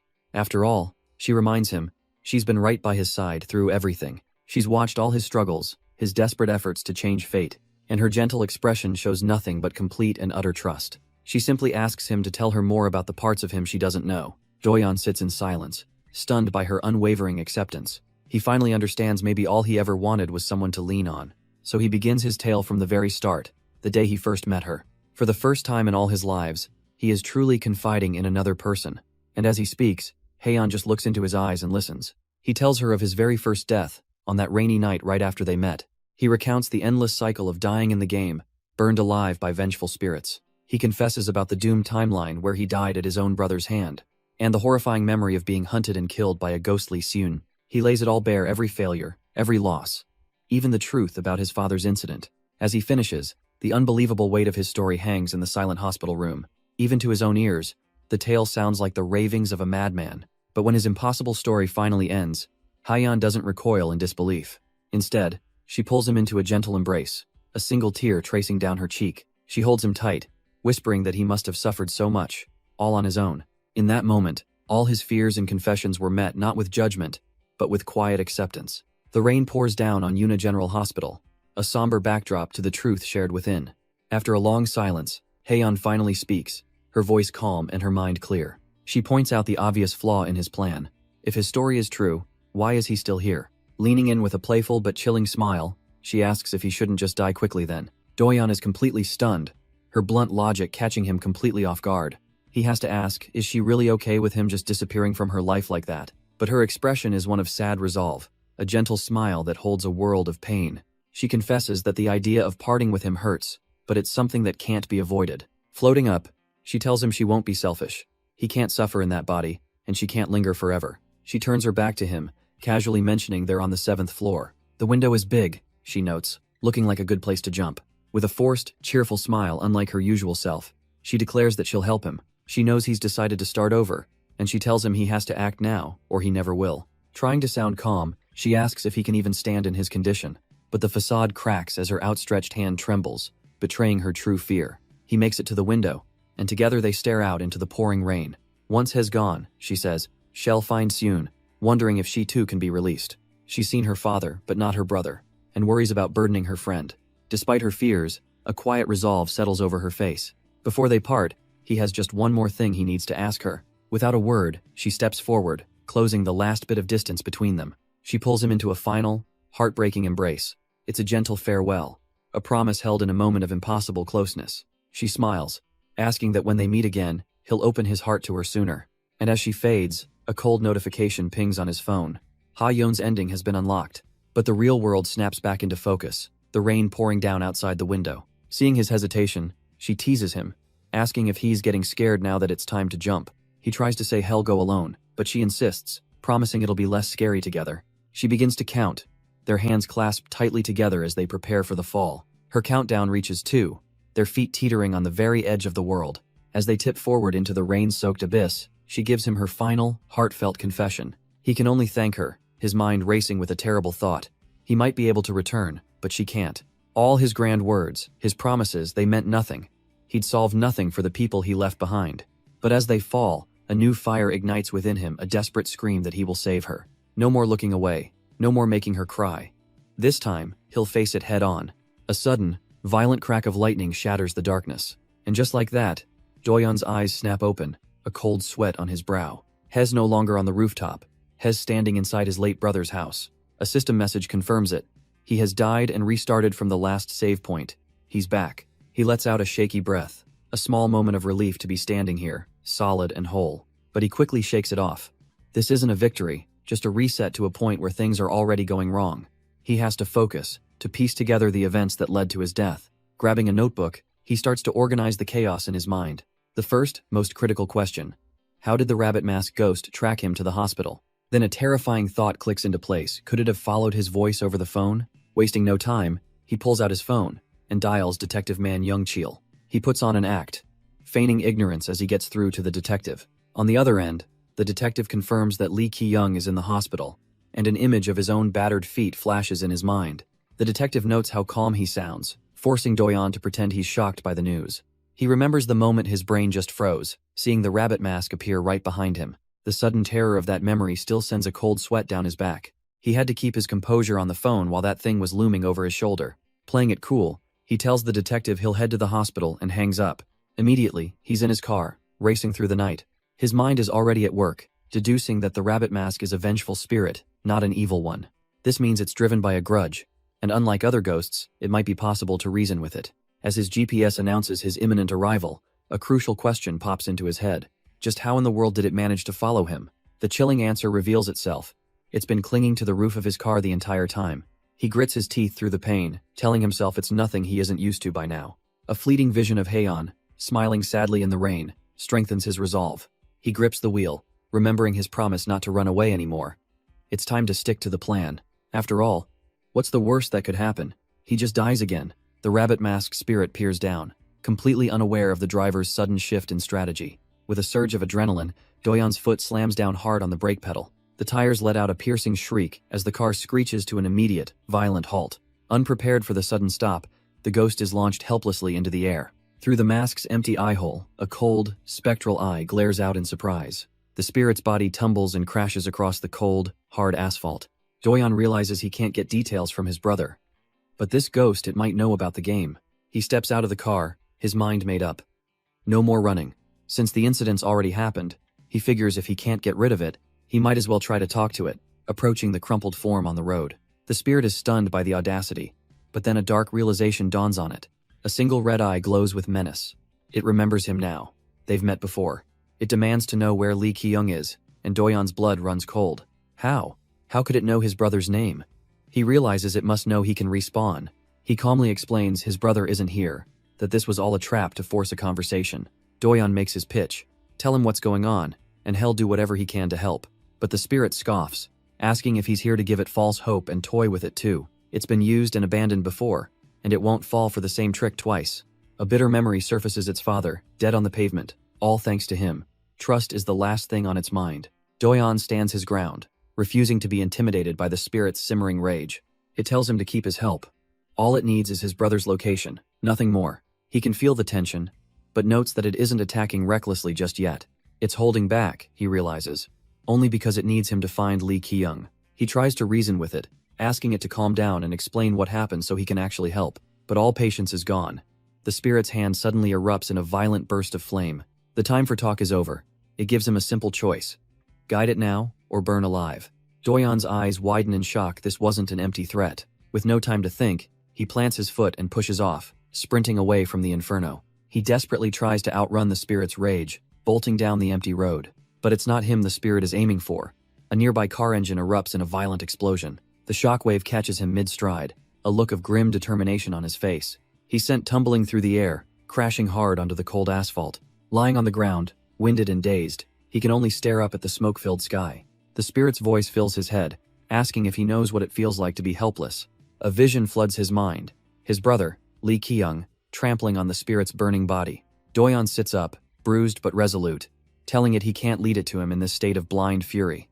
The spirit concedes, her bandaged hand twitching as she asks if his brother is in a hospital. She then threatens to burn them all to the ground, a promise that sends a jolt of pure panic through Doyeon. He tries to play it off casually, questioning if that isn't a bit much, but his mind is reeling.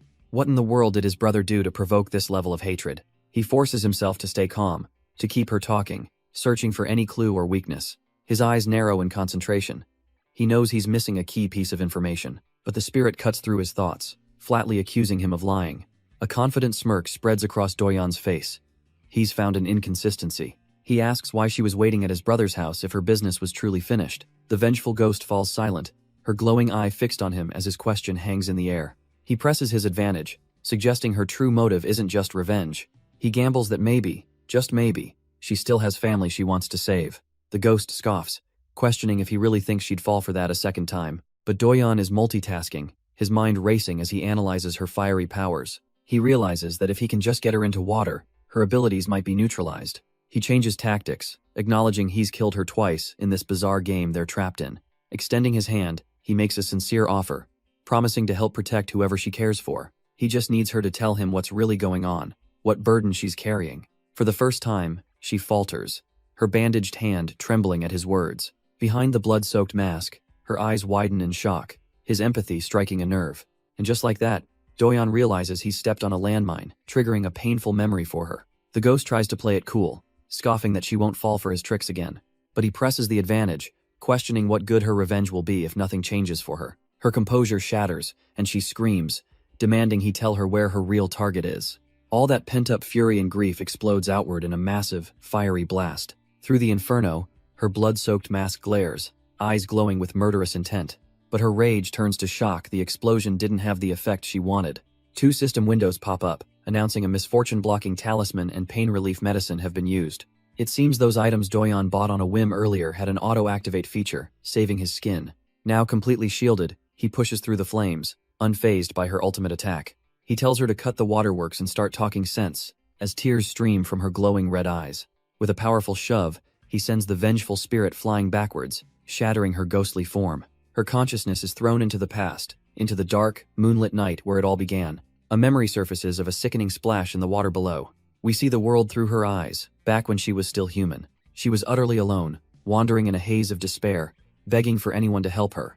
Her family was in danger, and a bloody tear traces a path down her cheek. She fell to her knees in a crowded station, but everyone walked past, ignoring her desperate cries. The world around her was cold, just like the pouring rain that washed over the city. She was helpless.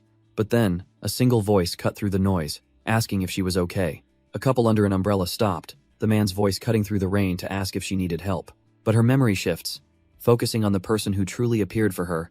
As she watches over her father in the hospital, she whispers to his unconscious form, apologizing for her absence, but explaining that someone finally promised to help her. Seun gently takes his bandaged hand, a silent vow passing between them. She begs him not to give up, revealing their shared mission to save someone named Dohun. A quiet resolve settles over her as she stands against the backdrop of the city at night. The scene cuts to Doyeon, grumbling to his friend that he wasted points on a bunny head instead of a full costume. But in Seun's eyes, this is the person who will solve everything.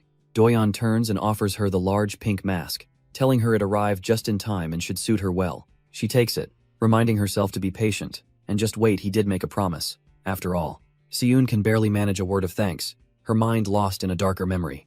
A flashback cuts through her thoughts, a moment of sharp, infuriating betrayal. She watches her boyfriend shove another woman, Seo Hyojong, away with a smug look. He tries to paint himself as some kind of gentleman, claiming he never forces anyone. Back in the present, she clutches the bunny mask. A stark reminder that she can't do this alone. This ridiculous mask from a stranger is now her only real hope. Standing in a hospital room, she finally makes a difficult call, her voice wavering. She pleads with him, explaining that her dad's condition is getting worse and they need to hurry. But on the other end of the line, there's just a cold, indifferent Ha. Hess in bed with Hyojeong, casually mocking Siyun for being at the hospital and blowing her off because Hess busy. He tries to placate her, claiming another case is far more urgent and needs his immediate attention. But her mind flashes back to her own grim idea. Maybe she should just stream this whole tragedy for clout. Desperate, she asks if he's actually planning to help her at all, reminding him of how critical this is. But he just scoffs, telling her to wait or find someone else if she doesn't like it. The elevator doors close, sealing her fate. She's on her own. She arrives at the hospital, her expression now cold and empty. Inside, a nurse wonders why it's so unusually noisy today. And then, Siyun's eyes lock onto the scene, the chaos finally making sense. She watches them cover her father's body. A terrible thought echoing in her mind. If he had just died back then, would he have been spared all this pain? A raw, guttural scream tears from her throat, blood and tears mixing as the guilt consumes her. She collapses to the cold hospital floor, the whispers of nurses confirming the worst. It's all her fault. Her mind races, replaying the moment she made her fatal mistake. If only she hadn't believed those words. She imagines her stepmother, putting on a show of grief for the doctors. She remembers the woman's fake tears, and a cold, burning hatred begins to fester within her. That hatred ignites, a fire of pure vengeance starting to course through her veins. One single, violent thought cuts through the pain. She should have killed that woman herself. But then she remembers Dohun, the boy whose entire future rested on her father's legacy. A slow, chilling smile spreads across her face as a dark resolve takes root. If she were to die, what would become of everything and what would happen to him? Her father's legacy, Dohun's future, a chilling purpose takes hold. Suddenly, a desperate whisper cuts through the game, a voice pleading for help. It's the spirit, Lee Siyun, her voice echoing from the past, promising to do anything. If someone, anyone, would just get her out of this living hell. She remembers the bunny mask, a symbol of the twisted game she was forced to play. Huddled in a dark corner, trapped in an endless loop of terror and isolation, her voice cracks, one last desperate plea escaping the mask's dead eyes. She rips it off, revealing her true, broken face, begging him to save her, to finally look at her. And just like that, the vision shatters as Doyon roars back that he's not his brother. Her hollow eyes pierce right through him, asking what he's been staring at while hiding from his own ghosts. He tells her to calm down and look ahead. He's not his brother, and she needs to stop living in regret. Her bloodied hand grips his jacket, a desperate, broken gesture. She can't believe it, questioning why he'd help her after she tried to kill him. It's laughable to her, this idea of asking for help after everything she's done. She scoffs, saying she's not cute or mature and has no intention of playing along with his expectations. Her eyes flash with bitter accusation, convinced he'll just see her as baggage soon enough. Doyon is stunned into silence by the raw pain in her words. She screams that she's not some background extra, not just a character in his game, but Doyon stands firm, his expression unwavering in the dark water. He tells her he's never seen people that way. Helping someone in need is just the right thing to do. She looks up through the bandages, demanding to know who this person is who speaks with such conviction. He meets her gaze and introduces himself simply as Choi Doyon, asking for her name in return. The two of them stand in the ethereal darkness, a chasm of pain and distrust separating them. He extends his hand, a clear offer of help, but a voice of pure self-preservation screams in her mind not to take it. She turns away, unable to comprehend his motive, insisting she has nothing to offer him for his kindness. But Doyon just smiles gently, questioning if it's really so strange to help someone without an ulterior motive. His simple sincerity begins to break through her hardened shell, and her vengeful form starts to fade. A flicker of hope ignites within her. Maybe this person, maybe he's different from all the others. Deciding to take one final leap of faith, her hand slowly reaches out and takes his. The darkness recedes, revealing her true, uncorrupted self as she finally gives him her name. Lee Hana. With the darkness banished, the two of them stand together in a tranquil, ethereal space. But the real world quickly intrudes as the sound of sirens fills the night air. The bridge is now swarming with police cars and investigators, picking through the wreckage. Doyon, unfortunately used to this routine, calmly gives his side of the story. For now, the official conclusion is a simple car fire, a neat cover for the supernatural truth. Lee Hana, now bound to him, peeks out from his shadow, shy and uncertain. He can't help but crack a small smile, finding her cautiousness endearing, like a feral cat learning to trust. With the questioning over, he tells her he's secured them a ride to the nearest station. She hesitates, her eyes filled with a lifetime of doubt, asking if she can really go with him. Doyeon's calm gaze is all the answer she needs. He confirms it without a second thought, his voice calm against the dramatic sunset. But a mischievous glint appears in his eyes as he remembers one tiny detail he forgot. Because waiting for him are Ha-yeon and a friend, wondering why he isn't at his brother's place like he said. And just like that, Doyeon's quiet return home turns into a very awkward reunion on the street. Lee Hana freezes, completely unprepared to meet his friends and feeling like an intruder. Doyeon tries to play it cool, giving a vague introduction about helping a girl with a painful past. Then he drops the bombshell that she'll be living with them, much to Ha-yeon's gentle concern. His other friend, however, is far less patient, clenching her fists in frustration. All Doyeon can do is scratch his head and offer a sheepish apology for making them worry. But for Lee Hana, this is a total shock, realizing she's just stumbled into the middle of his life. Lee Hana's heart sinks as she realizes Doyeon already has a life here with other people. His blonde friend suddenly grabs his arm, her patience completely worn out. She glares at Hana, her voice dripping with hostility, suggesting she leave if she's going to make things awkward. The aggressive welcome leaves Hana trembling, completely overwhelmed by the pressure. But seeing her genuine distress, the blonde friend's anger seems to falter for a moment. Her expression softens into one of concern, and she asks Hana if she's feeling okay. Caught off guard by the sudden kindness, Hana freezes up, unsure how to respond. She forces a shaky smile, insisting she's fine, just a little shy around strangers. Taking a deep breath, she steps forward to formally introduce herself and start explaining her situation. But as she tries to speak, her mind is dragged back to a hellish vision of a girl in a bunny mask, standing amidst roaring flames. Her friend's simple question sends Hana spiraling, her mind screaming. If they knew what she did, they'd never accept her. She tries to plaster on a smile for her new companions, but wonders what kind of twisted face they're actually seeing. The paranoia deepens, planting a single, crushing thought in her mind. They're going to hate me. She desperately wishes for her rabbit mask to hide her expressions, stammering out a frantic apology that she's not angry. But the damage is done. The others just stare back, their faces a wall of confusion and concern. The pressure becomes unbearable, and she squeezes her eyes shut, trying to block out the world. Suddenly, she shouts that she's going for some air and just bolts, leaving them stunned. The man in the hoodie calls out her name, reaching for her as she flees.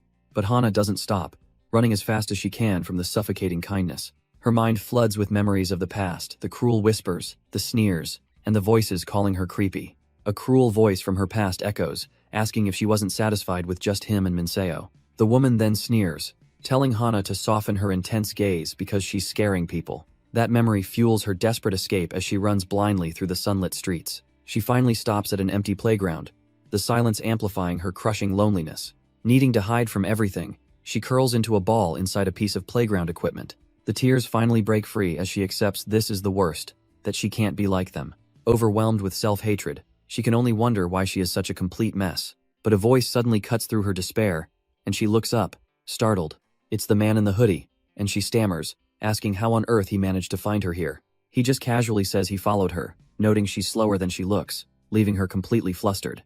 His expression is gentle, not judging in the slightest. He asks what happened, cutting through her weak excuse that she just needed some air. His directness completely disarms her, leaving her stunned and speechless. She pulls her knees to her chest, trying to make herself smaller. Hana just wants him to leave her alone, promising to stay out of sight. But he just sits down nearby, playfully pointing out how she's oddly timid for someone who seems so bold. She looks up, caught off guard by his observation. He admits he was going to wait for her to talk, but now he asks her plainly, calling her by name. What is it that's holding her back? The question hangs in the quiet air of the empty playground. Her silence is the only answer he needs as she finally considers telling him the truth. She mulls over his patience. He has every reason to pry, but he's just waiting. For the first time, she wonders if maybe he could be the one to understand her story. Even among the other ghosts, she admits, she was an outcast completely shunned. The word catches Doyeon by surprise, but Hana quickly clarifies that it was partly her fault. A memory surfaces of her standing apart, a lone figure refusing to join their pathetic games. She just hovered nearby, a constant, silent presence that she now realizes only made her seem creepy. A bitter smile forms as she remembers the open discomfort she caused them. But there was nothing else she could do, holding on to that facade, desperately begging for help. She looks to Doyeon, clarifying that his brother wasn't like the others, not at first. He was actually warm. And while the other victims were awkward, there wasn't any real hostility yet. At first, his brother genuinely tried to help the spirits. looking into cases like Ha-yeon's. He dug into every lead, but his efforts only drew more and more lost souls to him. As the number of ghosts grew, clinging to him, something inside him began to warp and twist. He started justifying his increasingly strange actions by blaming them on the game he was playing.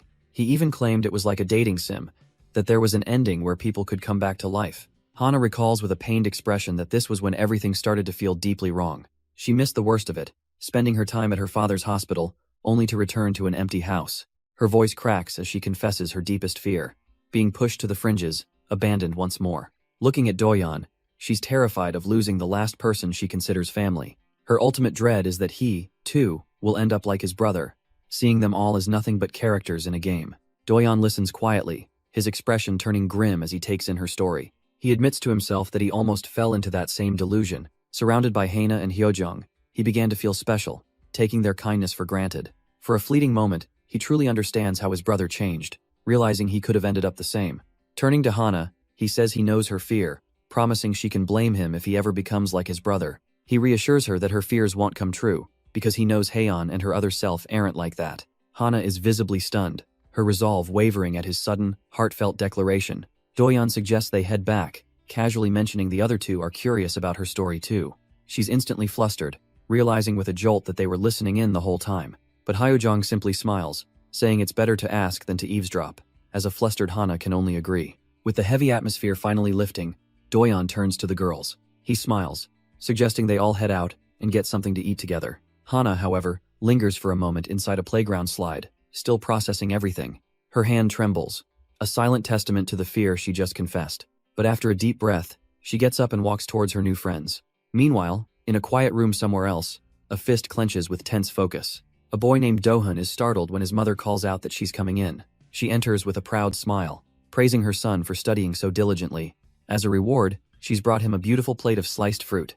But he dismisses her, eyes wide with obsessive focus, telling her he'll eat it later. His mother gently reminds him to consider her feelings.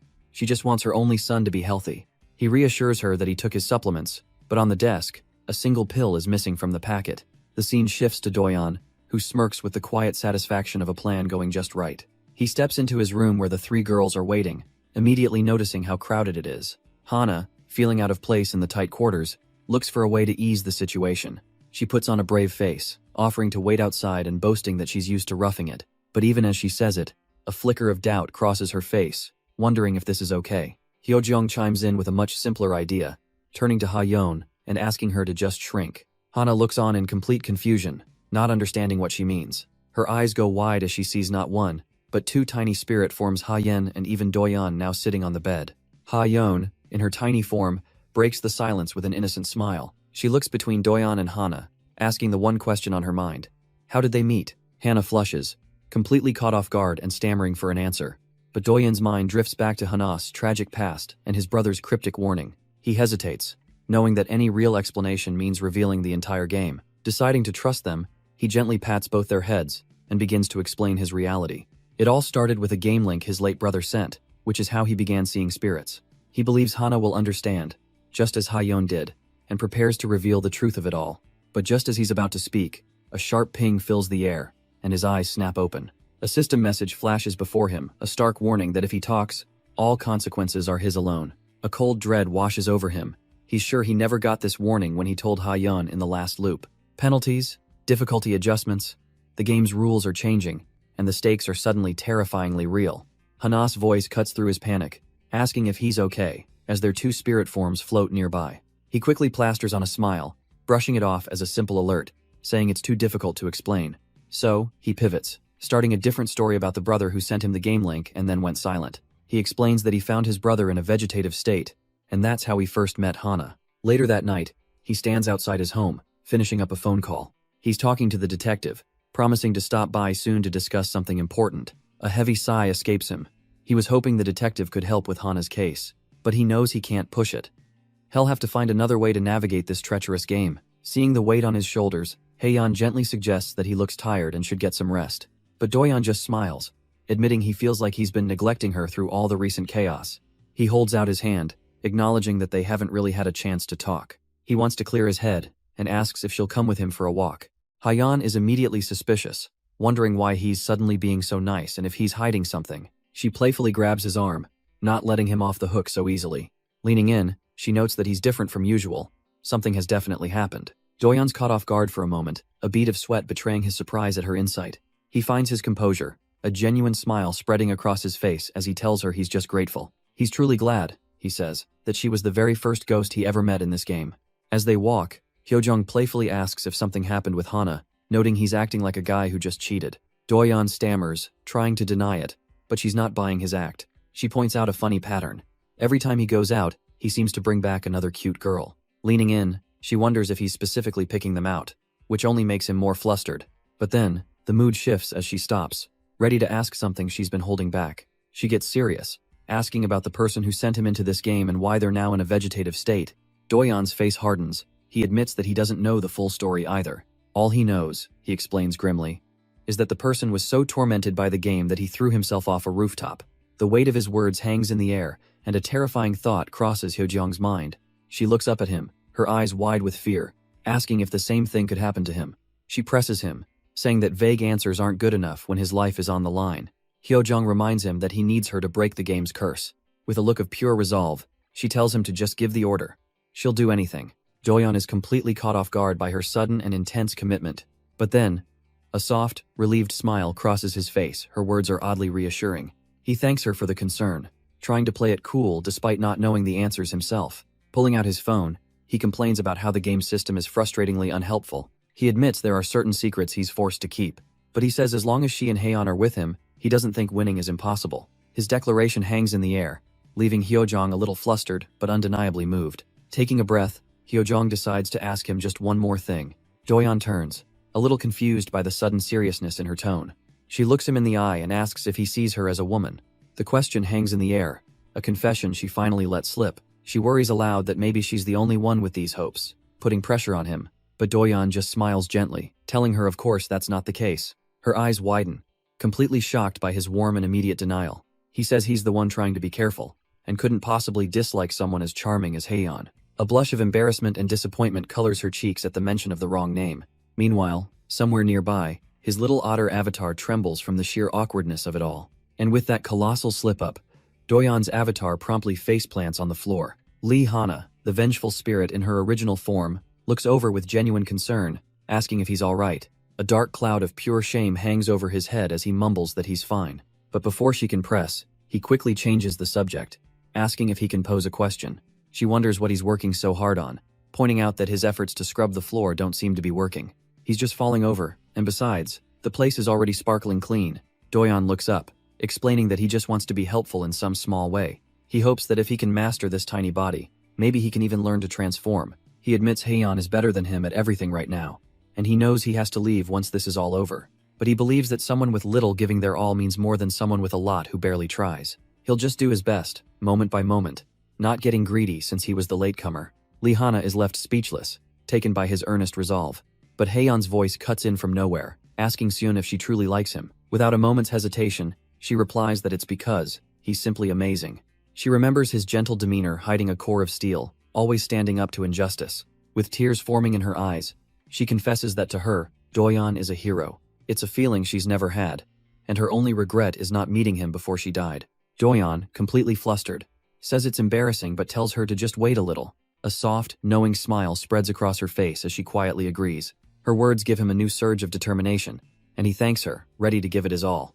Elsewhere, under a crosswalk signal, Hyojung quietly hopes that maybe he'll finally look her way, and in the very next moment, Doyeon pulls her into a sudden, gentle embrace. They stand together in the soft glow of the city lights, wrapped in an unexpected closeness. A blush creeping onto her cheeks, she asks if he disliked it, but he instantly denies it. She notes how strange he's being. The usual distance he keeps between them seems to have vanished. With a gentle smile, Doyeon explains that he just wants to be honest for a change. Her eyes widen just a little, processing this sudden shift in him. He tells her he's decided to follow his heart a little more from now on.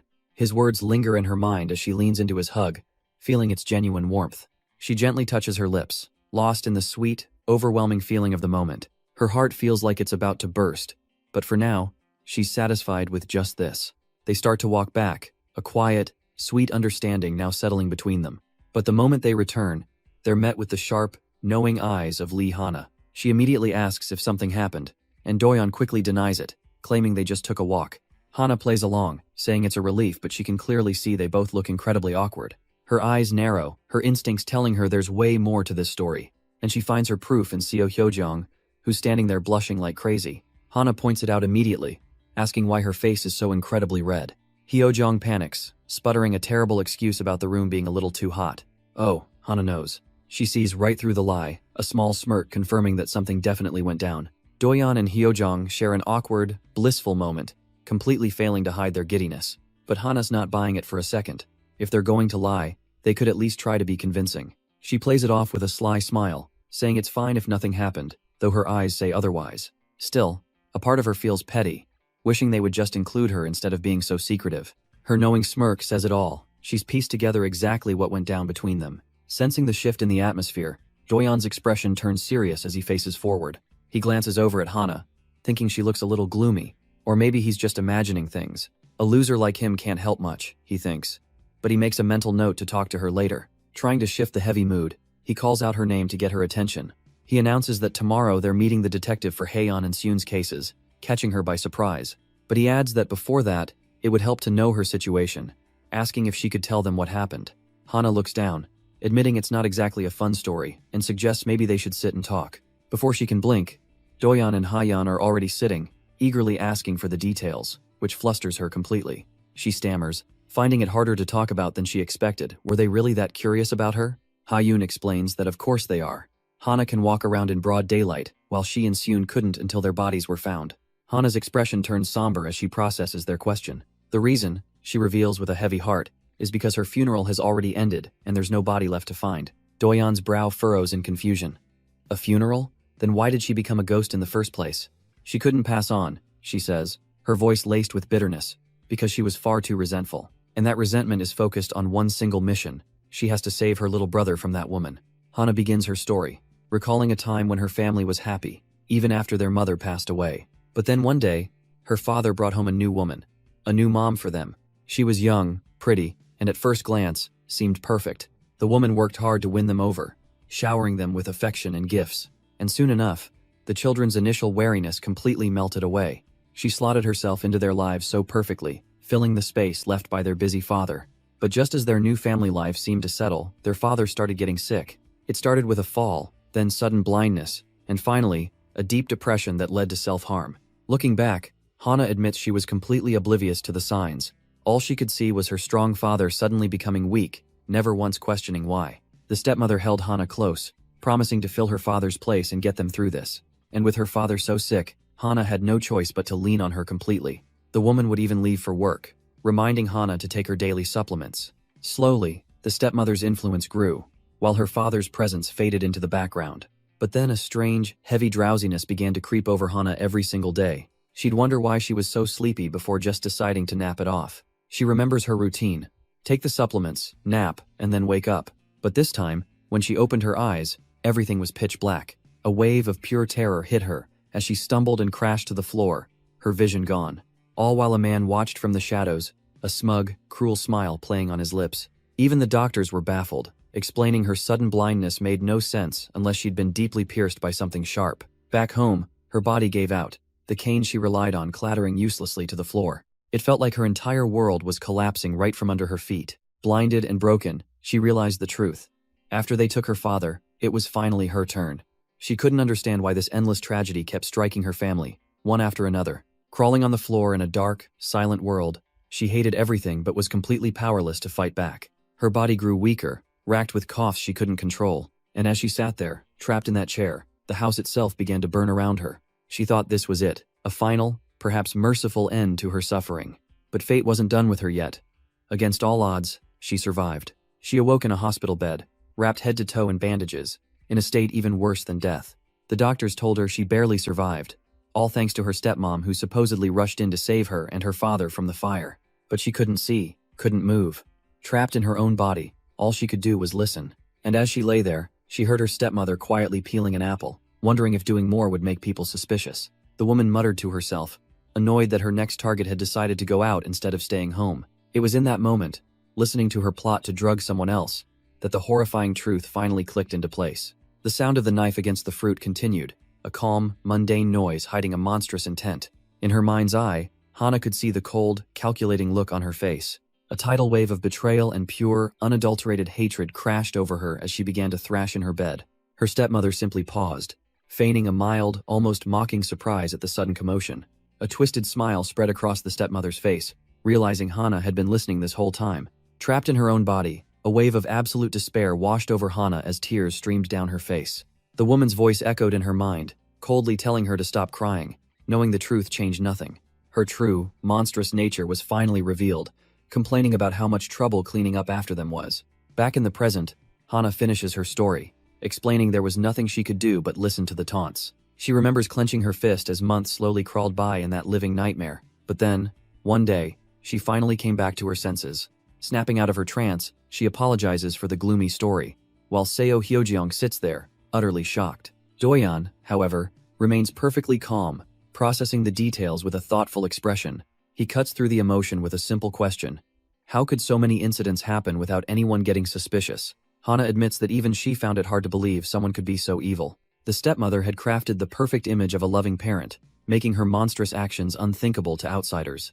Now, with her and her father gone, she's terrified her little brother will be the next victim. Doyeon listens, the full weight of her lonely struggle finally sinking in. She tries to end the heavy conversation, suggesting they get some rest for tomorrow. But instead of leaving, Doyeon turns back towards her. He gently places a hand on her head, acknowledging how hard it must have been for her. He promises her that he'll do everything he can to help make that woman regret her crimes. Hana is left speechless, completely caught off guard by his sincere support. With a new resolve, he tells her to get ready. They have a meeting with the detective first thing in the morning. Hyojeong hesitantly agrees, but then she brings up a rather practical problem. With him and the two spirits here, how exactly are they all going to sleep? Doyeon freezes, the sudden logistical nightmare dawning on him completely. Hana explains that since Yoon arrived, they've just been staying out every night. Realizing he's the one causing the trouble, he awkwardly offers to just sleep outside. But just as he says that, his phone buzzes with a familiar system alert. The game, Ever the Meddler, gives him a choice. Share a room with Seun, or with Hana. The scene then abruptly shifts, cutting away to a cold, sterile room behind prison bars. In a vision of the past, his brother approaches an inmate, calling out the name Kim Young-kyung. The woman turns, her expression guarded, demanding to know who's asking for her. A calm, professional woman with a disarming smile tells the inmate there's no need to be so wary. She's here to help. Sitting across from her in the sterile prison room, she remarks on how much weight Young-kyung has lost. Then she lays a folder on the table and gets straight to the point. She's here to get her out. Young-kyung is completely stunned, barely able to process the impossible offer. The woman explains the deal. It's not complete freedom, but a transfer to a private hospital and a rehabilitation program. She promises to support her through the entire process, a lifeline in this hopeless place. Overwhelmed by the sudden glimmer of hope, Young-kyung hesitates for a moment. With a trembling voice, she makes a single, personal request. She wants to go to her house. The scene cuts away, showing Doyeon's brother standing outside that very apartment building at night. A chilling, confident smirk spreads across his face, revealing his help is anything but simple charity. His associate reports on the lawyers' meeting, noting her strange behavior talking to empty air as if a ghost were present. The brother presses for details, wanting to know if Doyeon or Seun are involved, but he's told they appeared out of nowhere, just like Hyeon did. This strange new player on the board only deepens his curiosity as he pulls out a cigarette. His associate wonders aloud if Hyeon is still by Doyeon's side, and what choice Kim Young-kyung will ultimately make. With a dark glint in his eyes, the brother admits that yes, he is also extremely curious. He then turns to his man, posing a very simple, very direct question. If Doyeon is such a problem, why are they going through all these complicated steps instead of just removing him? But as his subordinate freezes, the brother smirks, clarifying that he actually has a favorable impression of Doyeon. He pulls up a video of Doyeon and Haeyeon's little spirit, revealing his true goal. He wants to make Doyeon rely on him completely, because he wonders, with a chilling emptiness, how Haeyeon would feel when Doyeon puts his trust in the very man who killed her. And he's curious just how much it would take for Doyeon to sell his own conscience. With his mind made up, he orders his man to set up a meeting. It's time to see him in person. Meanwhile, Doyeon is in his room, innocently asking his little bear avatar if the single bed is too cramped. He's genuinely worried about making it uncomfortable, even if this is all just a game. But the little plushy companion simply replies that it doesn't really dislike it at all. In fact, it admits to being super tense, which leaves Doyeon completely baffled. He starts sweating, wondering what on earth his avatar could be so tense about. The little bear explains that if they'd slept together in its original form, he'd have been the one too flustered to sleep. Doyeon immediately panics, apologizing profusely and insisting he didn't mean anything weird by it. But it's too late. The avatar changes its mind, transforming into a woman who now wants to sleep just like this. Doyon is completely thrown off by the sudden transformation happening right before his eyes. But Lee Hana simply smiles, casually mentioning she feels much more comfortable like this. She leans over him on the bed, asking if he has a problem with it, leaving him a stammering mess. Then her tone turns serious as she asks why he seemed so down when he returned with Haeyeon. Her gaze is sharp, seeing right through his nervous facade. She points out that Haeyeon was acting weird too, and asks if something happened between them. When he tries to brush it off, she calls him out instantly, knowing he's lying. Doyon starts to sweat, realizing there's no way he can hide it from her. He awkwardly admits they might have shared a hug, blushing at how embarrassing it sounds. She cuts straight to the heart of it, asking if he likes Haeyeon, forcing out a flustered confession. He tries to qualify his feelings, wondering if it's just a simple crush for now. But beneath that excuse, he admits the honest truth. He's still deeply scared. He reminds her that he's still a man, and being around her and Haeyeon is bound to stir his heart, especially when he can feel every touch, every moment, so vividly in this new reality. He's terrified that if he follows his impulses, he'll cross a line he can't come back from. What if he becomes too attached, and the way he sees them changes forever? He's only just gotten used to this lively, crowded house he now calls home. If everyone were to suddenly leave him again, could he really handle being alone? Lee Hana lies beside him, listening intently to his raw and vulnerable confession. She realizes he's not just seeing ghosts, he's looking toward a future with them, and that's what truly terrifies him. But her expression hardens, a sense of unfairness creeping in as she vents her frustrations. Doyon, meanwhile, has absolutely no idea what she's talking about, and before he can even process his confusion, she makes her move. Pinning him to the bed, she gets right in his face, demanding to know how it felt when he hugged Haeyeon. His mind completely shorts out, stammering about it being soft, warm, maybe even a nice scent. She takes his hand, urging him to be brave, because a chance like this might not come again. Looking him dead in the eye, she asks a question that cuts through all his excuses. Does he not see her as a woman? With a blush on her cheeks, she asks if it would be okay for her to be a little spoiled, just for today. Spoiled? He wonders, his heart pounding in his chest, completely lost. Then she leans in close, her voice a whisper, asking if he would be okay with hugging her, too. She presses close, her breath warm as she asks if he'd be okay with this, just for today. Doyon's knuckles go white as he grips his own shirt, his body frozen stiff. But they aren't entirely alone. Haeyeon watches from the corner, a thoughtful, nervous expression on her face, while Lee Hana looks up at him with a gentle smile. The ghostly girl turns her back to them by the door. His arms move on their own, embracing her as his mind screams, what does she want? What does this even mean? Is he misreading things? Or is she actively trying to seduce him? All he can register is that she's warm and soft. The simple contact is enough to make his brain completely short-circuit. He's a guy. He told her he was a guy. And she pulls this now, of all times? Suddenly, in a surge of pure confusion, he flips their positions entirely, pinning her beneath him. She just looks up at him and says his name, while his only thought is that this whole situation is just too cruel. But she isn't afraid, just flustered, a single bead of sweat on her cheek. She stammers for him to wait, admitting she was just too embarrassed to make eye contact. Doyon's mind grinds to a halt as her innocent request sinks in. He squeezes his eyes shut, absolutely mortified by his own assumptions. So it was all just a massive misunderstanding. He thought she was seducing him, and she looks at him like he's crazy. But then her expression shifts, and she admits that she's actually kind of happy. With a gentle smile, she says that for the first time, it feels like he's finally looking at her as a person. Her genuine words cut right through his defenses, and he reaches for her hand. Pulling her into a proper embrace, she whispers that she never wants to let him go. And in that moment, overwhelmed by an emotion he can't name, a single tear escapes his eye. But the tender moment shatters as Doyon's hand suddenly pulls away. We see why. Hana is lounging in bed, smugly taunting a dejected Haeyeon by the door. She needles the ghost girl, asking why she doesn't just come inside if she's that bothered. Haeyeon looks away, admitting that while it hurts, she feels she has no right to interfere. Besides, she tries to convince herself they won't actually do anything anyway. Seeing her genuine sadness, Hana's expression softens as she apologizes for being harsh. But just as Haeyeon reassures her it's fine, the doorbell suddenly chimes through the apartment. A pale, spectral hand presses the button again, demanding entry. And it seems Haeyeon's fears were justified, because Doyon and Hana are intimately entangled. The interruption goes completely unnoticed, as Doyon is lost in a haze of passion. But the person at the door is none other than Doyon's brother, Kyung, looking far too smug. He playfully asks if he interrupted something, sending Doyon into a flustered panic. Doyon tries to deny everything, but the sweat beading on his forehead tells a different story. Unfazed, his brother glances down at the otter plushie on the floor and greets it by name. He notes its embarrassed posture before asking if Lee Hana is also around, showing he knows exactly what's up. On cue, Haina materializes right beside Ha-Yoon's little spirit form. Ki-young stares, genuinely amazed that seeing ghosts in his brother's apartment is a real thing. He asks a simple question. With 3 ghosts here, isn't it inconvenient being the only living resident? But Doyeon just smiles, admitting that while it was awkward at first, he's actually grown to enjoy it. In fact, he says, looking at his little spirit companions, they're a huge help to him. Ki-young smiles, genuinely relieved to hear his brother is doing well, but then he gets to the main point. Lee Hana's case. He explains he couldn't find much. The official report lists her death as an accidental fire, and reopening the case is almost impossible. The news hits Hana hard, her expression falling at the mention of a dead end. But Doyeon's hand clenches into a fist, his resolve hardening.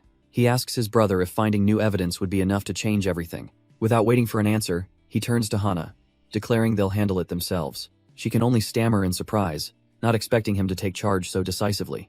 Doyeon reflects inwardly. He thought his brother would tell him to give up, but he's truly trying to help.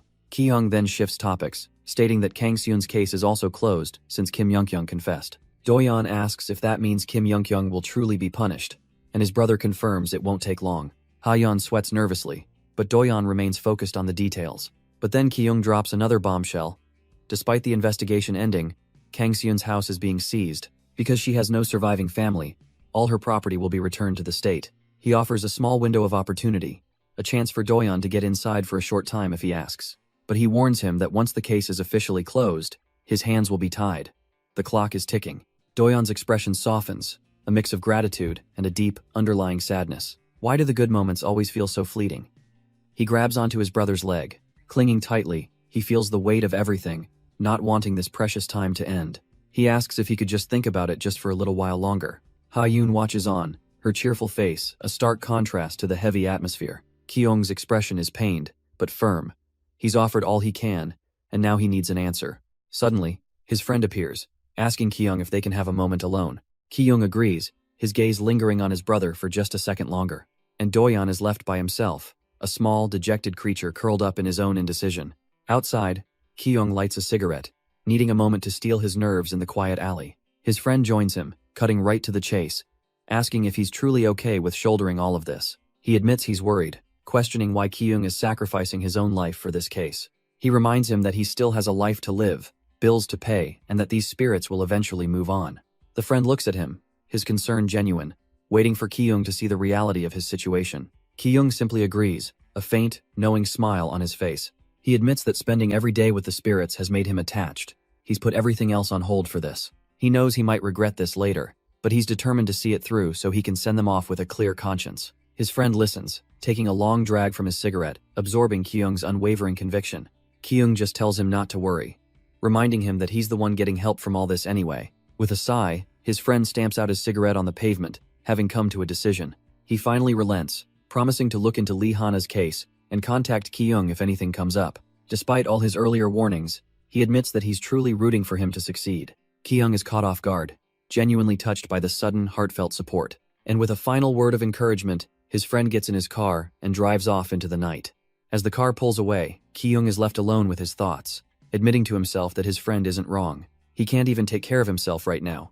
He's not working, and he just lost the car his mother gave him. Sure, insurance might cover the fire, but it throws a wrench in his plans to help the spirits. He pulls out his phone, staring at the meager funds left, everything head scraped together. He can't afford to hesitate. With a grimace of determination, he taps the screen, going all in on a desperate gamble. But even after making his move, a strange feeling of unease lingers in the cold night air. He starts to wonder if Kim Young-kyung gets punished, just like Seun wanted. Will the vengeful spirit really just leave peacefully?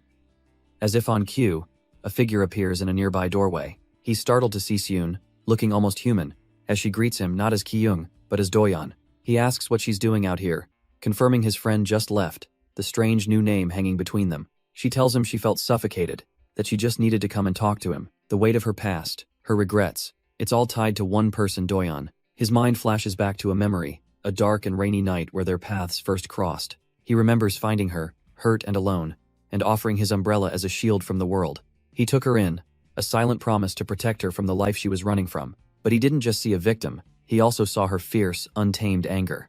And then came the sweeter moments, the clumsy beginnings of a real connection. He remembers the simple days, trying to win her a silly prize from a claw machine. the pure, simple happiness on his face when he finally won her a teddy bear, and as the memories flood back, he recalls the quiet comfort they found in each other's arms. A small, bittersweet smile plays on her lips as the memories settle. She turns to Doyon, her voice soft as she asks if it would be okay, if he could take her home, right now. Hess completely thrown. Take her home?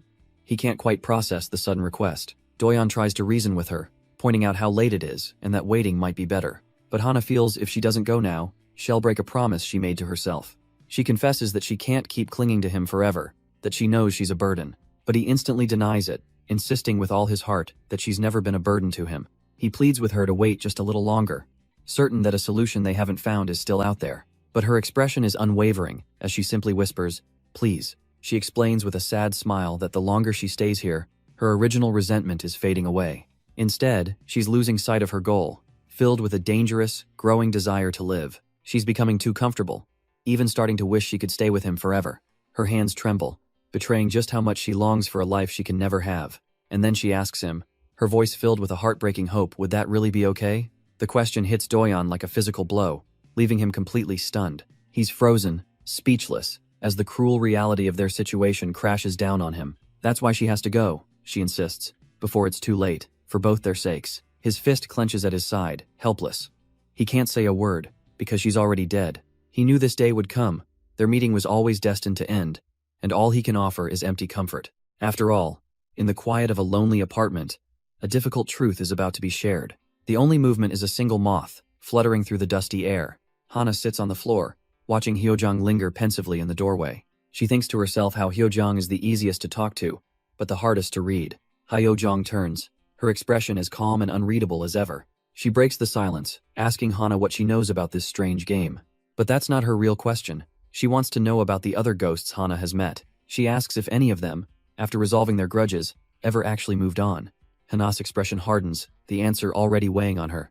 Her reply is simple and chilling. No. Not a single one, ever. Hana explains that helping ghosts only breeds obsession. They always find a reason to stay. But with a slight smirk, she adds that she can't really relate to that. She never received help from anyone, and is sick of false hope. All she wants is for her brother to be safe so she can finally fade away. In a way, she's even a little jealous of them, wondering if meeting someone special would have changed her. Hyojong finally breaks her silence, her expression unreadable as she asks why Hana is bringing this up. She plays it off coolly, claiming she was just curious what Seun was feeling inside. Her eyes then fall upon Doyon's plushy form on the floor, and she wonders if she could ever leave with a smile in that situation. Gently, she reaches down and picks up the little otter avatar. Turning back to Hana, she points out they've been together for a while, and surely Hana would be sad if he left. Then, clutching the doll, Hyojong admits it herself. She's sad, and she feels sorry for Hana. She decides that no matter what Hana chooses, she's in no position to judge her. Hana listens, her own cynical facade cracking just a little at this unexpected empathy. Hyojong then turns the question around, asking what Hana would do in her shoes. Once the case is solved, would she really just leave? With a playful yet thoughtful look, Hana admits she isn't so sure anymore. If someone actually needed her, she confesses she'd want to stay by their side. She then adds that ghosts don't have many options, and she doubts she could ever leave with a smile. Hyojong is caught completely off guard, fumbling for a response.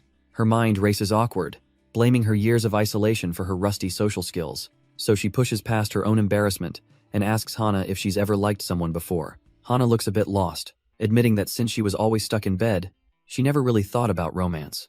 Hyojong listens with a gentle and understanding smile, but Hana's expression shifts, cheekily warning Hyojong that she hopes Doyon isn't her first love, because that's a tough path to walk. The sudden forwardness of her own comment seems to leave even Hana a little flustered. Then, the scene shatters, and Hyojong finds herself lost in a sudden, vivid memory of a taxi on a dark street.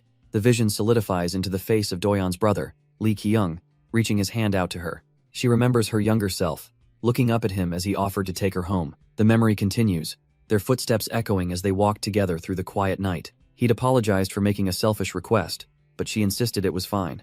But his face was somber as he asked if she was truly leaving without saying goodbye to the others. Her expression was conflicted as she looked at him, her decision already made. She confirmed his guess with a quiet, sad smile. In her mind, she was leaving for their sake, feeling she'd only be a bad influence if she lingered. The memory focuses on his face, the quiet determination in his eyes. He'd then asked her a question that caught her completely off guard. Did she have any dreams for the future? Kyung admitted he hadn't thought much about it, since he was too busy just trying to survive.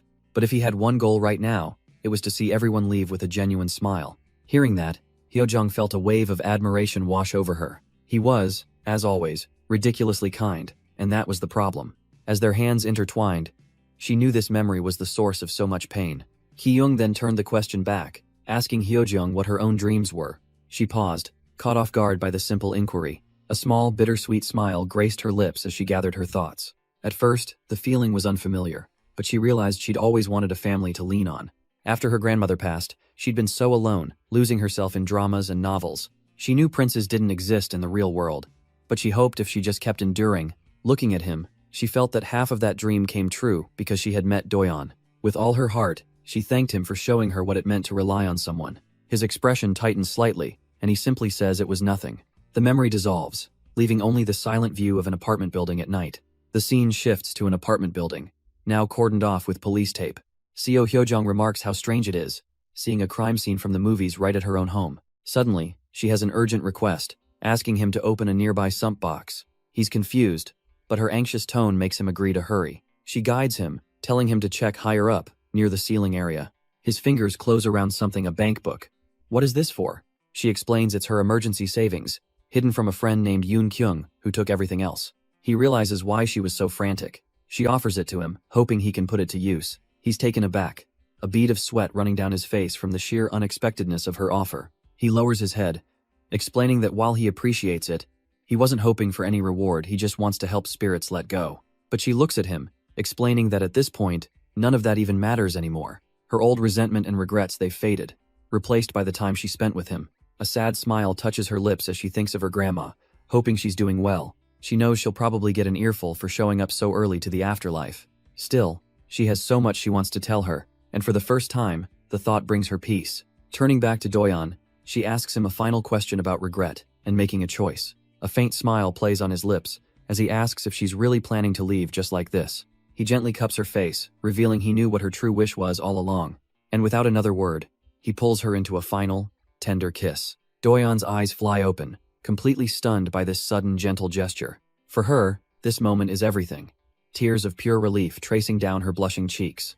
This one kiss is enough, a perfect, final memory to carry with her into the beyond. Her hand lingers on his chest for a heartbeat before she pulls away, her spirit already starting to glow. With a serene smile, she finally confesses that she truly liked him, more than anyone she'd ever known. All he can do is watch as she thanks him, a storm of unspoken feelings brewing in his heart. The pain of another goodbye reminds him of his brother's last words, and he desperately wants to stop her.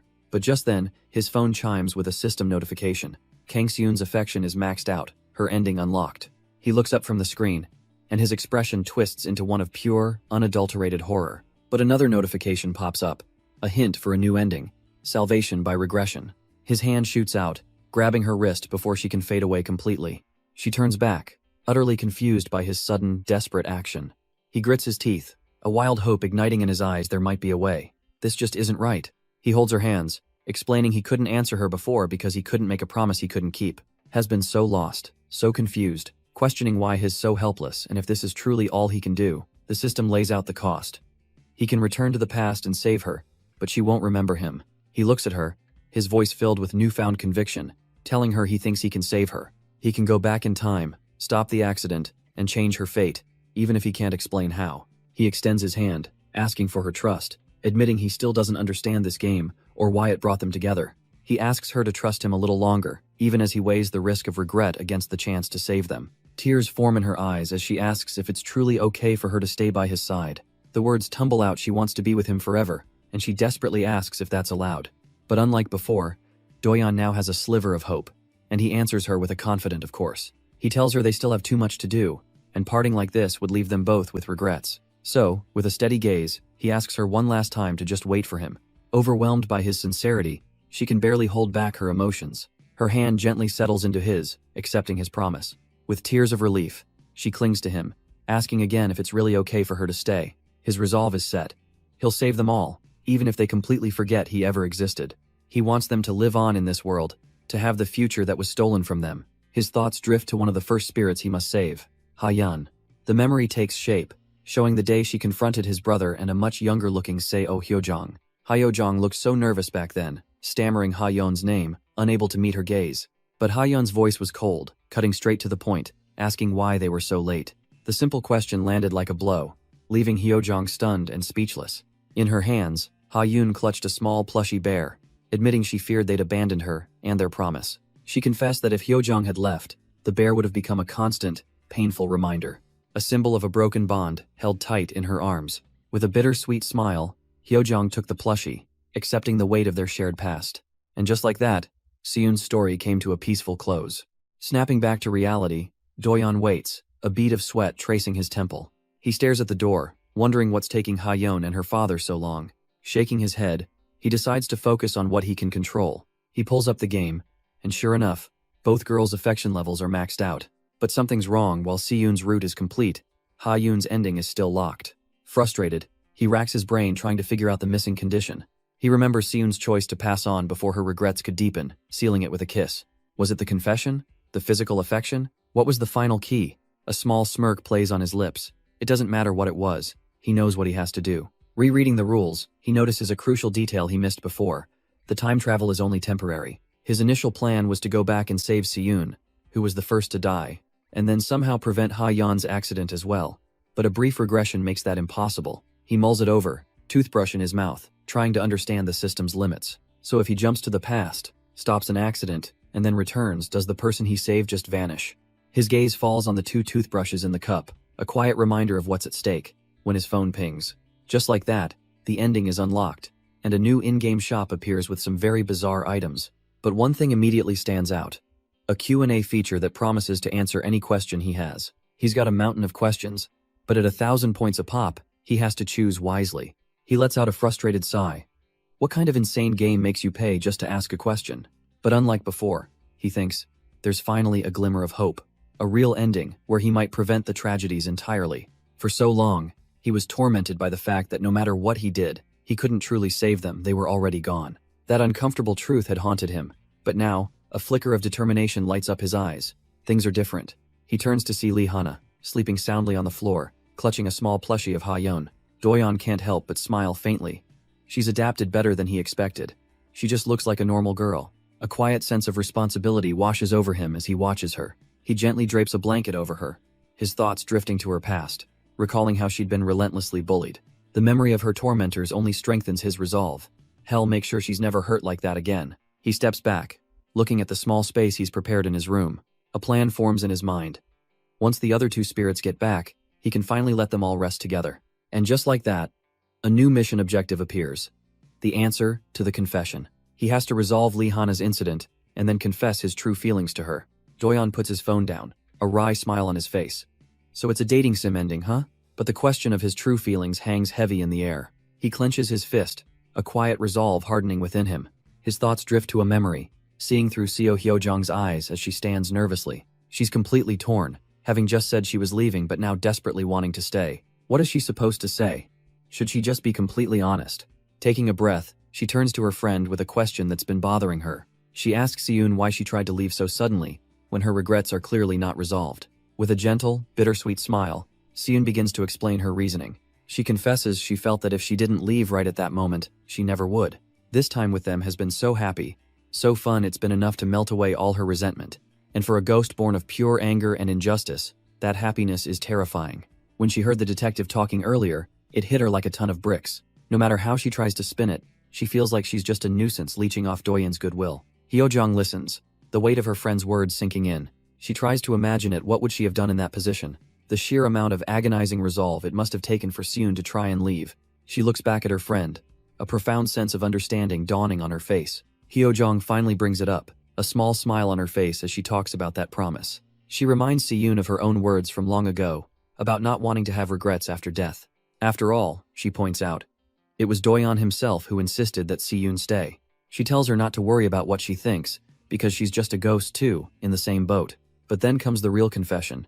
She admits that she gets jealous seeing them get closer, even if she knows she has no right to feel that way. Hearing this, Seun's expression softens, realizing her friend is on her side, and suggests they do their best together. Hyojong's face breaks into a genuine, relieved smile. With the air cleared, they decide it's time to head back. But as the scene shifts, Hyojong's inner voice declares she has no intention of giving up so easily. The clock ticks forward, marking the quiet passage of time into a new day. The blonde-haired spirit of Hana groggily wakes, wondering how long she's been asleep. But her sleepy haze quickly sharpens into a look of renewed determination. A memory, or perhaps a dream, flashes in her mind.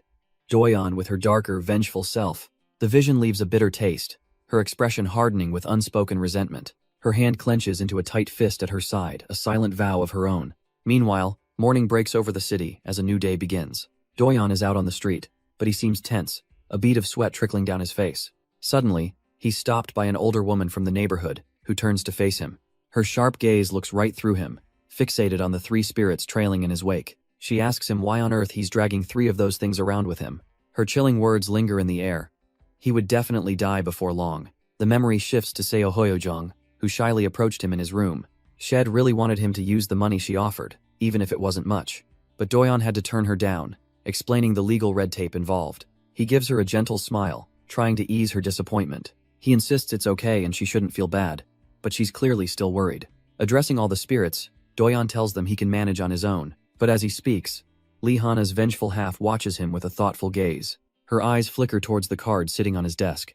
A small, knowing smile forms on her lips. She might just have a plan. A moment later, Doyon's phone lights up with a new message. With a smirk, he gets up and asks his ghostly entourage if they're ready to go. Seo Hyojung takes charge, announcing they have to stop somewhere before handling Hana's case. The sun casts a warm glow over the city as they head out.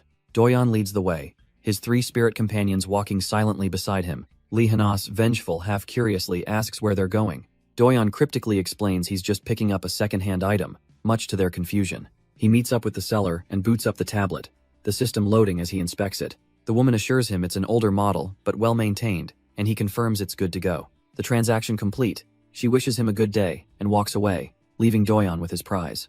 Seo Hyojong is the first to ask the obvious question, why a tablet? Doyon explains it's been frustrating having no way to contact them when he goes out alone. Besides, without a car, he can't exactly ferry a whole group of ghosts on public transport. The thought sends a shiver down Hana's spine, a flash of the vengeful spirits they deal with. He admits it also bothered him seeing them so bored.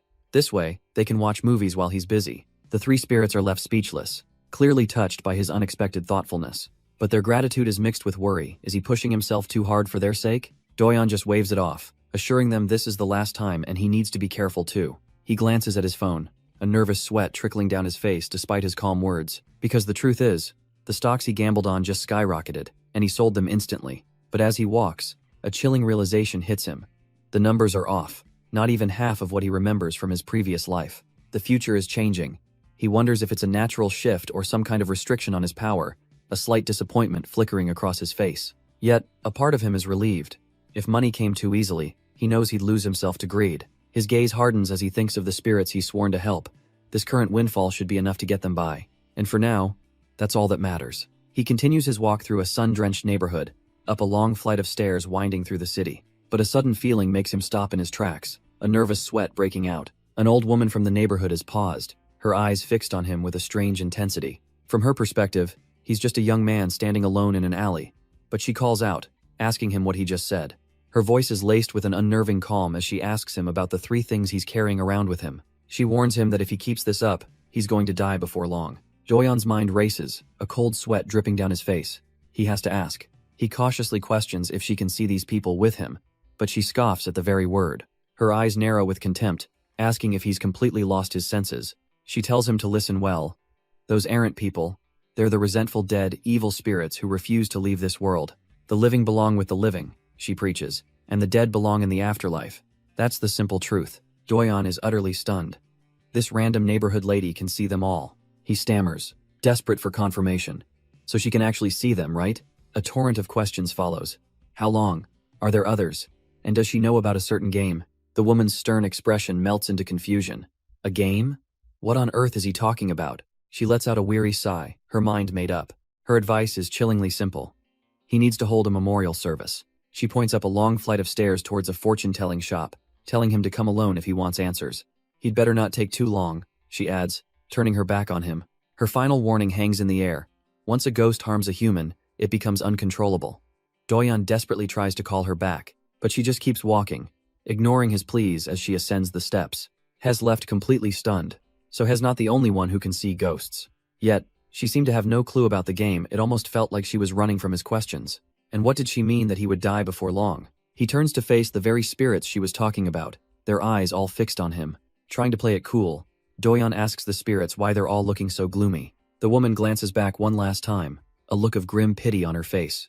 From her perspective, he's just a young man completely possessed by dark spirits. Back at his apartment, Haeyeon taps away at a tablet, a new plan in motion. And it works even better than he thought, much to both of their relief. Doyeon tells her he's logged into a messenger app so she can contact him anytime. With that problem solved, he takes a moment to appreciate his own cleverness. He simply cut out a touchpad and pasted it onto the doll's hand for her to use. His mind then shifts to another case. He has no immediate solution for Hana's spirit. His best bet is to find her younger sibling and hope they haven't moved away.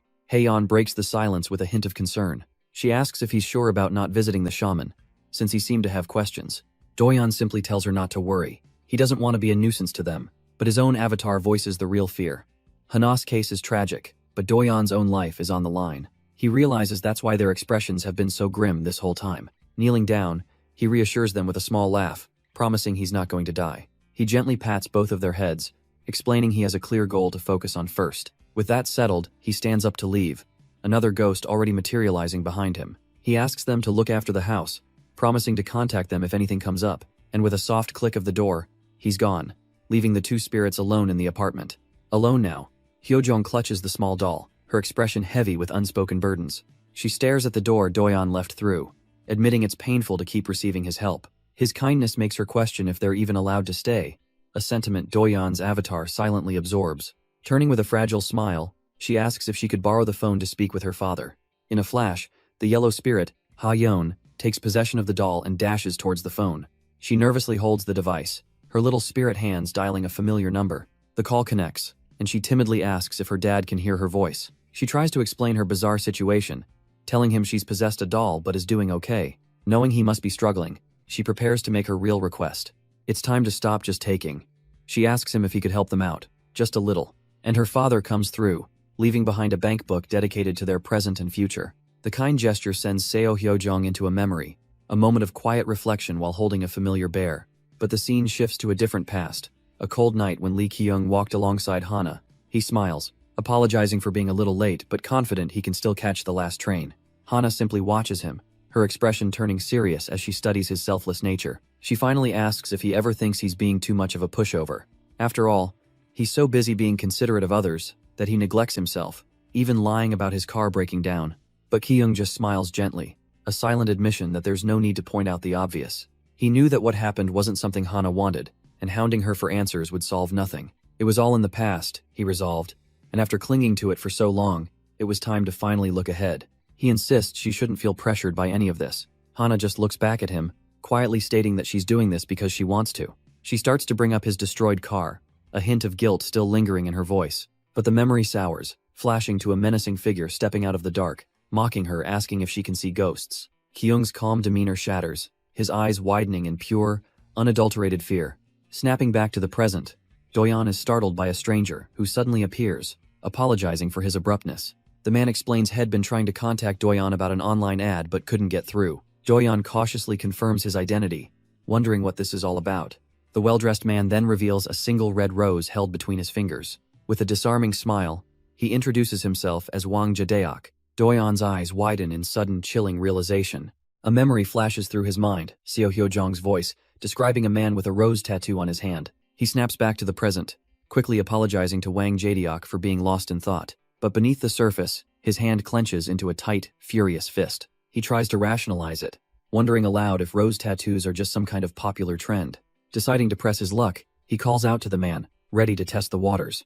He casually brings up a rumor he heard about the culprit who abandoned a body on the mountain, and how that culprit supposedly had a rose tattoo, watching the man's face for any reaction. A slow, unsettling smile spreads across Wang Jadeok's lips. He plays dumb, remarking that he had no idea, but his predatory gaze says it all. He leans in, speaking of the need to avoid misunderstandings, his tattooed hand a silent threat. The sheer pressure radiating from him sends a shiver down Lee Hana's spine.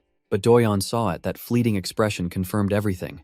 This guy is dangerous. Suddenly, Wang Jadeok's entire demeanor shifts, asking what brings Doyeon out here. He introduces himself as a fan, praising Doyeon's unique content as a ghost-seeing streamer. Since his email went unanswered, he decided to show up in person, offering a business card. Doyeon stares at it, completely thrown as the man offers to commission an advertisement. Wang Jiediuk explains he's starting his own agency and wants Doyon for a trial run. It's a tempting offer, an investment now in exchange for a slice of future profits. He promises it's risk-free. But Doyon can only stare, his mind racing with suspicion. And standing right beside him is the blonde girl, the very same vengeful spirit Doyon has been hunting. Doyon lies about having an appointment, desperate for any excuse to get out of there. Wang Jiediuk presses, offering a ride, his concern feeling more like a threat. But Doyon holds his ground, politely declining and promising to call before quickly walking away. The second Doyon is out of earshot. The friendly facade melts away completely. He pulls out his phone and makes a call, his eyes locked on Doyon's retreating figure. Speaking to his CEO, he asks for an update. Any evidence or witnesses in Haeyeon's case?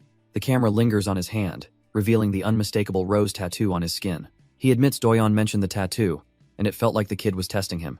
But his contact is confident, assuring him there's nothing to worry about. Their tracks are covered. Wang Jiediuk crushes his cigarette, wondering how Doyon could possibly know his face unless Haeyeon told him. He admits to his boss that this was unexpected. He truly thought the kid would jump at his offer, but his superior is already moving, having pulled up intel on Doyon's mother and father. The order is given.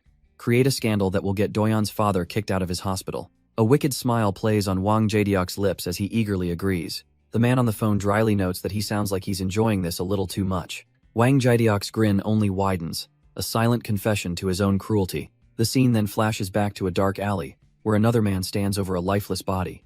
This accomplice, masked and high, pleads into his phone, worried about the trouble they're all in. His voice trembles as he asks the one crucial question.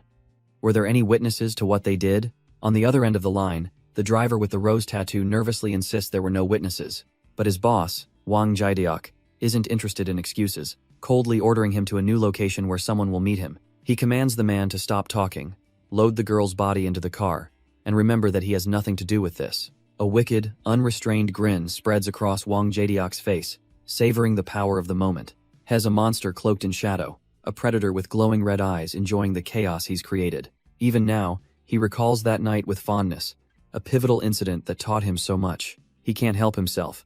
The thrill of such absolute control is something he truly enjoys. The scene shifts, a new chapter beginning as a blonde girl confidently ties up her hair. A bus hisses to a stop in the quiet evening, its lights cutting through the darkness. And inside sits Doyon, lost in his own world, completely oblivious to the villains whose lives are so deeply entangled with his own. But as they ride, Lee Hana turns to him with a worried look. She asks if he's really going through with it, and he meets her gaze with quiet confidence. She admits something feels suspicious, a nagging intuition about the killer's hand tattoo. Doyon considers this, thinking that if the man truly is the culprit, then Haeyeon would surely know something. But since Haeyeon isn't around, he'll have to schedule a meeting himself, pushing aside a tempting business proposal. He knows the offer is good, but his experience tells him that nothing in this world is ever truly free. The thought makes Lee Hana visibly anxious, her expression clouded with concern for his safety. She bites her lip, her mind racing for a way to stop him from walking into danger. Desperate, she offers a solution if they can just meet her sister. Her wealthy family can resolve everything, but Doyon simply pats her head, gently reassuring her that while he appreciates her worry, he's going to be just fine. He brushes off her concerns, playfully suggesting that if she truly feels bad, she owes him a wish later. Riding the bus, Lee Hana considers his offer, intrigued by the idea of what she could gain from it. Still, she's cautious, telling him she'd need to hear the wish before making any promises. He just laughs it off, saying he'll think of something later as the bus departs. Sometime later, she waits for him on a street corner as a sudden downpour begins. She looks up, wondering if he's forgotten about their meeting. But then Doyon appears, holding an umbrella and apologizing for the delay. He offers her the umbrella, insisting it's for his own peace of mind when she says she doesn't mind the rain. With that, they fall into step, walking together under the shared cover. Doyon glances at her, a calm and steady presence as they move through the rainy night. As they walk, Lee Hana is lost in thought, her profile etched with a quiet anxiety. Doyon notices, gently reassuring her that things will work out and she shouldn't worry so much. She tries to brush it off, but he calls her out, noting her expression grew darker the closer they got. He explains that he's learned from experience that worrying beforehand only feeds the fear. He then adds with a slight laugh that his attempt at philosophy probably isn't much comfort. But she looks at him, a small smile forming as she quietly disagrees. Her hands, however, betray her lingering tension as she clasps them in front of her. The moment of vulnerability leads her to ask if he's ever regretted starting this game, and he admits he has. Her gaze hardens with a shared understanding, a silent acknowledgement of their grim reality. She confesses she never wanted to play either, recalling her own beginning lost in terror, fire, and death. He realized that more than anything, he wanted to be a source of strength for her. But another, more pressing thought cuts through the moment. He asks Hana point blank if she knew about his ability to come back from the dead. He needs every detail she has, especially anything her brother might have told her. His expression hardens with resolve. His goal is to save every single one of them. This determination was forged in the past, like with the promise he made to another grieving father. He remembers the moment he had to tell the little spirit Hayon about her own funeral. The poor girl was utterly stunned, unable to comprehend that her life was already over. He'd seen the grim reality for himself, peeking into the room where it all ended. So when she asked if he was okay, he was already too deep in this world to understand the question. Haeyeon's father continued to plead, wondering if she could just come home, even in a doll's body. He told Doyeon how much everyone missed her, and how bad he felt for the boy carrying this burden. But Doyeon's little avatar could only ask for more time to think about it all. Overwhelmed, he tried to clear his head, scrubbing the bathroom floors with a frantic energy. Suddenly, the sound of the front door unlocking cut through the silence. Haeyeon, who had been on a call, perked up in surprise, wondering if Doyeon was back. She quickly told her dad she'd call him back, rushing to end the conversation. And back in the present, Doyeon pressed Hana, needing to know everything her brother said about returning to life. His gaze was intense, his resolve unbreakable as he declared his mission to save everyone. He then looked directly at Hana, telling her that his promise included her too. But Hana could only apologize, admitting she'd only overheard a small part of the plan. Standing under the umbrella with Doyeon, she confessed she was always an outsider to that group. He just smiled, brushing it off and saying he was simply curious. But his eyes sharpened as he asked a pointed question. How did she know he came back to the past? She explained it was just a guess, stemming from her previous life as a total otaku. All those dating sims and anime she consumed made her recognize the returner trope instantly. Just then, a sickening vision slammed into Doyeon's mind, a man retching violently in a bathroom. The desperate voice of a dying woman echoed through his head. He heard her final, betrayed words, asking if this was how he'd repay her for everything. Back in the present, a confused Hana asks what's wrong, reminding him they're here to save that exact woman. Doyeon lays out his reasoning, explaining how her sudden collapse in pain just didn't make any sense. He then asks her a very specific, gamer-centric question about how save points work. And with that, everything clicks into place for Hana. He returns to the past by dying. But as she puts the pieces together, a shadow of a painful memory crosses her face. She remembers being lost in hatred after her father's death, consumed by a need for vengeance. The memory is so potent that even now, she trembles just thinking about it. She pivots back to their first meeting, confirming he knew she was luring him to the river. Her own memory of that night is foggy, she admits, a blur of overwhelming emotions. Then she looks him dead in the eye, asking the chilling question she's been building towards. Did she kill him? But Doyeon's expression doesn't even flicker, his gaze calm and steady. Instead of a direct answer, he simply offers a vague, thoughtful, "I wonder." She presses for the truth, needing to apologize, but he just smiles, saying the past doesn't matter. He understands she must have been suffering so much that she broke down, desperate for help. He could never blame her, he says, for trying to save her own sister. His complete lack of resentment leaves her stunned, thinking he's almost foolishly kind. A nearby cat seems to judge her thoughts, and she quickly whispers for it to mind its business. With the heavy moment past, Doyeon suggests they get a move on, but as they walk, he asks a question that's been on his mind. Why she speaks to him so informally. She explains it's a habit from her past life, then flustered, tells him he can do the same. The very thought of him speaking casually to her sends Hana into a blushing, sputtering panic. Doyeon grins, deciding to push her buttons just a little more. He feigns disappointment when she flatly refuses, making her feel even more awkward. Completely flustered, Hana demands to know if he's actually serious about this. He just smirks, finally admitting that he was, of course, just kidding. The revelation hits her like a ton of bricks, leaving her beet red and speechless. As they walk, she accuses him of making fun of her, and he just laughs, admitting she caught him. But despite the teasing, a small, genuine smile plays on her lips. She finds herself surprised. It's strange to feel this comfortable with someone. But another spirit, Seo Hyojung, watches on with a knowing look, hoping Hana isn't falling for him. Because for someone like her, love is a far more complicated and painful game. As they walk through the rain, Hana's thoughts turn inward. She scoffs at his naive desire to save everyone, telling him she already knows her place. It took a while to get home, and she resolves to stop thinking about such useless things. Meanwhile, back at the apartment, Ha-Yun waits with a goofy grin. But as she and Doyeon wait, a shadow falls over them. Who could it be? The door opens to reveal Doyeon's mother, who stops dead in her tracks. The two spirits freeze, caught completely off guard. Their owner's mother just stares, her mind struggling to process what she's seeing. In a brilliant flash of panic, Ha-Yun immediately flops over, pretending to be an ordinary doll. Doyeon, on the other hand, can only stare in utter confusion at this masterful deception. Seeing Ha-yeon's masterful play, Doyeon reluctantly follows, flopping over and declaring himself a doll too. His mother's eyes widen in sheer disbelief, her brain struggling to process the scene before her. Doyeon can't believe this is their plan, but Ha-yeon knows they have no other choice right now. Ha-yeon even wobbles to her feet, trying her absolute best to sell the "I'm just a toy" act. But instead of screaming, the woman just slumps to the floor, leaning against the door with a heavy sigh. The two spirits exchange a look of pure confusion. This was not the reaction they were expecting. They then notice the bag she brought with her, filled with containers of food. Doyeon reasons she isn't a thief, but he's certain this isn't the landlord he remembers. Deciding they need answers, Ha-yeon takes the initiative, rummaging through the woman's purse. And inside, she finds an old photograph of his mother with a much younger Doyeon and his brother. Doyeon is stunned into silence, the gears turning in his head. His mother, this is his mother. A flashback hits him, a memory of holding her hand as a child, a time before everything went wrong. Before he can process it, Ha-yeon points out the resemblance, and his mother suddenly smacks his plushy form away. He goes tumbling across the floor as Ha-yeon, in a panic, accidentally screams his other name. Hearing that name, his mother's face drains of color. She demands to know what they did to her son. Grabbing a broom like a weapon, she stands ready to fight, calling them monsters who have invaded her boy's home.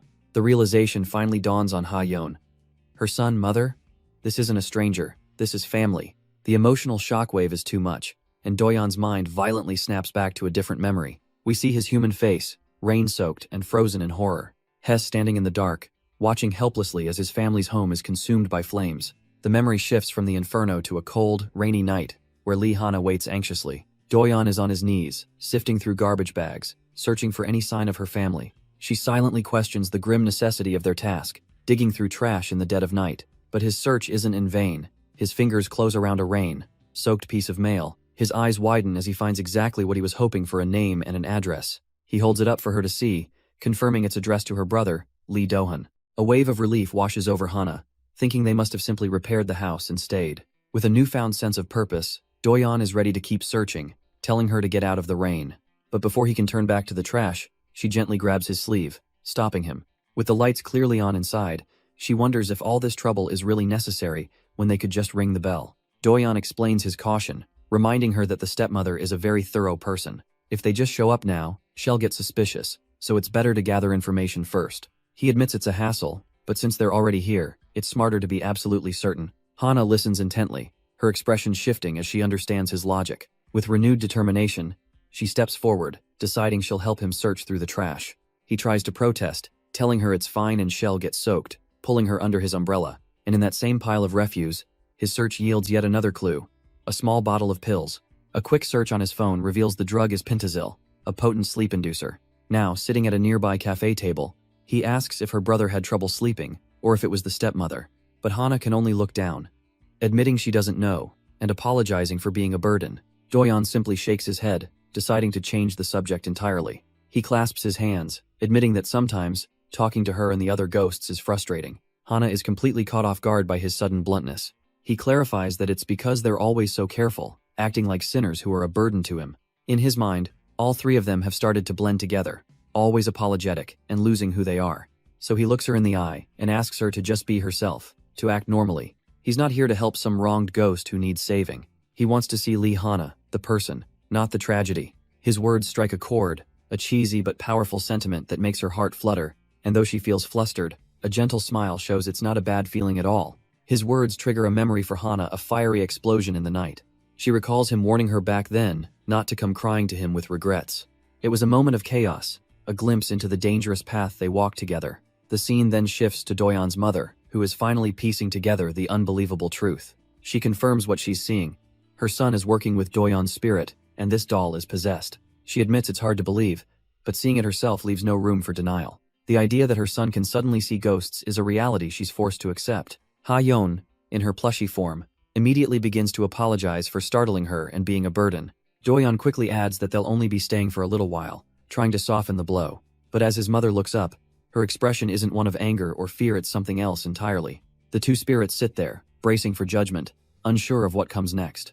But Doyeon's mother quietly tells them they have no reason to apologize, she's the one who barged in. She's decided to trust her son, he's an adult, and this strange new path is his to walk. In fact, seeing him take on such responsibility actually makes her feel proud.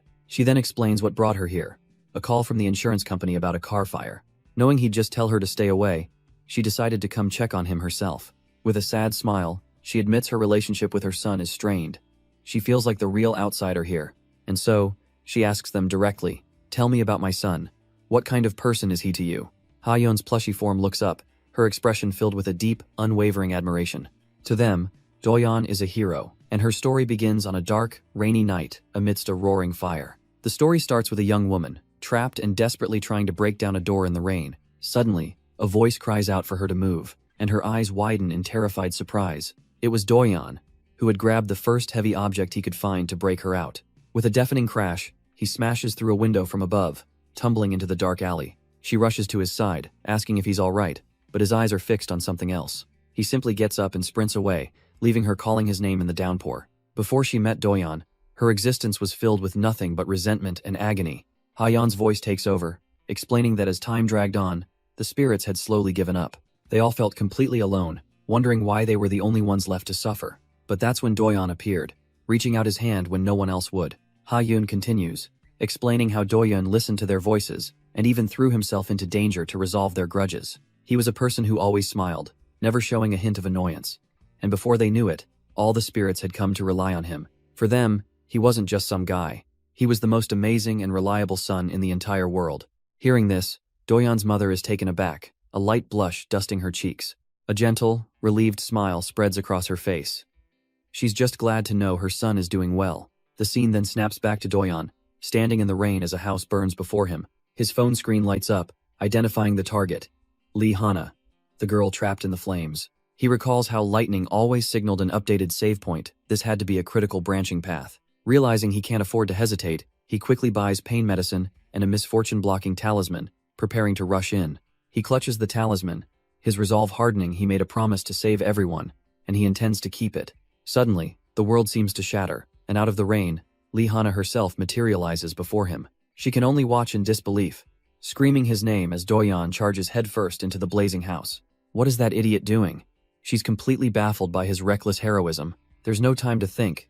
She realizes she has to go in there and stop him, but as she turns, a sight in the distance freezes her, triggering a horrifying memory as she screams another name entirely. Her eyes widen in absolute terror, the past and present crashing together in one horrifying realization.